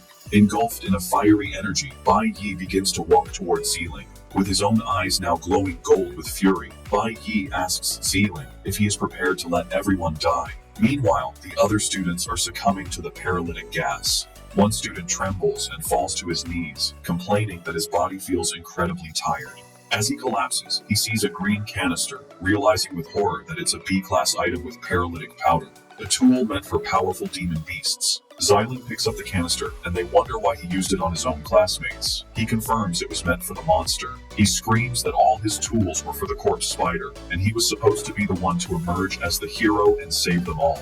Staring at Bai Yi with pure hatred, Xiling blames him for ruining his plans. He summons his glowing energy bow, preparing to attack the one he holds responsible. Xiling takes aim at Bai Yi, ready to fire. However, the badly wounded teacher Huang steps between them. She pleads with Xiling, telling him it's not too late to stop and that he shouldn't make another mistake. Xiling glares at her furiously, ignoring her words. Still trying to give him a way out, Teacher Huang continues to plead, suggesting he released the monster by accident and never meant to put everyone in danger. Xiling rejects Teacher Huang's pleas, declaring that it is too late and nothing can be undone. He accuses her of trying to deceive him and aims his energy bow at her. Teacher Huang, suffering from her wound and the gas, realizes she is completely immobilized. Behind her, Bai Yi understands he too is about to pass out from the potent B-class powder. Refusing to be taken down, Bai Yi makes a drastic decision and stabs his own leg with his blade, using the pain to fight off the paralysis. Teacher Huang is terrified by his self-inflicted wound, but Bai Yi calmly tells her that Xiling's actions are now irreversible. She can only stare at him, speechless. A surge of adrenaline courses through Bai Yi, and he shouts at Xiling that no matter his personal grievances or twisted excuses, his actions are unforgivable. In response, Xiling fires his energy arrow. The sight of a teammate attacking another triggers a traumatic memory for Bai Yi, reminding him of the traitor from his past life who betrayed the divine core. Filled with righteous fury, Bai Yi screams at Xiling, questioning how he could dare point his weapon at his own people. With astonishing speed, Bai Yi deflects the arrow and instantly closes the distance between them, leaving Xiling confused by his speed. Before Xiling can react, Bai Yi unleashes a furious slash with his blade, severing Xiling's arm at the shoulder. Xiling screams in agony, his face splattered with his own blood. Bai Yi looks down at him with cold, unwavering eyes, his face spattered with Xiling's blood, and declares that betrayal is unforgivable. Without giving him a moment to recover, Bai Yi delivers another swift attack, slicing Xiling across the chest. Xiling collapses, screaming in pain and calling Bai Yi a lunatic as he tries to stop the bleeding from his wounds. With tears of pain and rage, he continues to scream that this is all Bai Yi's fault. As Xiling's blood drips from his glowing blade, Bai Yi glares down at him with cold contempt. He asks Xiling if he was hiding nearby the whole time, watching the disaster unfold. Xiling looks up in pure shock, realizing his cowardice has been exposed. Bai Yi continues his accusation, stating that Xiling simply watched as the disaster he created spun out of control. A flashback confirms Bai Yi's words, showing a terrified Xiling hiding behind a tree, watching in horror as the corpse spider attacked his classmates and nearly devoured Teacher Huang. Back in the present, Xiling breaks down into pathetic sobs. He confesses that he was afraid, admitting he knew he couldn't defeat the monster he had unleashed. He then begs Bai Yi to listen to his explanation. Unmoved by his pleas, Bai Yi has heard enough. He swings his blade, slicing Xiling across the mouth to silence him. Standing over the broken and bleeding Xiling, Bai Yi points his blade at him, his body glowing with a powerful golden aura. He coldly tells Zealing that once a decision is made, one must be prepared to face the consequences. Terrified, Zealing can only think that Bai Yi is a complete lunatic. As he stares at Bai Yi's cold, merciless eyes, his thoughts twist in fear, realizing that he is the one who has acted like a madman. The horrifying realization dawns on him that Bai Yi is genuinely planning to kill him. With a determined expression, Bai Yi raises his glowing blade, preparing to deliver the final blow. He unleashes his ultimate skill, Binary Judgment, a powerful ability designed to completely destroy the awakened power of an enemy. A furious whirlwind of golden energy erupts from his blade, engulfing the screaming Xiling in a storm of attacks. After the devastating assault, Bai Yi stands amidst the crackling golden energy, staring down at his defeated opponent. On the ground lies Xiling, utterly broken and powerless. A notification above him indicates that his awakened abilities have been destroyed. He can only lie there, his face a mask of blood and tears, weakly pleading for help. Just as Bai Yi is about to deliver the final blow to Xiling, he is startled by Teacher Huang's desperate cry. Confused, he pauses, recognizing his teacher's voice. His attention is drawn back to the greater threat as the massive B-class corpse spider reappears, having recovered from its injuries. The creature has already captured several helpless students in its shadowy grasp. Bai Yi realizes with alarm that the monster is attacking again. The effects of the paralytic powder are weighing heavily on him, greatly reducing his mobility. He knows that even with his full power, he might not be able to defeat the beast. However, with a surge of determination, he accepts there is no other choice, realizing he is the only one left with a chance to save them. Suddenly, brilliant streams of golden lightning appear, forming into a massive bolt that strikes down from above. Bai Yi is completely shocked by this unexpected event. The powerful lightning strikes the ground around him, freeing the students from the monster's control. Qi Yin is released from the creature's grasp, and another powerful bolt slices through the corpse spider's body, severely injuring it. Teacher Huang, now cradling the unconscious Qi Yin, looks up with relief and says that Ling Yue has arrived just in time. Standing protectively before the wounded students is Ling Yue, the Golden Lightning Assassin. She holds her own weapons, ready for battle, and tells the monster that it is not good to face someone alone. Having saved the students, Ling Yue turns to Bai Yi with a confident smile and asks if he is still able to fight. Bai Yi is visibly surprised by her sudden appearance and direct question. The two now stand together, ready to face the massive, wounded corpse spider, while the other students lie unconscious around them. The monster glares at them for a moment, then its body shimmers and it vanishes completely. Ling Yue is confused, wondering if it disappeared, but Bai Yi quickly explains that the creature has a camouflage ability. He tells her that after he injured it earlier, it must have hidden itself to recover. Bai Yi's face is grim as he breathes heavily, the pain from the deep self-inflicted wound on his leg becoming clear. Ling Yue notices his struggle. He tells her that the effects of the paralytic powder are now fully setting in, and that the other students will likely be unconscious for a while. Impressed that he was able to resist the B-class paralysis for so long, Ling Yue throws a bottle to him. She explains that she only brought one recovery potion with her, and insists he should use it. Bai Yi catches the potion, a system notification identifying it as a water of purification. As Bai Yi drinks the recovery potion, Ling Yue comments that the guild's response will be too slow, and they don't know when reinforcements might arrive. The potion's effect is immediate, and Bai Yi, now refreshed, senses the monster's presence. He warns Ling Yue that the creature is still nearby, hiding and absorbing nutrients from its surroundings to recover. Just as he finishes speaking, the camouflaged corpse spider lunges from its hiding place, attacking with its massive, sharp leg.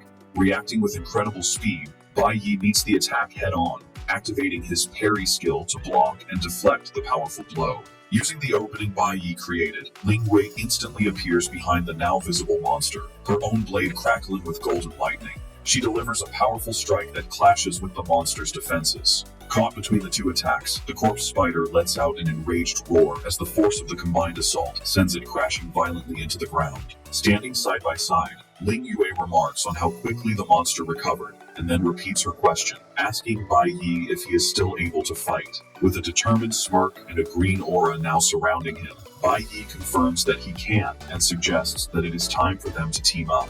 Bai Yi and Ling Yue stand ready, facing the massive B-class corpse spider. Bai Yi has a green aura, while Ling Yue radiates a powerful golden energy, Bai Yi compliments Ling Yue, noting her attack and reaction times are excellent, but reminds her with a smile to prioritize her safety since they are still students. Ling Yue smirks back, teasing that he says that as if he isn't a student too. Their brief exchange is cut short as the enraged corpse spider gets back to its feet. It glares at them with glowing red eyes, clearly furious about their attack. Seeing the monster ready to fight again, Bai Yi shouts for them to attack together, and the two warriors leap towards the beast at the same time, striking the monster from both sides. During the attack, Bai Yi notices something is wrong. The monster retaliates with a powerful swing of its sharp leg, and though Bai Yi blocks it, the force sends him sliding backward. Seizing the opening, Ling Yue declares she will handle it and leaps over Bai Yi to strike the monster from above. She unleashes a flurry of slashes, her body crackling with golden lightning.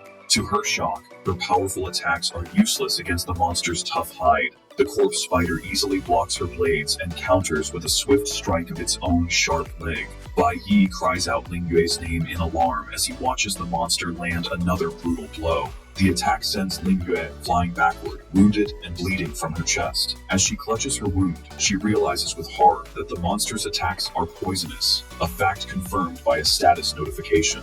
As the corpse spider continues its assault, Bai Yi moves to protect the injured Ling Yue, using his parry skill to block the monster's attack. He realizes the monster's defenses are like a top-tier B-class warrior, which is why Ling Yue's powerful attacks couldn't damage it. The monster glares at them, threatening that they will all die. However, Bai Yi realizes a greater danger. The creature has been constantly absorbing nutrients from its surroundings. He understands that it is continuously growing stronger, both physically and intellectually. Bai Yi knows that if they don't defeat it soon, they won't survive long enough for the Divine Guild to arrive, especially with the other students unconscious. He assesses their dire situation, noting both he and Ling Yue are only C-class, and Ling Yue is already wounded. Despite her injuries, Ling Yue struggles to her feet, declaring with determination they must find a way to break the monster's defenses quickly. Bai Yi stands firm, a plan beginning to form in his mind. His mind flashes back to a tactical meeting with his old team, the Divine Corps. He remembers asking them what to do when facing an overwhelmingly powerful enemy. Han Xiaoling had suggested retreating, but Ling Yue had firmly reminded them that for the elite Divine Corps, retreat was not an option. Bai Yi then recalls the specific strategy he was about to teach them that day, the Lure the Rat plan. He explained the first step was for him to attack the enemy with his full power, drawing all of their attention and aggression to himself. As he puts this plan into action in the present, he remembers the next part of the strategy. Once the enemy's attention is completely fixed on the first attacker, they will be vulnerable. With a look of fierce determination, he knows the next step is to wait for the perfect moment to strike. Ling Yue watches, ready to attack, as Bai Yi draws the corpse spider's attention. He shouts at her, ordering her not to attack, but to stay back and gather her strength. Shocked, Ling Yue questions if he plans to face the monster alone. Watching from a distance, she agrees it's too risky, noting that while Bai Yi is talented, he is still just a C-class student. She then looks down in shame, thinking that she is supposed to have the powerful, golden profession. Yet Bai Yi is acting like the true leader. Bai Yi approaches the monster, dodging its attacks and countering with a powerful swing of his blade. He then makes a risky move, throwing his weapon into the air and leaving himself open. The monster takes the bait and attacks, to Ling Yue's horror. The corpse spider lunges forward and impales Bai Yi through the shoulder with one of its sharp appendages. He coughs up blood from the wound, but even as he is attacked, he gestures with his hand for Ling Yue to stay back. Confused by his actions, Ling Yue wonders what he is planning. The massive corpse spider looms over the impaled Bai Yi, gloating over its victory. It scoffs at the weakness of humans, declaring they are nothing more than nutrients for it to eat. As it prepares to devour him, its grotesque, tooth-lined mouth opens wide above his head. However, Bai Yi, though badly wounded, has been waiting for this exact moment. He thinks to himself that the time is right. He takes a deep breath and screams Ling Yue's name, shouting that now is the time to attack. Responding instantly, Ling Yue is engulfed in a powerful golden aura as she activates a skill called Flash God, which greatly increases her movement speed. Bai Yi's risky plan is revealed. He had noticed the monster was only vulnerable when it was about to eat its prey. He correctly guessed that the moment it opens its mouth, its tough defenses are temporarily lowered. He knows this is the most critical step of the Lure the Rat plan. Once the enemy is lured in and reveals a weakness, it is time for the rat catcher to strike. Moving with blinding speed, Ling Yue appears in a flash of golden lightning and stabs the corpse spider directly through the back. She looks on with fierce determination, aiming to defeat the monster in a single decisive blow. The monster is completely shocked by the sudden powerful attack. A notification confirms its heart has been paralyzed and its defenses are now broken. Seizing the opportunity, Bai Yi frees himself from the monster's now limp appendage and lands safely on the ground, stating that it is time for the final step. The massive corpse spider is paralyzed from Ling Yue's lightning attack. Ling Yue, still wounded, explains her control skill will only last for a few seconds and worries what will happen if the monster attacks again. Bai Yi struggles to his feet, telling the surprised Ling Yue that a few seconds is more than enough. He declares with firm resolve that he will not let the monster escape this time. A vibrant blue aura surrounds Bai Yi as a notification confirms he has switched to his cloud element mage profession. He unleashes a powerful ice spell, completely trapping the paralyzed corpse spider in a massive block of jagged ice. Ling Yue is shocked by this, exclaiming in disbelief that he actually has two different professions. With a confident smirk, Bai Yi switches back to his nuclear warrior profession, his aura now glowing green. He states that the power he has built up from his injuries and fatigue is now enough for his plan. He and Ling Yue unleash their ultimate attacks at the same time, a massive wave of golden and green energy that completely destroys the frozen monster. A series of system notifications appear, confirming the successful defeat of the corpse spider. The rewards are huge, over 10,000 experience points, 300 flower element points, a level up for his cloud element mage class, and a B-class armor material called Spider's Carapace. As his wounds and fatigue heal, Bai Yi notes to himself that he needs to defeat high-level monsters to gain good experience. Ling Yu stares at him, completely amazed. She explains that while some rare geniuses in the world have dual elements, she has never heard of someone awakening two different professions at such a young age. Before she can react, a blue aura swirls around Bai Yi's hand as he switches to yet another profession, Flower Element Summoner. He thinks to himself that since his summoner class is now C class, he can form contracts with up to 6 demons, and he currently has 4 empty slots. Using his flower spirit contract skill, Bai Yi reaches out to the defeated monster's spirit, commanding it to come to him. A system notification confirms the contract is successful, and he has a new E-class flower warrior summon. Finding the name Corpse Spider hard to remember, Bai Yi decides to rename his new summon Qiangzi. The new summon seems happy with its new name. With its new master chosen, Qiangzi fades away into spirit form. Ling Ye, still processing everything, asks Bai Yi in disbelief if he just switched to a third profession. She remarks that he is truly full of surprises. Bai Yi then asks her if she can keep everything she saw today a secret. With a knowing smile, Ling Yue notes he has all these abilities, but didn't reveal them during the official assessment. Guessing he wants to keep his true power hidden, she confidently reassures him that she can be trusted with a secret. Just as their conversation ends, a group of men in dark uniforms appear on the scene, announcing that Squad 26 has arrived. The leader of the squad, a man with blue hair, asks if they are all right, relieved that they finally made it in time. They are the Holy Nation Divine Guild's Eastern Order 26th Squad. The leader of the newly arrived Divine Guild squad is shocked to find the dead B-class corpse spider, wondering how the monster was already defeated. He tells his team to give medicine to the unconscious students and do a head count, and he is relieved to see everyone waking up. Nearby, Teacher Huang comforts the still shaken Qi Yin, reassuring her that the danger has passed. The squad leader looks at the monster's remains, noting that a C-class team would have struggled against it. He is impressed that 2 students were able to defeat it, calling them true geniuses from the Jiang Nation. Bai Yi and Ling Yue stand together, both still covered in blood from the fight. Zhang Jun, now humbled, approaches Bai Yi with the 2 senior girls. He tells Bai Yi that they are only alive thanks to him, and one of the girls adds that if it weren't for his heroic actions, they would all be dead. With a sincere expression, Zhang Jun extends his hand, thanking Bai Yi for saving everyone. At the same time, Ling Yue's team members rush to her side. The vice captain and a pink-haired girl in her team begin to heal her wound, asking if she is alright and scolding her for running back alone. The girl asks Ling Yue how dangerous it was, but Ling Yue calmly reassures them that everything has been resolved. The vice captain boasts that people shouldn't underestimate their captain, reminding them that as a golden profession user, a genius who appears only once every few years, there is nothing she can't handle. However, Ling Yue turns away thoughtfully, stating that today she met a true genius. She looks over at Bai Yi as he accepts Zhang Jun's handshake, thinking to herself that he is a person full of mysteries. After the situation is under control, a Divine Guild squad member announces that the headcount is complete, but one student is still missing. He tells the rest of the students to board the special train, stating that the guild will handle the search for the missing person. Meanwhile, back in the dark wilderness, the missing student, Zeeling, is running for his life. He screams in terror, begging a mysterious creature to stay away from him. He frantically yells that he released the monster, but not for it to come after him. As a massive, shadowy beast with glowing green eyes crawls toward him, Zeeling screams that it was supposed to go and devour the other students. The scene then shifts to the Divine Guild's special train, where the students are traveling. Bai Yi sits and reviews his status on a holographic interface, thinking about the new summon he acquired. He notes that the corpse spider, Changzi, has strong growth potential and could become a powerful asset if he trains it well. A system screen confirms that he now has 3 out of a possible 6 contracts filled. He reflects that while defeating the B-class monster did level up his mage profession, he is still a long way from reaching the next major rank.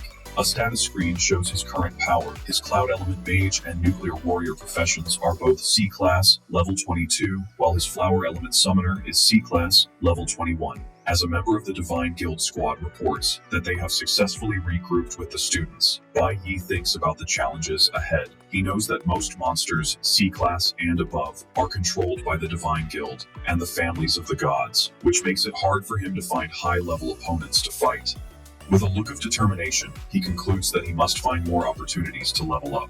As the train speeds along a coastal track and enters a tunnel, a member of the Divine Guild squad announces that they will soon arrive at their destination, the Holy Nation. With a look of intense determination, Bai Yi internally announces his return, his mind set on his singular goal. His thoughts are filled with the image of the man who betrayed him and his team, the traitor. The scene shifts to the eastern border of the Holy Nation on the morning of June 28th. The train with Bai Yi and the other students arrives at the Divine Arms Academy station. The students are amazed by the massive station, commenting that it's many times larger than what they are used to. As Bai Yi walks through the crowd, he hears his classmates talking about how this must be the richest country in the world. A well-dressed man greets the students and introduces himself as the director of the Divine Arms Academy's Eastern Campus. He warmly welcomes them and says he will now lead them on a tour of the highest institution for awakened beings, the Divine Arms Academy. Bai Yi's expression turns serious when he recognizes the name of the school. He knows this is where the traitor graduated from. Based on his memories, he calculates that the traitor, Chris, should be studying at the academy right now. Bai Yi's gaze hardens as he thinks that it's finally time for them to meet. The director leads the students to a large, impressive statue of a knightly figure with a sword and shield. He explains that this is a monument to one of the 5 great creator gods, Cadmus Davis. The students look up in awe, with some remarking that the Davis family is the most powerful family today and that they are seeing their idol. The students start excitedly talking among themselves about the rumor that they might get to meet the God Clan during their trip. The director of the Divine Arms Academy continues his speech, explaining their world's history to the students. He says that when a demon dragon appeared and devastated the land, it was the great Cadmus Davis who stood up, killed the beast, and helped humanity survive. Afterwards, to unite the strongest humans, he founded both the Divine Guild and the Divine Arms Academy. He explains that the Academy is the most elite institution for the awakened in the world, the undisputed number 1. Each year, it only accepts 100 students from around the globe, all between the ages of 12 and 18. Furthermore, all applicants must have reached at least B rank and must also pass an extremely tough entrance examination to be considered. The students are stunned by these demanding requirements. One of them murmurs that he struggled with all his might just to get past D rank and barely reach C rank. Another student agrees, noting how rare it is for anyone in the country to reach B rank, let alone before age 18. Standing nearby with the vice captain, Ling Yue smiles and remarks to herself how difficult it is to get into the Divine Arms Academy. While the others are overwhelmed by the difficulty, Bai Yi's thoughts are focused. He recalls that despite these impossibly high standards, the traitor was a graduate of this very academy.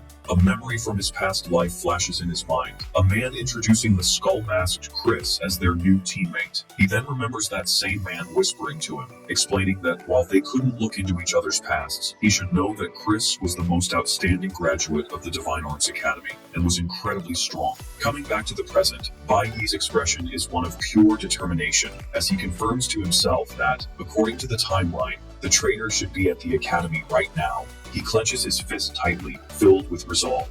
He He knows he must reach B rank as fast as possible. He has to become stronger than the traitor, and he absolutely must get into the Divine Arms Academy. As the students think about the high standards of the Divine Arms Academy, Chi Yin stands behind Bai Yi, thinking. She believes that if Bai Yi said he wants to stay at this school, he must have a way to do it. Suddenly, a well-dressed older man startles Chi Yin by calling her Little Princess. He asks why she came to the Holy Nation without visiting her father first. A flustered Chi Yin turns to face the man, while the other students look on in confusion. The academy director sees the man, bows respectfully, and greets him as Secretary Chen. Secretary Chen tells a surprised Chi Yin that her father is ill from overwork, but had told him not to tell her. Upon hearing the news, Chi Yin immediately rushes off with Secretary Chen toward a waiting car. The other students watch this, with one wondering about Chi Yin's identity, noting that the academy director was so respectful to her family's secretary. Before they can think about it further, a luxurious black limousine pulls up, leaving the students shocked at how fancy the cars are in the Holy Nation. A chauffeur opens the door, and a group of stylishly dressed young people get out. The academy director approaches them and says they are late. A tall, red-haired young man from the group smirks, explaining that students from their private academy have to train in demon lairs every night. The red-haired young man from the private academy explains to the director that they were late because they had a big battle the day before and were tired, asking for some understanding. The director then introduces the two groups. He explains that students from two schools are on this trip and introduces the newcomers as local students from the Eastern Border Supreme Private Academy. The students from Bai Yi's school are impressed, commenting on how stylish the local students look. When the director turns to introduce Bai Yi's group, the red-haired leader arrogantly cuts him off, saying there's no need for an introduction. With a smirk, he assumes they are from an affiliated country and are therefore all just commoners. This rude remark leaves Bai Yi and his classmates confused. Teacher Huang approaches the private school students, looking concerned, and asks if only 5 of them came. The question is met with laughter and mockery from the group.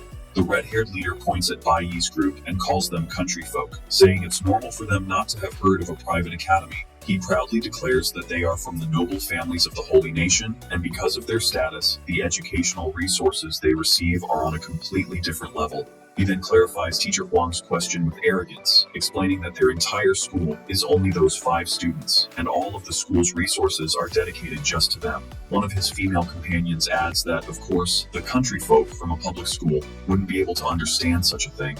These constant insults finally make Zhang Jun furious. He steps forward and angrily asks why they are being called country folk. The red-haired leader gets right in his face, asking if Zhang Jun thinks he's looking down on him. He boasts that they are all future students of the prestigious Divine Arms Academy. He reveals that even though he's only a second year in high school, he is already a level 30 C-class warrior, just 1 level away from reaching B rank. With a menacing smile, he pokes Zhang Jun's tie and condescendingly asks what his level is, adding that they are only here to get familiar with the school early. Left speechless by the red-haired student's taunts, Zhang Jun is overcome with fury. He finally regains his composure and extends a hand, declaring that his own ultimate school team, which includes Ling Yue and the vice captain, will surely be able to compete with them. The private school students are unimpressed. The red-haired leader scoffs, telling them they think too highly of themselves. He points to his own team and boasts that the 5 of them already have perfect synergy, and just yesterday cleared a D-class dungeon, breaking the middle school record. The girl with the beret smiles condescendingly, questioning the point of telling them this, since they have probably never even seen a D-class demon lair. She adds that ordinary people from commoner districts could never understand the refined lives of the nobility. These insults leave Zhang Jun and the other students from his school shaking with rage. The red-haired leader continues his arrogant speech, declaring that their goal is to become God's blessed, while the visitors will spend their entire lives in the countryside. The term God's blessed triggers a deep reaction in Bai Yi. He thinks to himself that this title is the highest social status an ordinary person without divine blood can achieve. It's the goal everyone pursues, and the very position he reached in his previous life. However, his memory turns bitter as he recalls that in the end, achieving that status meant he was nothing more than a dog for the gods. An image of his past self in chains flashes through his mind, and he silently vows that he will never live that kind of life again. Suddenly, the loud whirring of a turbine fills the air, causing all the students to look up in shock, wondering what the sound is. A futuristic flying vehicle soars over their heads. One student recognizes it with alarm as an exclusive mount belonging to the God Tribe and questions why it would appear here. The futuristic flying vehicle descends, landing with a gust of wind. A man emerges from the smoke, noting that all the students seem to be gathered there. The private school students turn around in surprise as the man approaches. They recognize him with a shout, identifying him as Lin Feng, a God's Blessed from the powerful Dibi's family. Lin Feng looks over the crowd and states that if the students are here, then Bai Yi must be among them. This declaration confuses the arrogant private school students, who are shocked and wonder who Bai Yi is and why someone as important as Lin Feng would be looking for him. In response, Bai Yi turns and walks toward Lin Feng with an intense glare.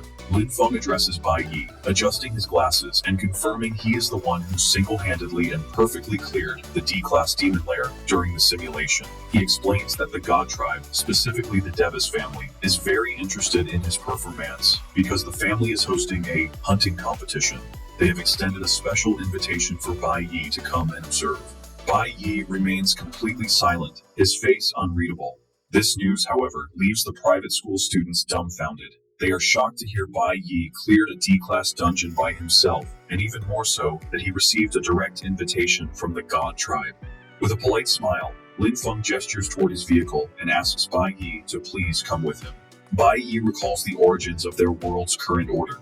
100 years ago, the world fell into chaos when powerful monsters attacked humanity, who were too weak to fight back. In this desperate time, 5 powerful gods appeared. They acted as humanity's guardians, killing the great monsters and protecting the people. With their help, the human world was saved. From that day on, humans deeply respected the gods and worshipped them. To continue their protection, the gods remained in the mortal world. They gave humanity great knowledge and power, helped them build strong armies, and created new laws to govern them. They even joined with humans and had children, creating a new lineage. The direct descendants of these unions became known as the God Tribe. Bai Yi's expression is cold and intense. He knows this is the history they are taught, but the reality is that everyone in this world lives under the absolute rule of the gods. Back in the present, the red-haired student from the private school eagerly asks Lin Feng if they can all go to the hunting competition. He excitedly points out that the competition is held in the God Tribe's territory, a place he claims commoners could never hope to visit in their lifetime, let alone see the event in person. Lin Feng smiles politely and explains that since the entire cultivation trip was organized by the Devi's family, it was always the plan to invite all the students. He informs them that there is still time before their tour of the Divine Guild, so any interested student is welcome to come along to the competition. The students from Bai Yi's school, including a shocked teacher Wang and Zhang Jun, are in disbelief. They cannot believe they are actually getting a chance to set foot in the God Tribe's territory. Standing apart from the crowd, Ling Yue and the vice captain watch. Ling Yue remarks that it's a place only nobles are supposed to go, and the vice captain adds that the other students are very lucky. With a final, welcoming smile, Lin Feng formally invites everyone to join him. The students are transported to the Devi's family's territory, a breathtaking floating city known as Sky City, hovering high above the ground. As they travel, it is explained that the 5 families of the gods are spread across the world, with the Holy Nation being the main home of the Devis family. They are the direct descendants of the great god Cadmus Devis, and have immense power, leading the world's strongest army, the Divine Guild. Their influence is absolute, as they also manage the Divine Arms Academy, control the army selection, and even oversee the awakened academies in other nations. Bai Yi understands that the Devis family's interest in him comes from his exceptional performance during the graduation exam. However, he remains wary, questioning why they would choose to meet him at their hunting competition. Upon their arrival, the students are led into a very rich hall, decorated with priceless art, including the Mona Lisa, and so large it made them feel small. They look around in awe, realizing this is truly the home of the God Tribe. The hall is patrolled by the family's elite security, the priest's security team.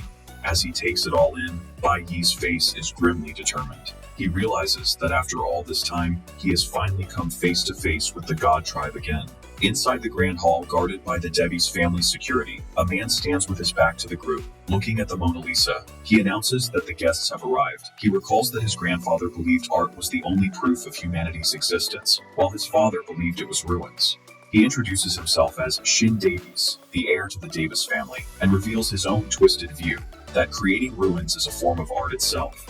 The visiting students are left confused and unsettled by his strange words. In contrast, the red-haired student from the private academy quickly shoves his female classmate's head down, scolding her for not showing respect. He tells her to lower her head, saying they can't be like the ignorant country folk who dare to look a member of the god tribe directly in the eyes. Bai Yi watches this, identifying Shin Davies as the eldest son of the god who rules the holy nation, the peak of power in their world. Shin Davies walks past the students without another word. Lin Feng then gestures for everyone to follow.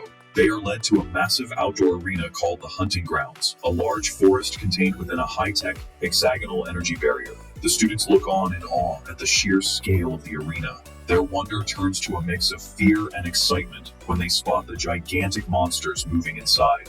High above the arena, members of the noble families ascend in floating chairs to a private viewing area. Two identical young men, Az and Ali Aude, sit in armchairs, wondering how many participants there will be this year. Nearby, another young noble, Rak Jin, casually orders a servant to bring him an iced coffee, while his sister, Alice Jin, politely declines a drink. From his position with the other students, Bai Yi observes the arrival of these powerful figures. He recognizes the grandsons of the Aude family, as well as the grandson and granddaughter of the Jin family.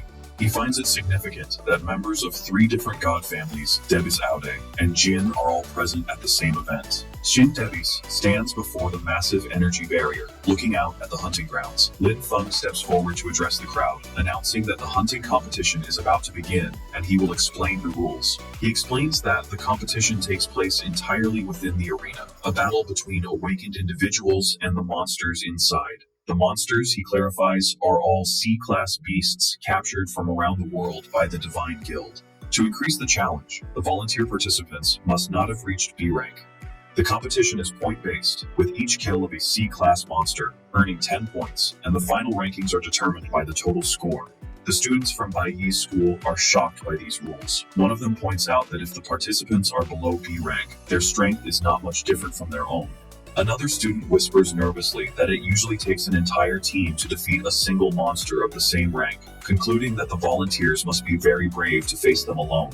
Nearby, Ling Yue stands with her arms crossed, observing silently, while the pink-haired girl on her team looks on with fear, and the vice-captain watches the proceedings. Lin Feng continues his introduction, explaining this year's hunting competition is also a special celebration day. As he speaks, a pedestal rises from the ground. He reveals that for this special occasion, the Davies family has prepared a generous reward for the winner, showing a shining, high-tech chest. With a grand gesture, Lin Feng announces it's time for this year's participants to enter. A large section of the arena wall opens, allowing the competitors to walk onto the hunting grounds. Lin Feng announces there are 12 participants this year, naming Louis from the Sacred Code Nation and Lin Qing from the Ye country as examples, while the crowd watches on massive holographic screens. The students from Bai Yi's school watch with a mix of awe and concern. They guess the participants must be very experienced, with one student noting that killing a single monster of the same rank alone is an incredible feat. Yet there are hundreds of beasts in the arena, and only 12 competitors. He concludes the event is very dangerous. Another student points out the huge rewards, mentioning a rumor of S-class equipment for the winner, and a personal reward from the God Tribe for an outstanding performance. This isn't enough for a timid student, who mutters he would rather prioritize his life. Another agrees, saying he'd be scared to death if such a monster stood before him. Throughout their talk, Bai Yi remains silent and detached. Suddenly, Shin Davies calls out to Bai Yi from across the crowd. He walks towards Bai Yi, confirming his identity. Shin mentions Bai Yi clearing a D-class demon lair by himself in middle school, and suggests he has not yet reached his limits. Bai Yi stares back at him, his expression intense and unyielding. Shin's face hardens as he gives a direct command. With a snarling beast visible on the screen behind him, he tells Bai Yi to kill a C-class monster for him, right now. Shin Davis' demand shocks the crowd. The students from the private academy are aghast, with the blonde-haired girl questioning how a student could be expected to fight a C-class monster alone. The red-haired boy reminds her it is a direct request from the God Tribe, implying it can't be refused. Ling Yue, watching from a distance, thinks this must be why Bai Yi was specially invited. Confident in his abilities, she believes that since he helped her defeat a B-class monster, killing a C-class beast should not be hard for him. However, Bai Yi interrupts her thoughts with one unexpected word. No. This declaration leaves Lin Yue completely shocked. Bai Yi then steps forward and asks how a single monster could possibly be enough. With a confident smile, he announces that since he is already there, he should be allowed to participate in the entire hunting competition. This bold proposal leaves even Sindebi's silent and intrigued. The private school students are once again left stunned, exclaiming in disbelief at Bai Yi's audacity. High in the viewing area, the nobles react with scorn. One of the Audi twins scoffs at the idea of Bai Yi competing, calling it a joke, while Rock Jin looks on with bored contempt. Bai Yi's decision is part of a calculated plan. He knows that wild C-class monsters are almost impossible to find in the world. This competition is his only and fastest chance to gain the experience he needs to level up to B rank. He also realizes the importance of the moment, with members of 3 powerful god families present to witness his display. With his eyes glowing with power and a blue aura swirling around him, he decides he will give them all the most exciting performance of their lives. Just as Bai Yi makes his bold declaration, a hand is raised in the crowd, asking everyone to wait. With a confident smile, Lin Yue steps forward, announcing she would also like to sign up and participate. Immediately after, the vice captain chimes in with a cheerful smile, raising his hand as well and adding himself to the list. This sudden turn leaves the arrogant private school students completely shocked and speechless. Even Shin Davies looks on, surprised by what is happening. An assistant shows Shin a datapad, and he notes that since the new volunteers are all C rank, they meet the entry requirements. Finding the situation amusing, Shin comments that this is the first time students have wanted to participate in the hunting competition. With a slight smile, he agrees to their request. The students from the private academy watch with disdain. The one in the pink suit mutters that the country bumpkins are just trying to show off. He recalls that in rare cases, someone with an outstanding performance was chosen to become one of the gods blessed, but he believes these students are being too hasty and arrogant. Not wanting to look cowardly, the red-haired student nervously declares that he will participate as well. Lin Feng warns him and the others to think their decision through carefully, reminding them the hunting competition has no safety teleportation devices. If they encounter real danger, no one can save them. The red-haired student stammers but confirms he understands. Trying to look brave, he turns to his fellow private school students, asking what the big deal is since they are only C-class monsters. He then stands next to Bai Yi, sneering at him and questioning if they can be seen as inferior to people from a vassal state. Bai Yi remains completely silent. An announcer notes that the number of participants has suddenly increased by 8 people. The 8 new contenders, 5 from the Holy Nation's private academy, and 3 from the Jiang Nation, Bai Yi, Ling Wei, and the vice captain are gathered together. High in the nobles' viewing area, Ali Aude, one of the twins, leans back with a smirk, observing the new arrivals, and remarking that things have just gotten interesting. Rock Jin asks the Aude twins who they are planning to bet on. The twins, Az and Ali Aude, confidently declare they are each betting 1 million on the students from the Holy Nation's private academy. They boast that these students have been raised with an elite education, far superior to the insects from some unknown backwater country. Just then, Shin Davies approaches, remarking that the situation is interesting. He calmly announces he will be placing his bet on Bai Yi. The Aude twins are stunned. Ali Aude bursts into laughter, asking if Shin is referring to the white-haired country bumpkin. With a condescending smile, Ali Aude tells Shin he should prepare to lose his money. Rak Jin, who had been dismissive before, now stares silently, looking conflicted. After a sigh, he wonders aloud who he should bet on now. Meanwhile, Lin Feng stands alone, a sudden look of concern on his face. He realizes he forgot to warn the participants about a crucial danger. They must not go near the dark forest in the center of the arena.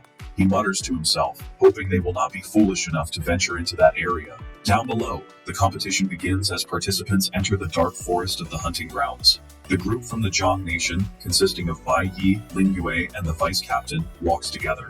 The other competitors, including the 5 students from the private academy, move through the woods, followed by a swarm of hovering camera drones. The blonde-haired girl from the private school team clutches her staff, her face pale with fear.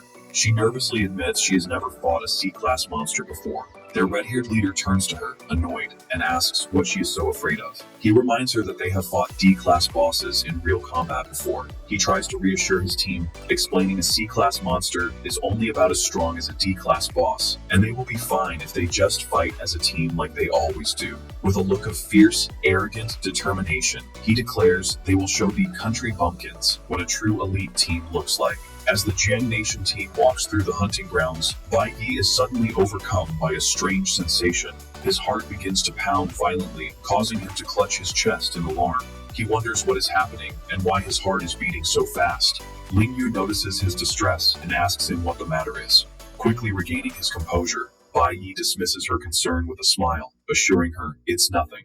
The vice captain takes this opportunity to approach them, suggesting that since the three of them entered the competition together, they should operate as a team. He then cheekily adds that ever since Bai Yi rejected the ultimate school team's invitation, their captain Ling Yue has been restless and eager to cooperate with him. The vice captain's teasing remark causes Ling Yue to blush furiously as she demands what he is talking about, while Bai Yi simply looks on in confusion. The vice captain laughs off the reaction and asks Bai Yi to consider his proposal. Meanwhile, elsewhere in the forest, the private school team is in a fierce battle against a massive, monstrous creature with glowing eyes looming over them from the shadows. As the beast strikes with a powerful claw, a student summons a glowing green shield just in time to block the attack. However, the force of the blow is immense, sending the student flying backward as another teammate curses in frustration. Their red-haired leader, Calvin, a level 30 C-rank nuclear mage, screams at his struggling teammates, demanding if they can keep up with his movements. The private school team's bravado is immediately tested as the monster leaps into their path. They find themselves facing a massive, blue, dragon-like creature, identified as a level 25 C-class ice storm dragon. The beast swings its powerful body, launching a devastating attack. The student in the pink suit screams in terror, overwhelmed by the creature's presence. Despite the fear, the team fights back. The student who previously summoned a shield does so again, desperately trying to block the monster's claw, shouting that he will fight it to the end. Seizing an opening, a student in a black turtleneck leaps forward, his eyes glowing. He unleashes a poisonous thorn slash, a flower warrior skill that slices through the dragon's arm and inflicts a powerful poison. The massive beast roars in agony, clutching the bloody stump where its limb used to be. Before the creature can recover, the blonde-haired girl of the team summons her power, creating magical snowflakes that swirl around her. She unleashes a C-class cloud element skill called Frost Skill Realm. A barrage of sharp ice projectiles shoots forward, striking the dragon from all sides and locking it in a frozen state. The beast is completely encased in a prison of ice as the girl triumphantly declares she has it under control. For the moment, the powerful monster is successfully neutralized. With the ice storm dragon frozen, the private school team launches a coordinated assault. The woman with the bow praises her teammates' work as she and a student with a glowing sword prepare to strike. She unleashes a strong poison arrow, a skill that imbues her shot with venom, while her companion attacks with his Chi sword blade, a cloud warrior ability that enhances his weapon. They strike the immobilized beast in a combined flurry of attacks. As their attacks land, their leader, Calvin, leaps high into the air, declaring he will deliver the final blow. With a furious roar, he screams for the monster to die as he summons and hurls a massive fireball downward. The dragon's frozen face shows a moment of shock just before the powerful spell connects. The attack, a nuclear mage skill called a Scorching Flame Bomb, erupts in a massive explosion that completely shatters the frozen monster. Cullivan lands, looking triumphant as he confirms their success. System notifications appear, confirming he has obtained valuable items like ice dragon skeletons and a cold dragon tail. A scoreboard update also shows Caliban has earned 10 points. He proudly turns to his teammates, reminding them he told them they could do it and boasting that they are the elite of the elite. His teammates are ecstatic, cheering and celebrating their victory. Amazed they managed to defeat a wild C-class monster on their own. Feeling confident, Calvin tells his team to help him take out the next monsters, promising to leave the final kills for them so they can share the points. However, their celebration is cut short when two teammates notice the large, holographic scoreboard in the distance and point it out to the others. Their triumphant mood evaporates as they see the rankings. In first place is Ling Yue with 150 points, followed by the vice captain with 130, and Bai Yi in third with 120 points. They are in disbelief that the top three have already killed more than 10 monsters each, dwarfing their single victory. From afar, Lin Feng watches the competition uneasily. He suddenly recalls that he forgot to warn the students about a dangerous area, the central dark forest. He tries to reassure himself, thinking surely none of them would be foolish enough to enter such a perilous place. Meanwhile, Khalifin and his team of private school students are shocked when they see the holographic scoreboard. They are stunned to find that Ling Yue is in first place with 150 points, the vice captain is second with 130, and Bai Yi is in third with 120 points, meaning the three of them have each defeated more than 10 monsters. The students from the private academy can't believe what they are seeing, baffled by how it's possible. In the exclusive viewing area for the nobles, the mood is tense. A vine glass is smashed in frustration. Aoda-jin is furious at the poor performance of the students he bet on, yelling about their elite education and calling them trash. The odd twins, Az and Ali, are upset, complaining they are about to lose the 1 million they bet on Caliban's team. Ali out sulks, remarking on how lucky Shindevis's choice was. He turns to Shindevis, mockingly noting that the insect he randomly chose to bet on has somehow climbed to third place. Unfazed, Shindevis simply replies that one should never underestimate an insect, adding it was a lesson his father taught him. In the nobles' viewing area, Rockjin smirks, having decided on a plan.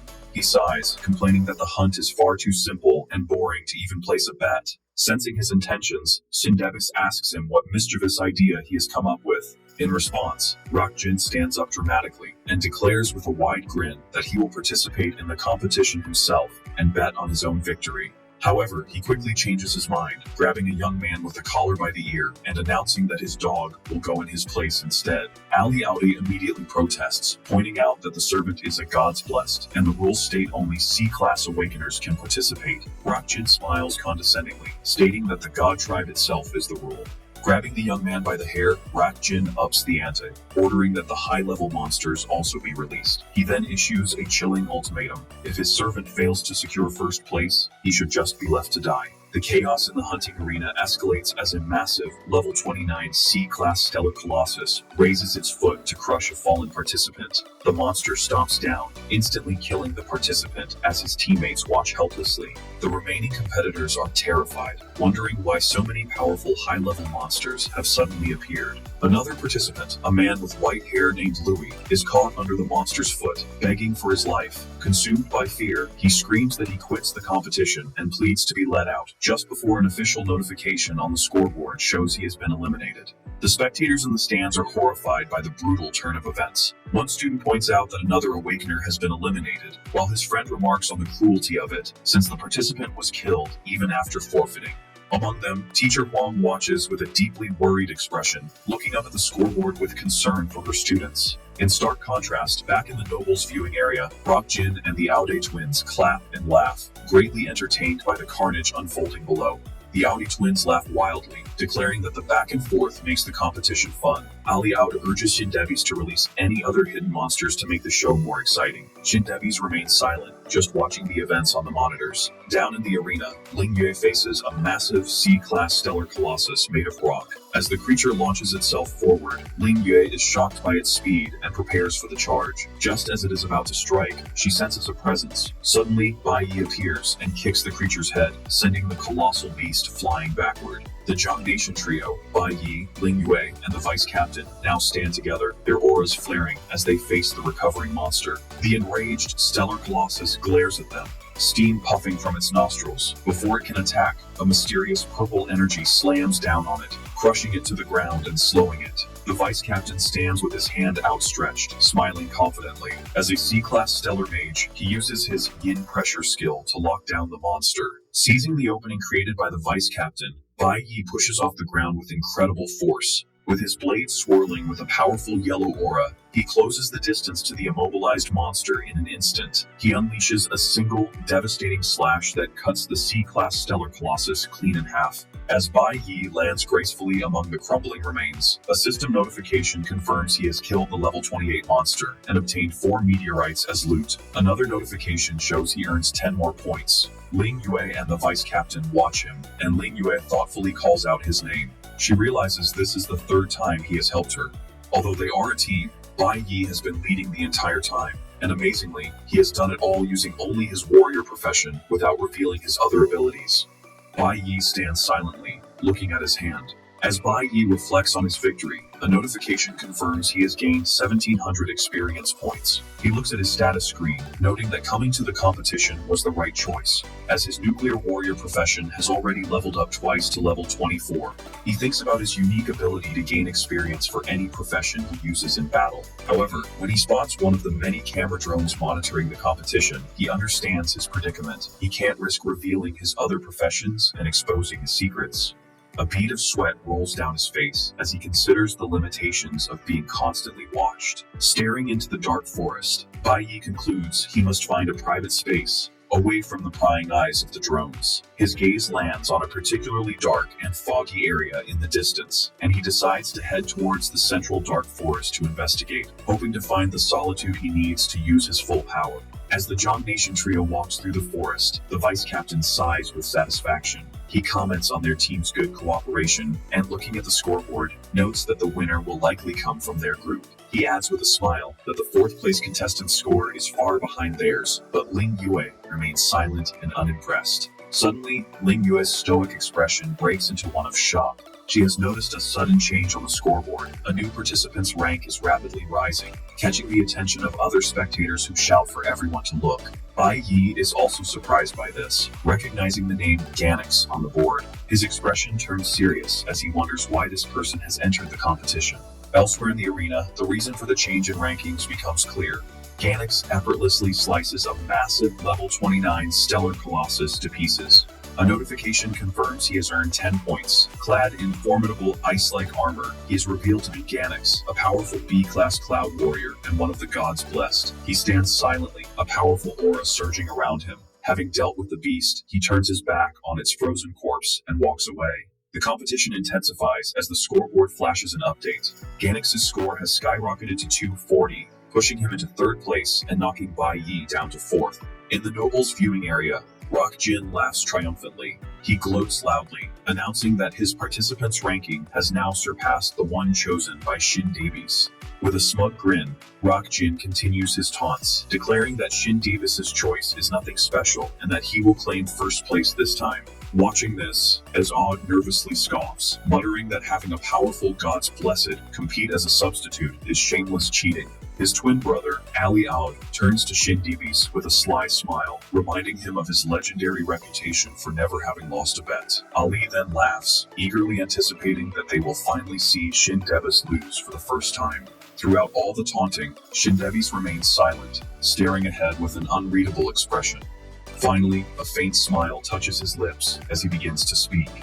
He calmly asks the other nobles if they would like to raise the stakes, informing them they are free to change their bets and back a different participant. Then, with unwavering confidence, he makes a stunning declaration. He will be betting 100 million on Bai Yi. Shin Davis confidently repeats his massive bet, declaring he is putting 100 million on Bai Yi and asking the other nobles if they dare to follow. The Aude twins are shocked by the huge sum, whispering about whether Shin Davis has gone mad and noting that 100 million is an entire week's worth of their pocket money. Rock Jin, however, grins condescendingly. He boasts that Ganix is his most loyal dog, and eagerly accepts the bet, telling Shin Davis that if he's so determined to throw away his money, he should go right ahead.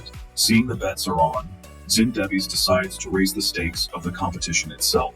He explains that to give the participants more motivation to fight for first place, they should add more excitement to the game.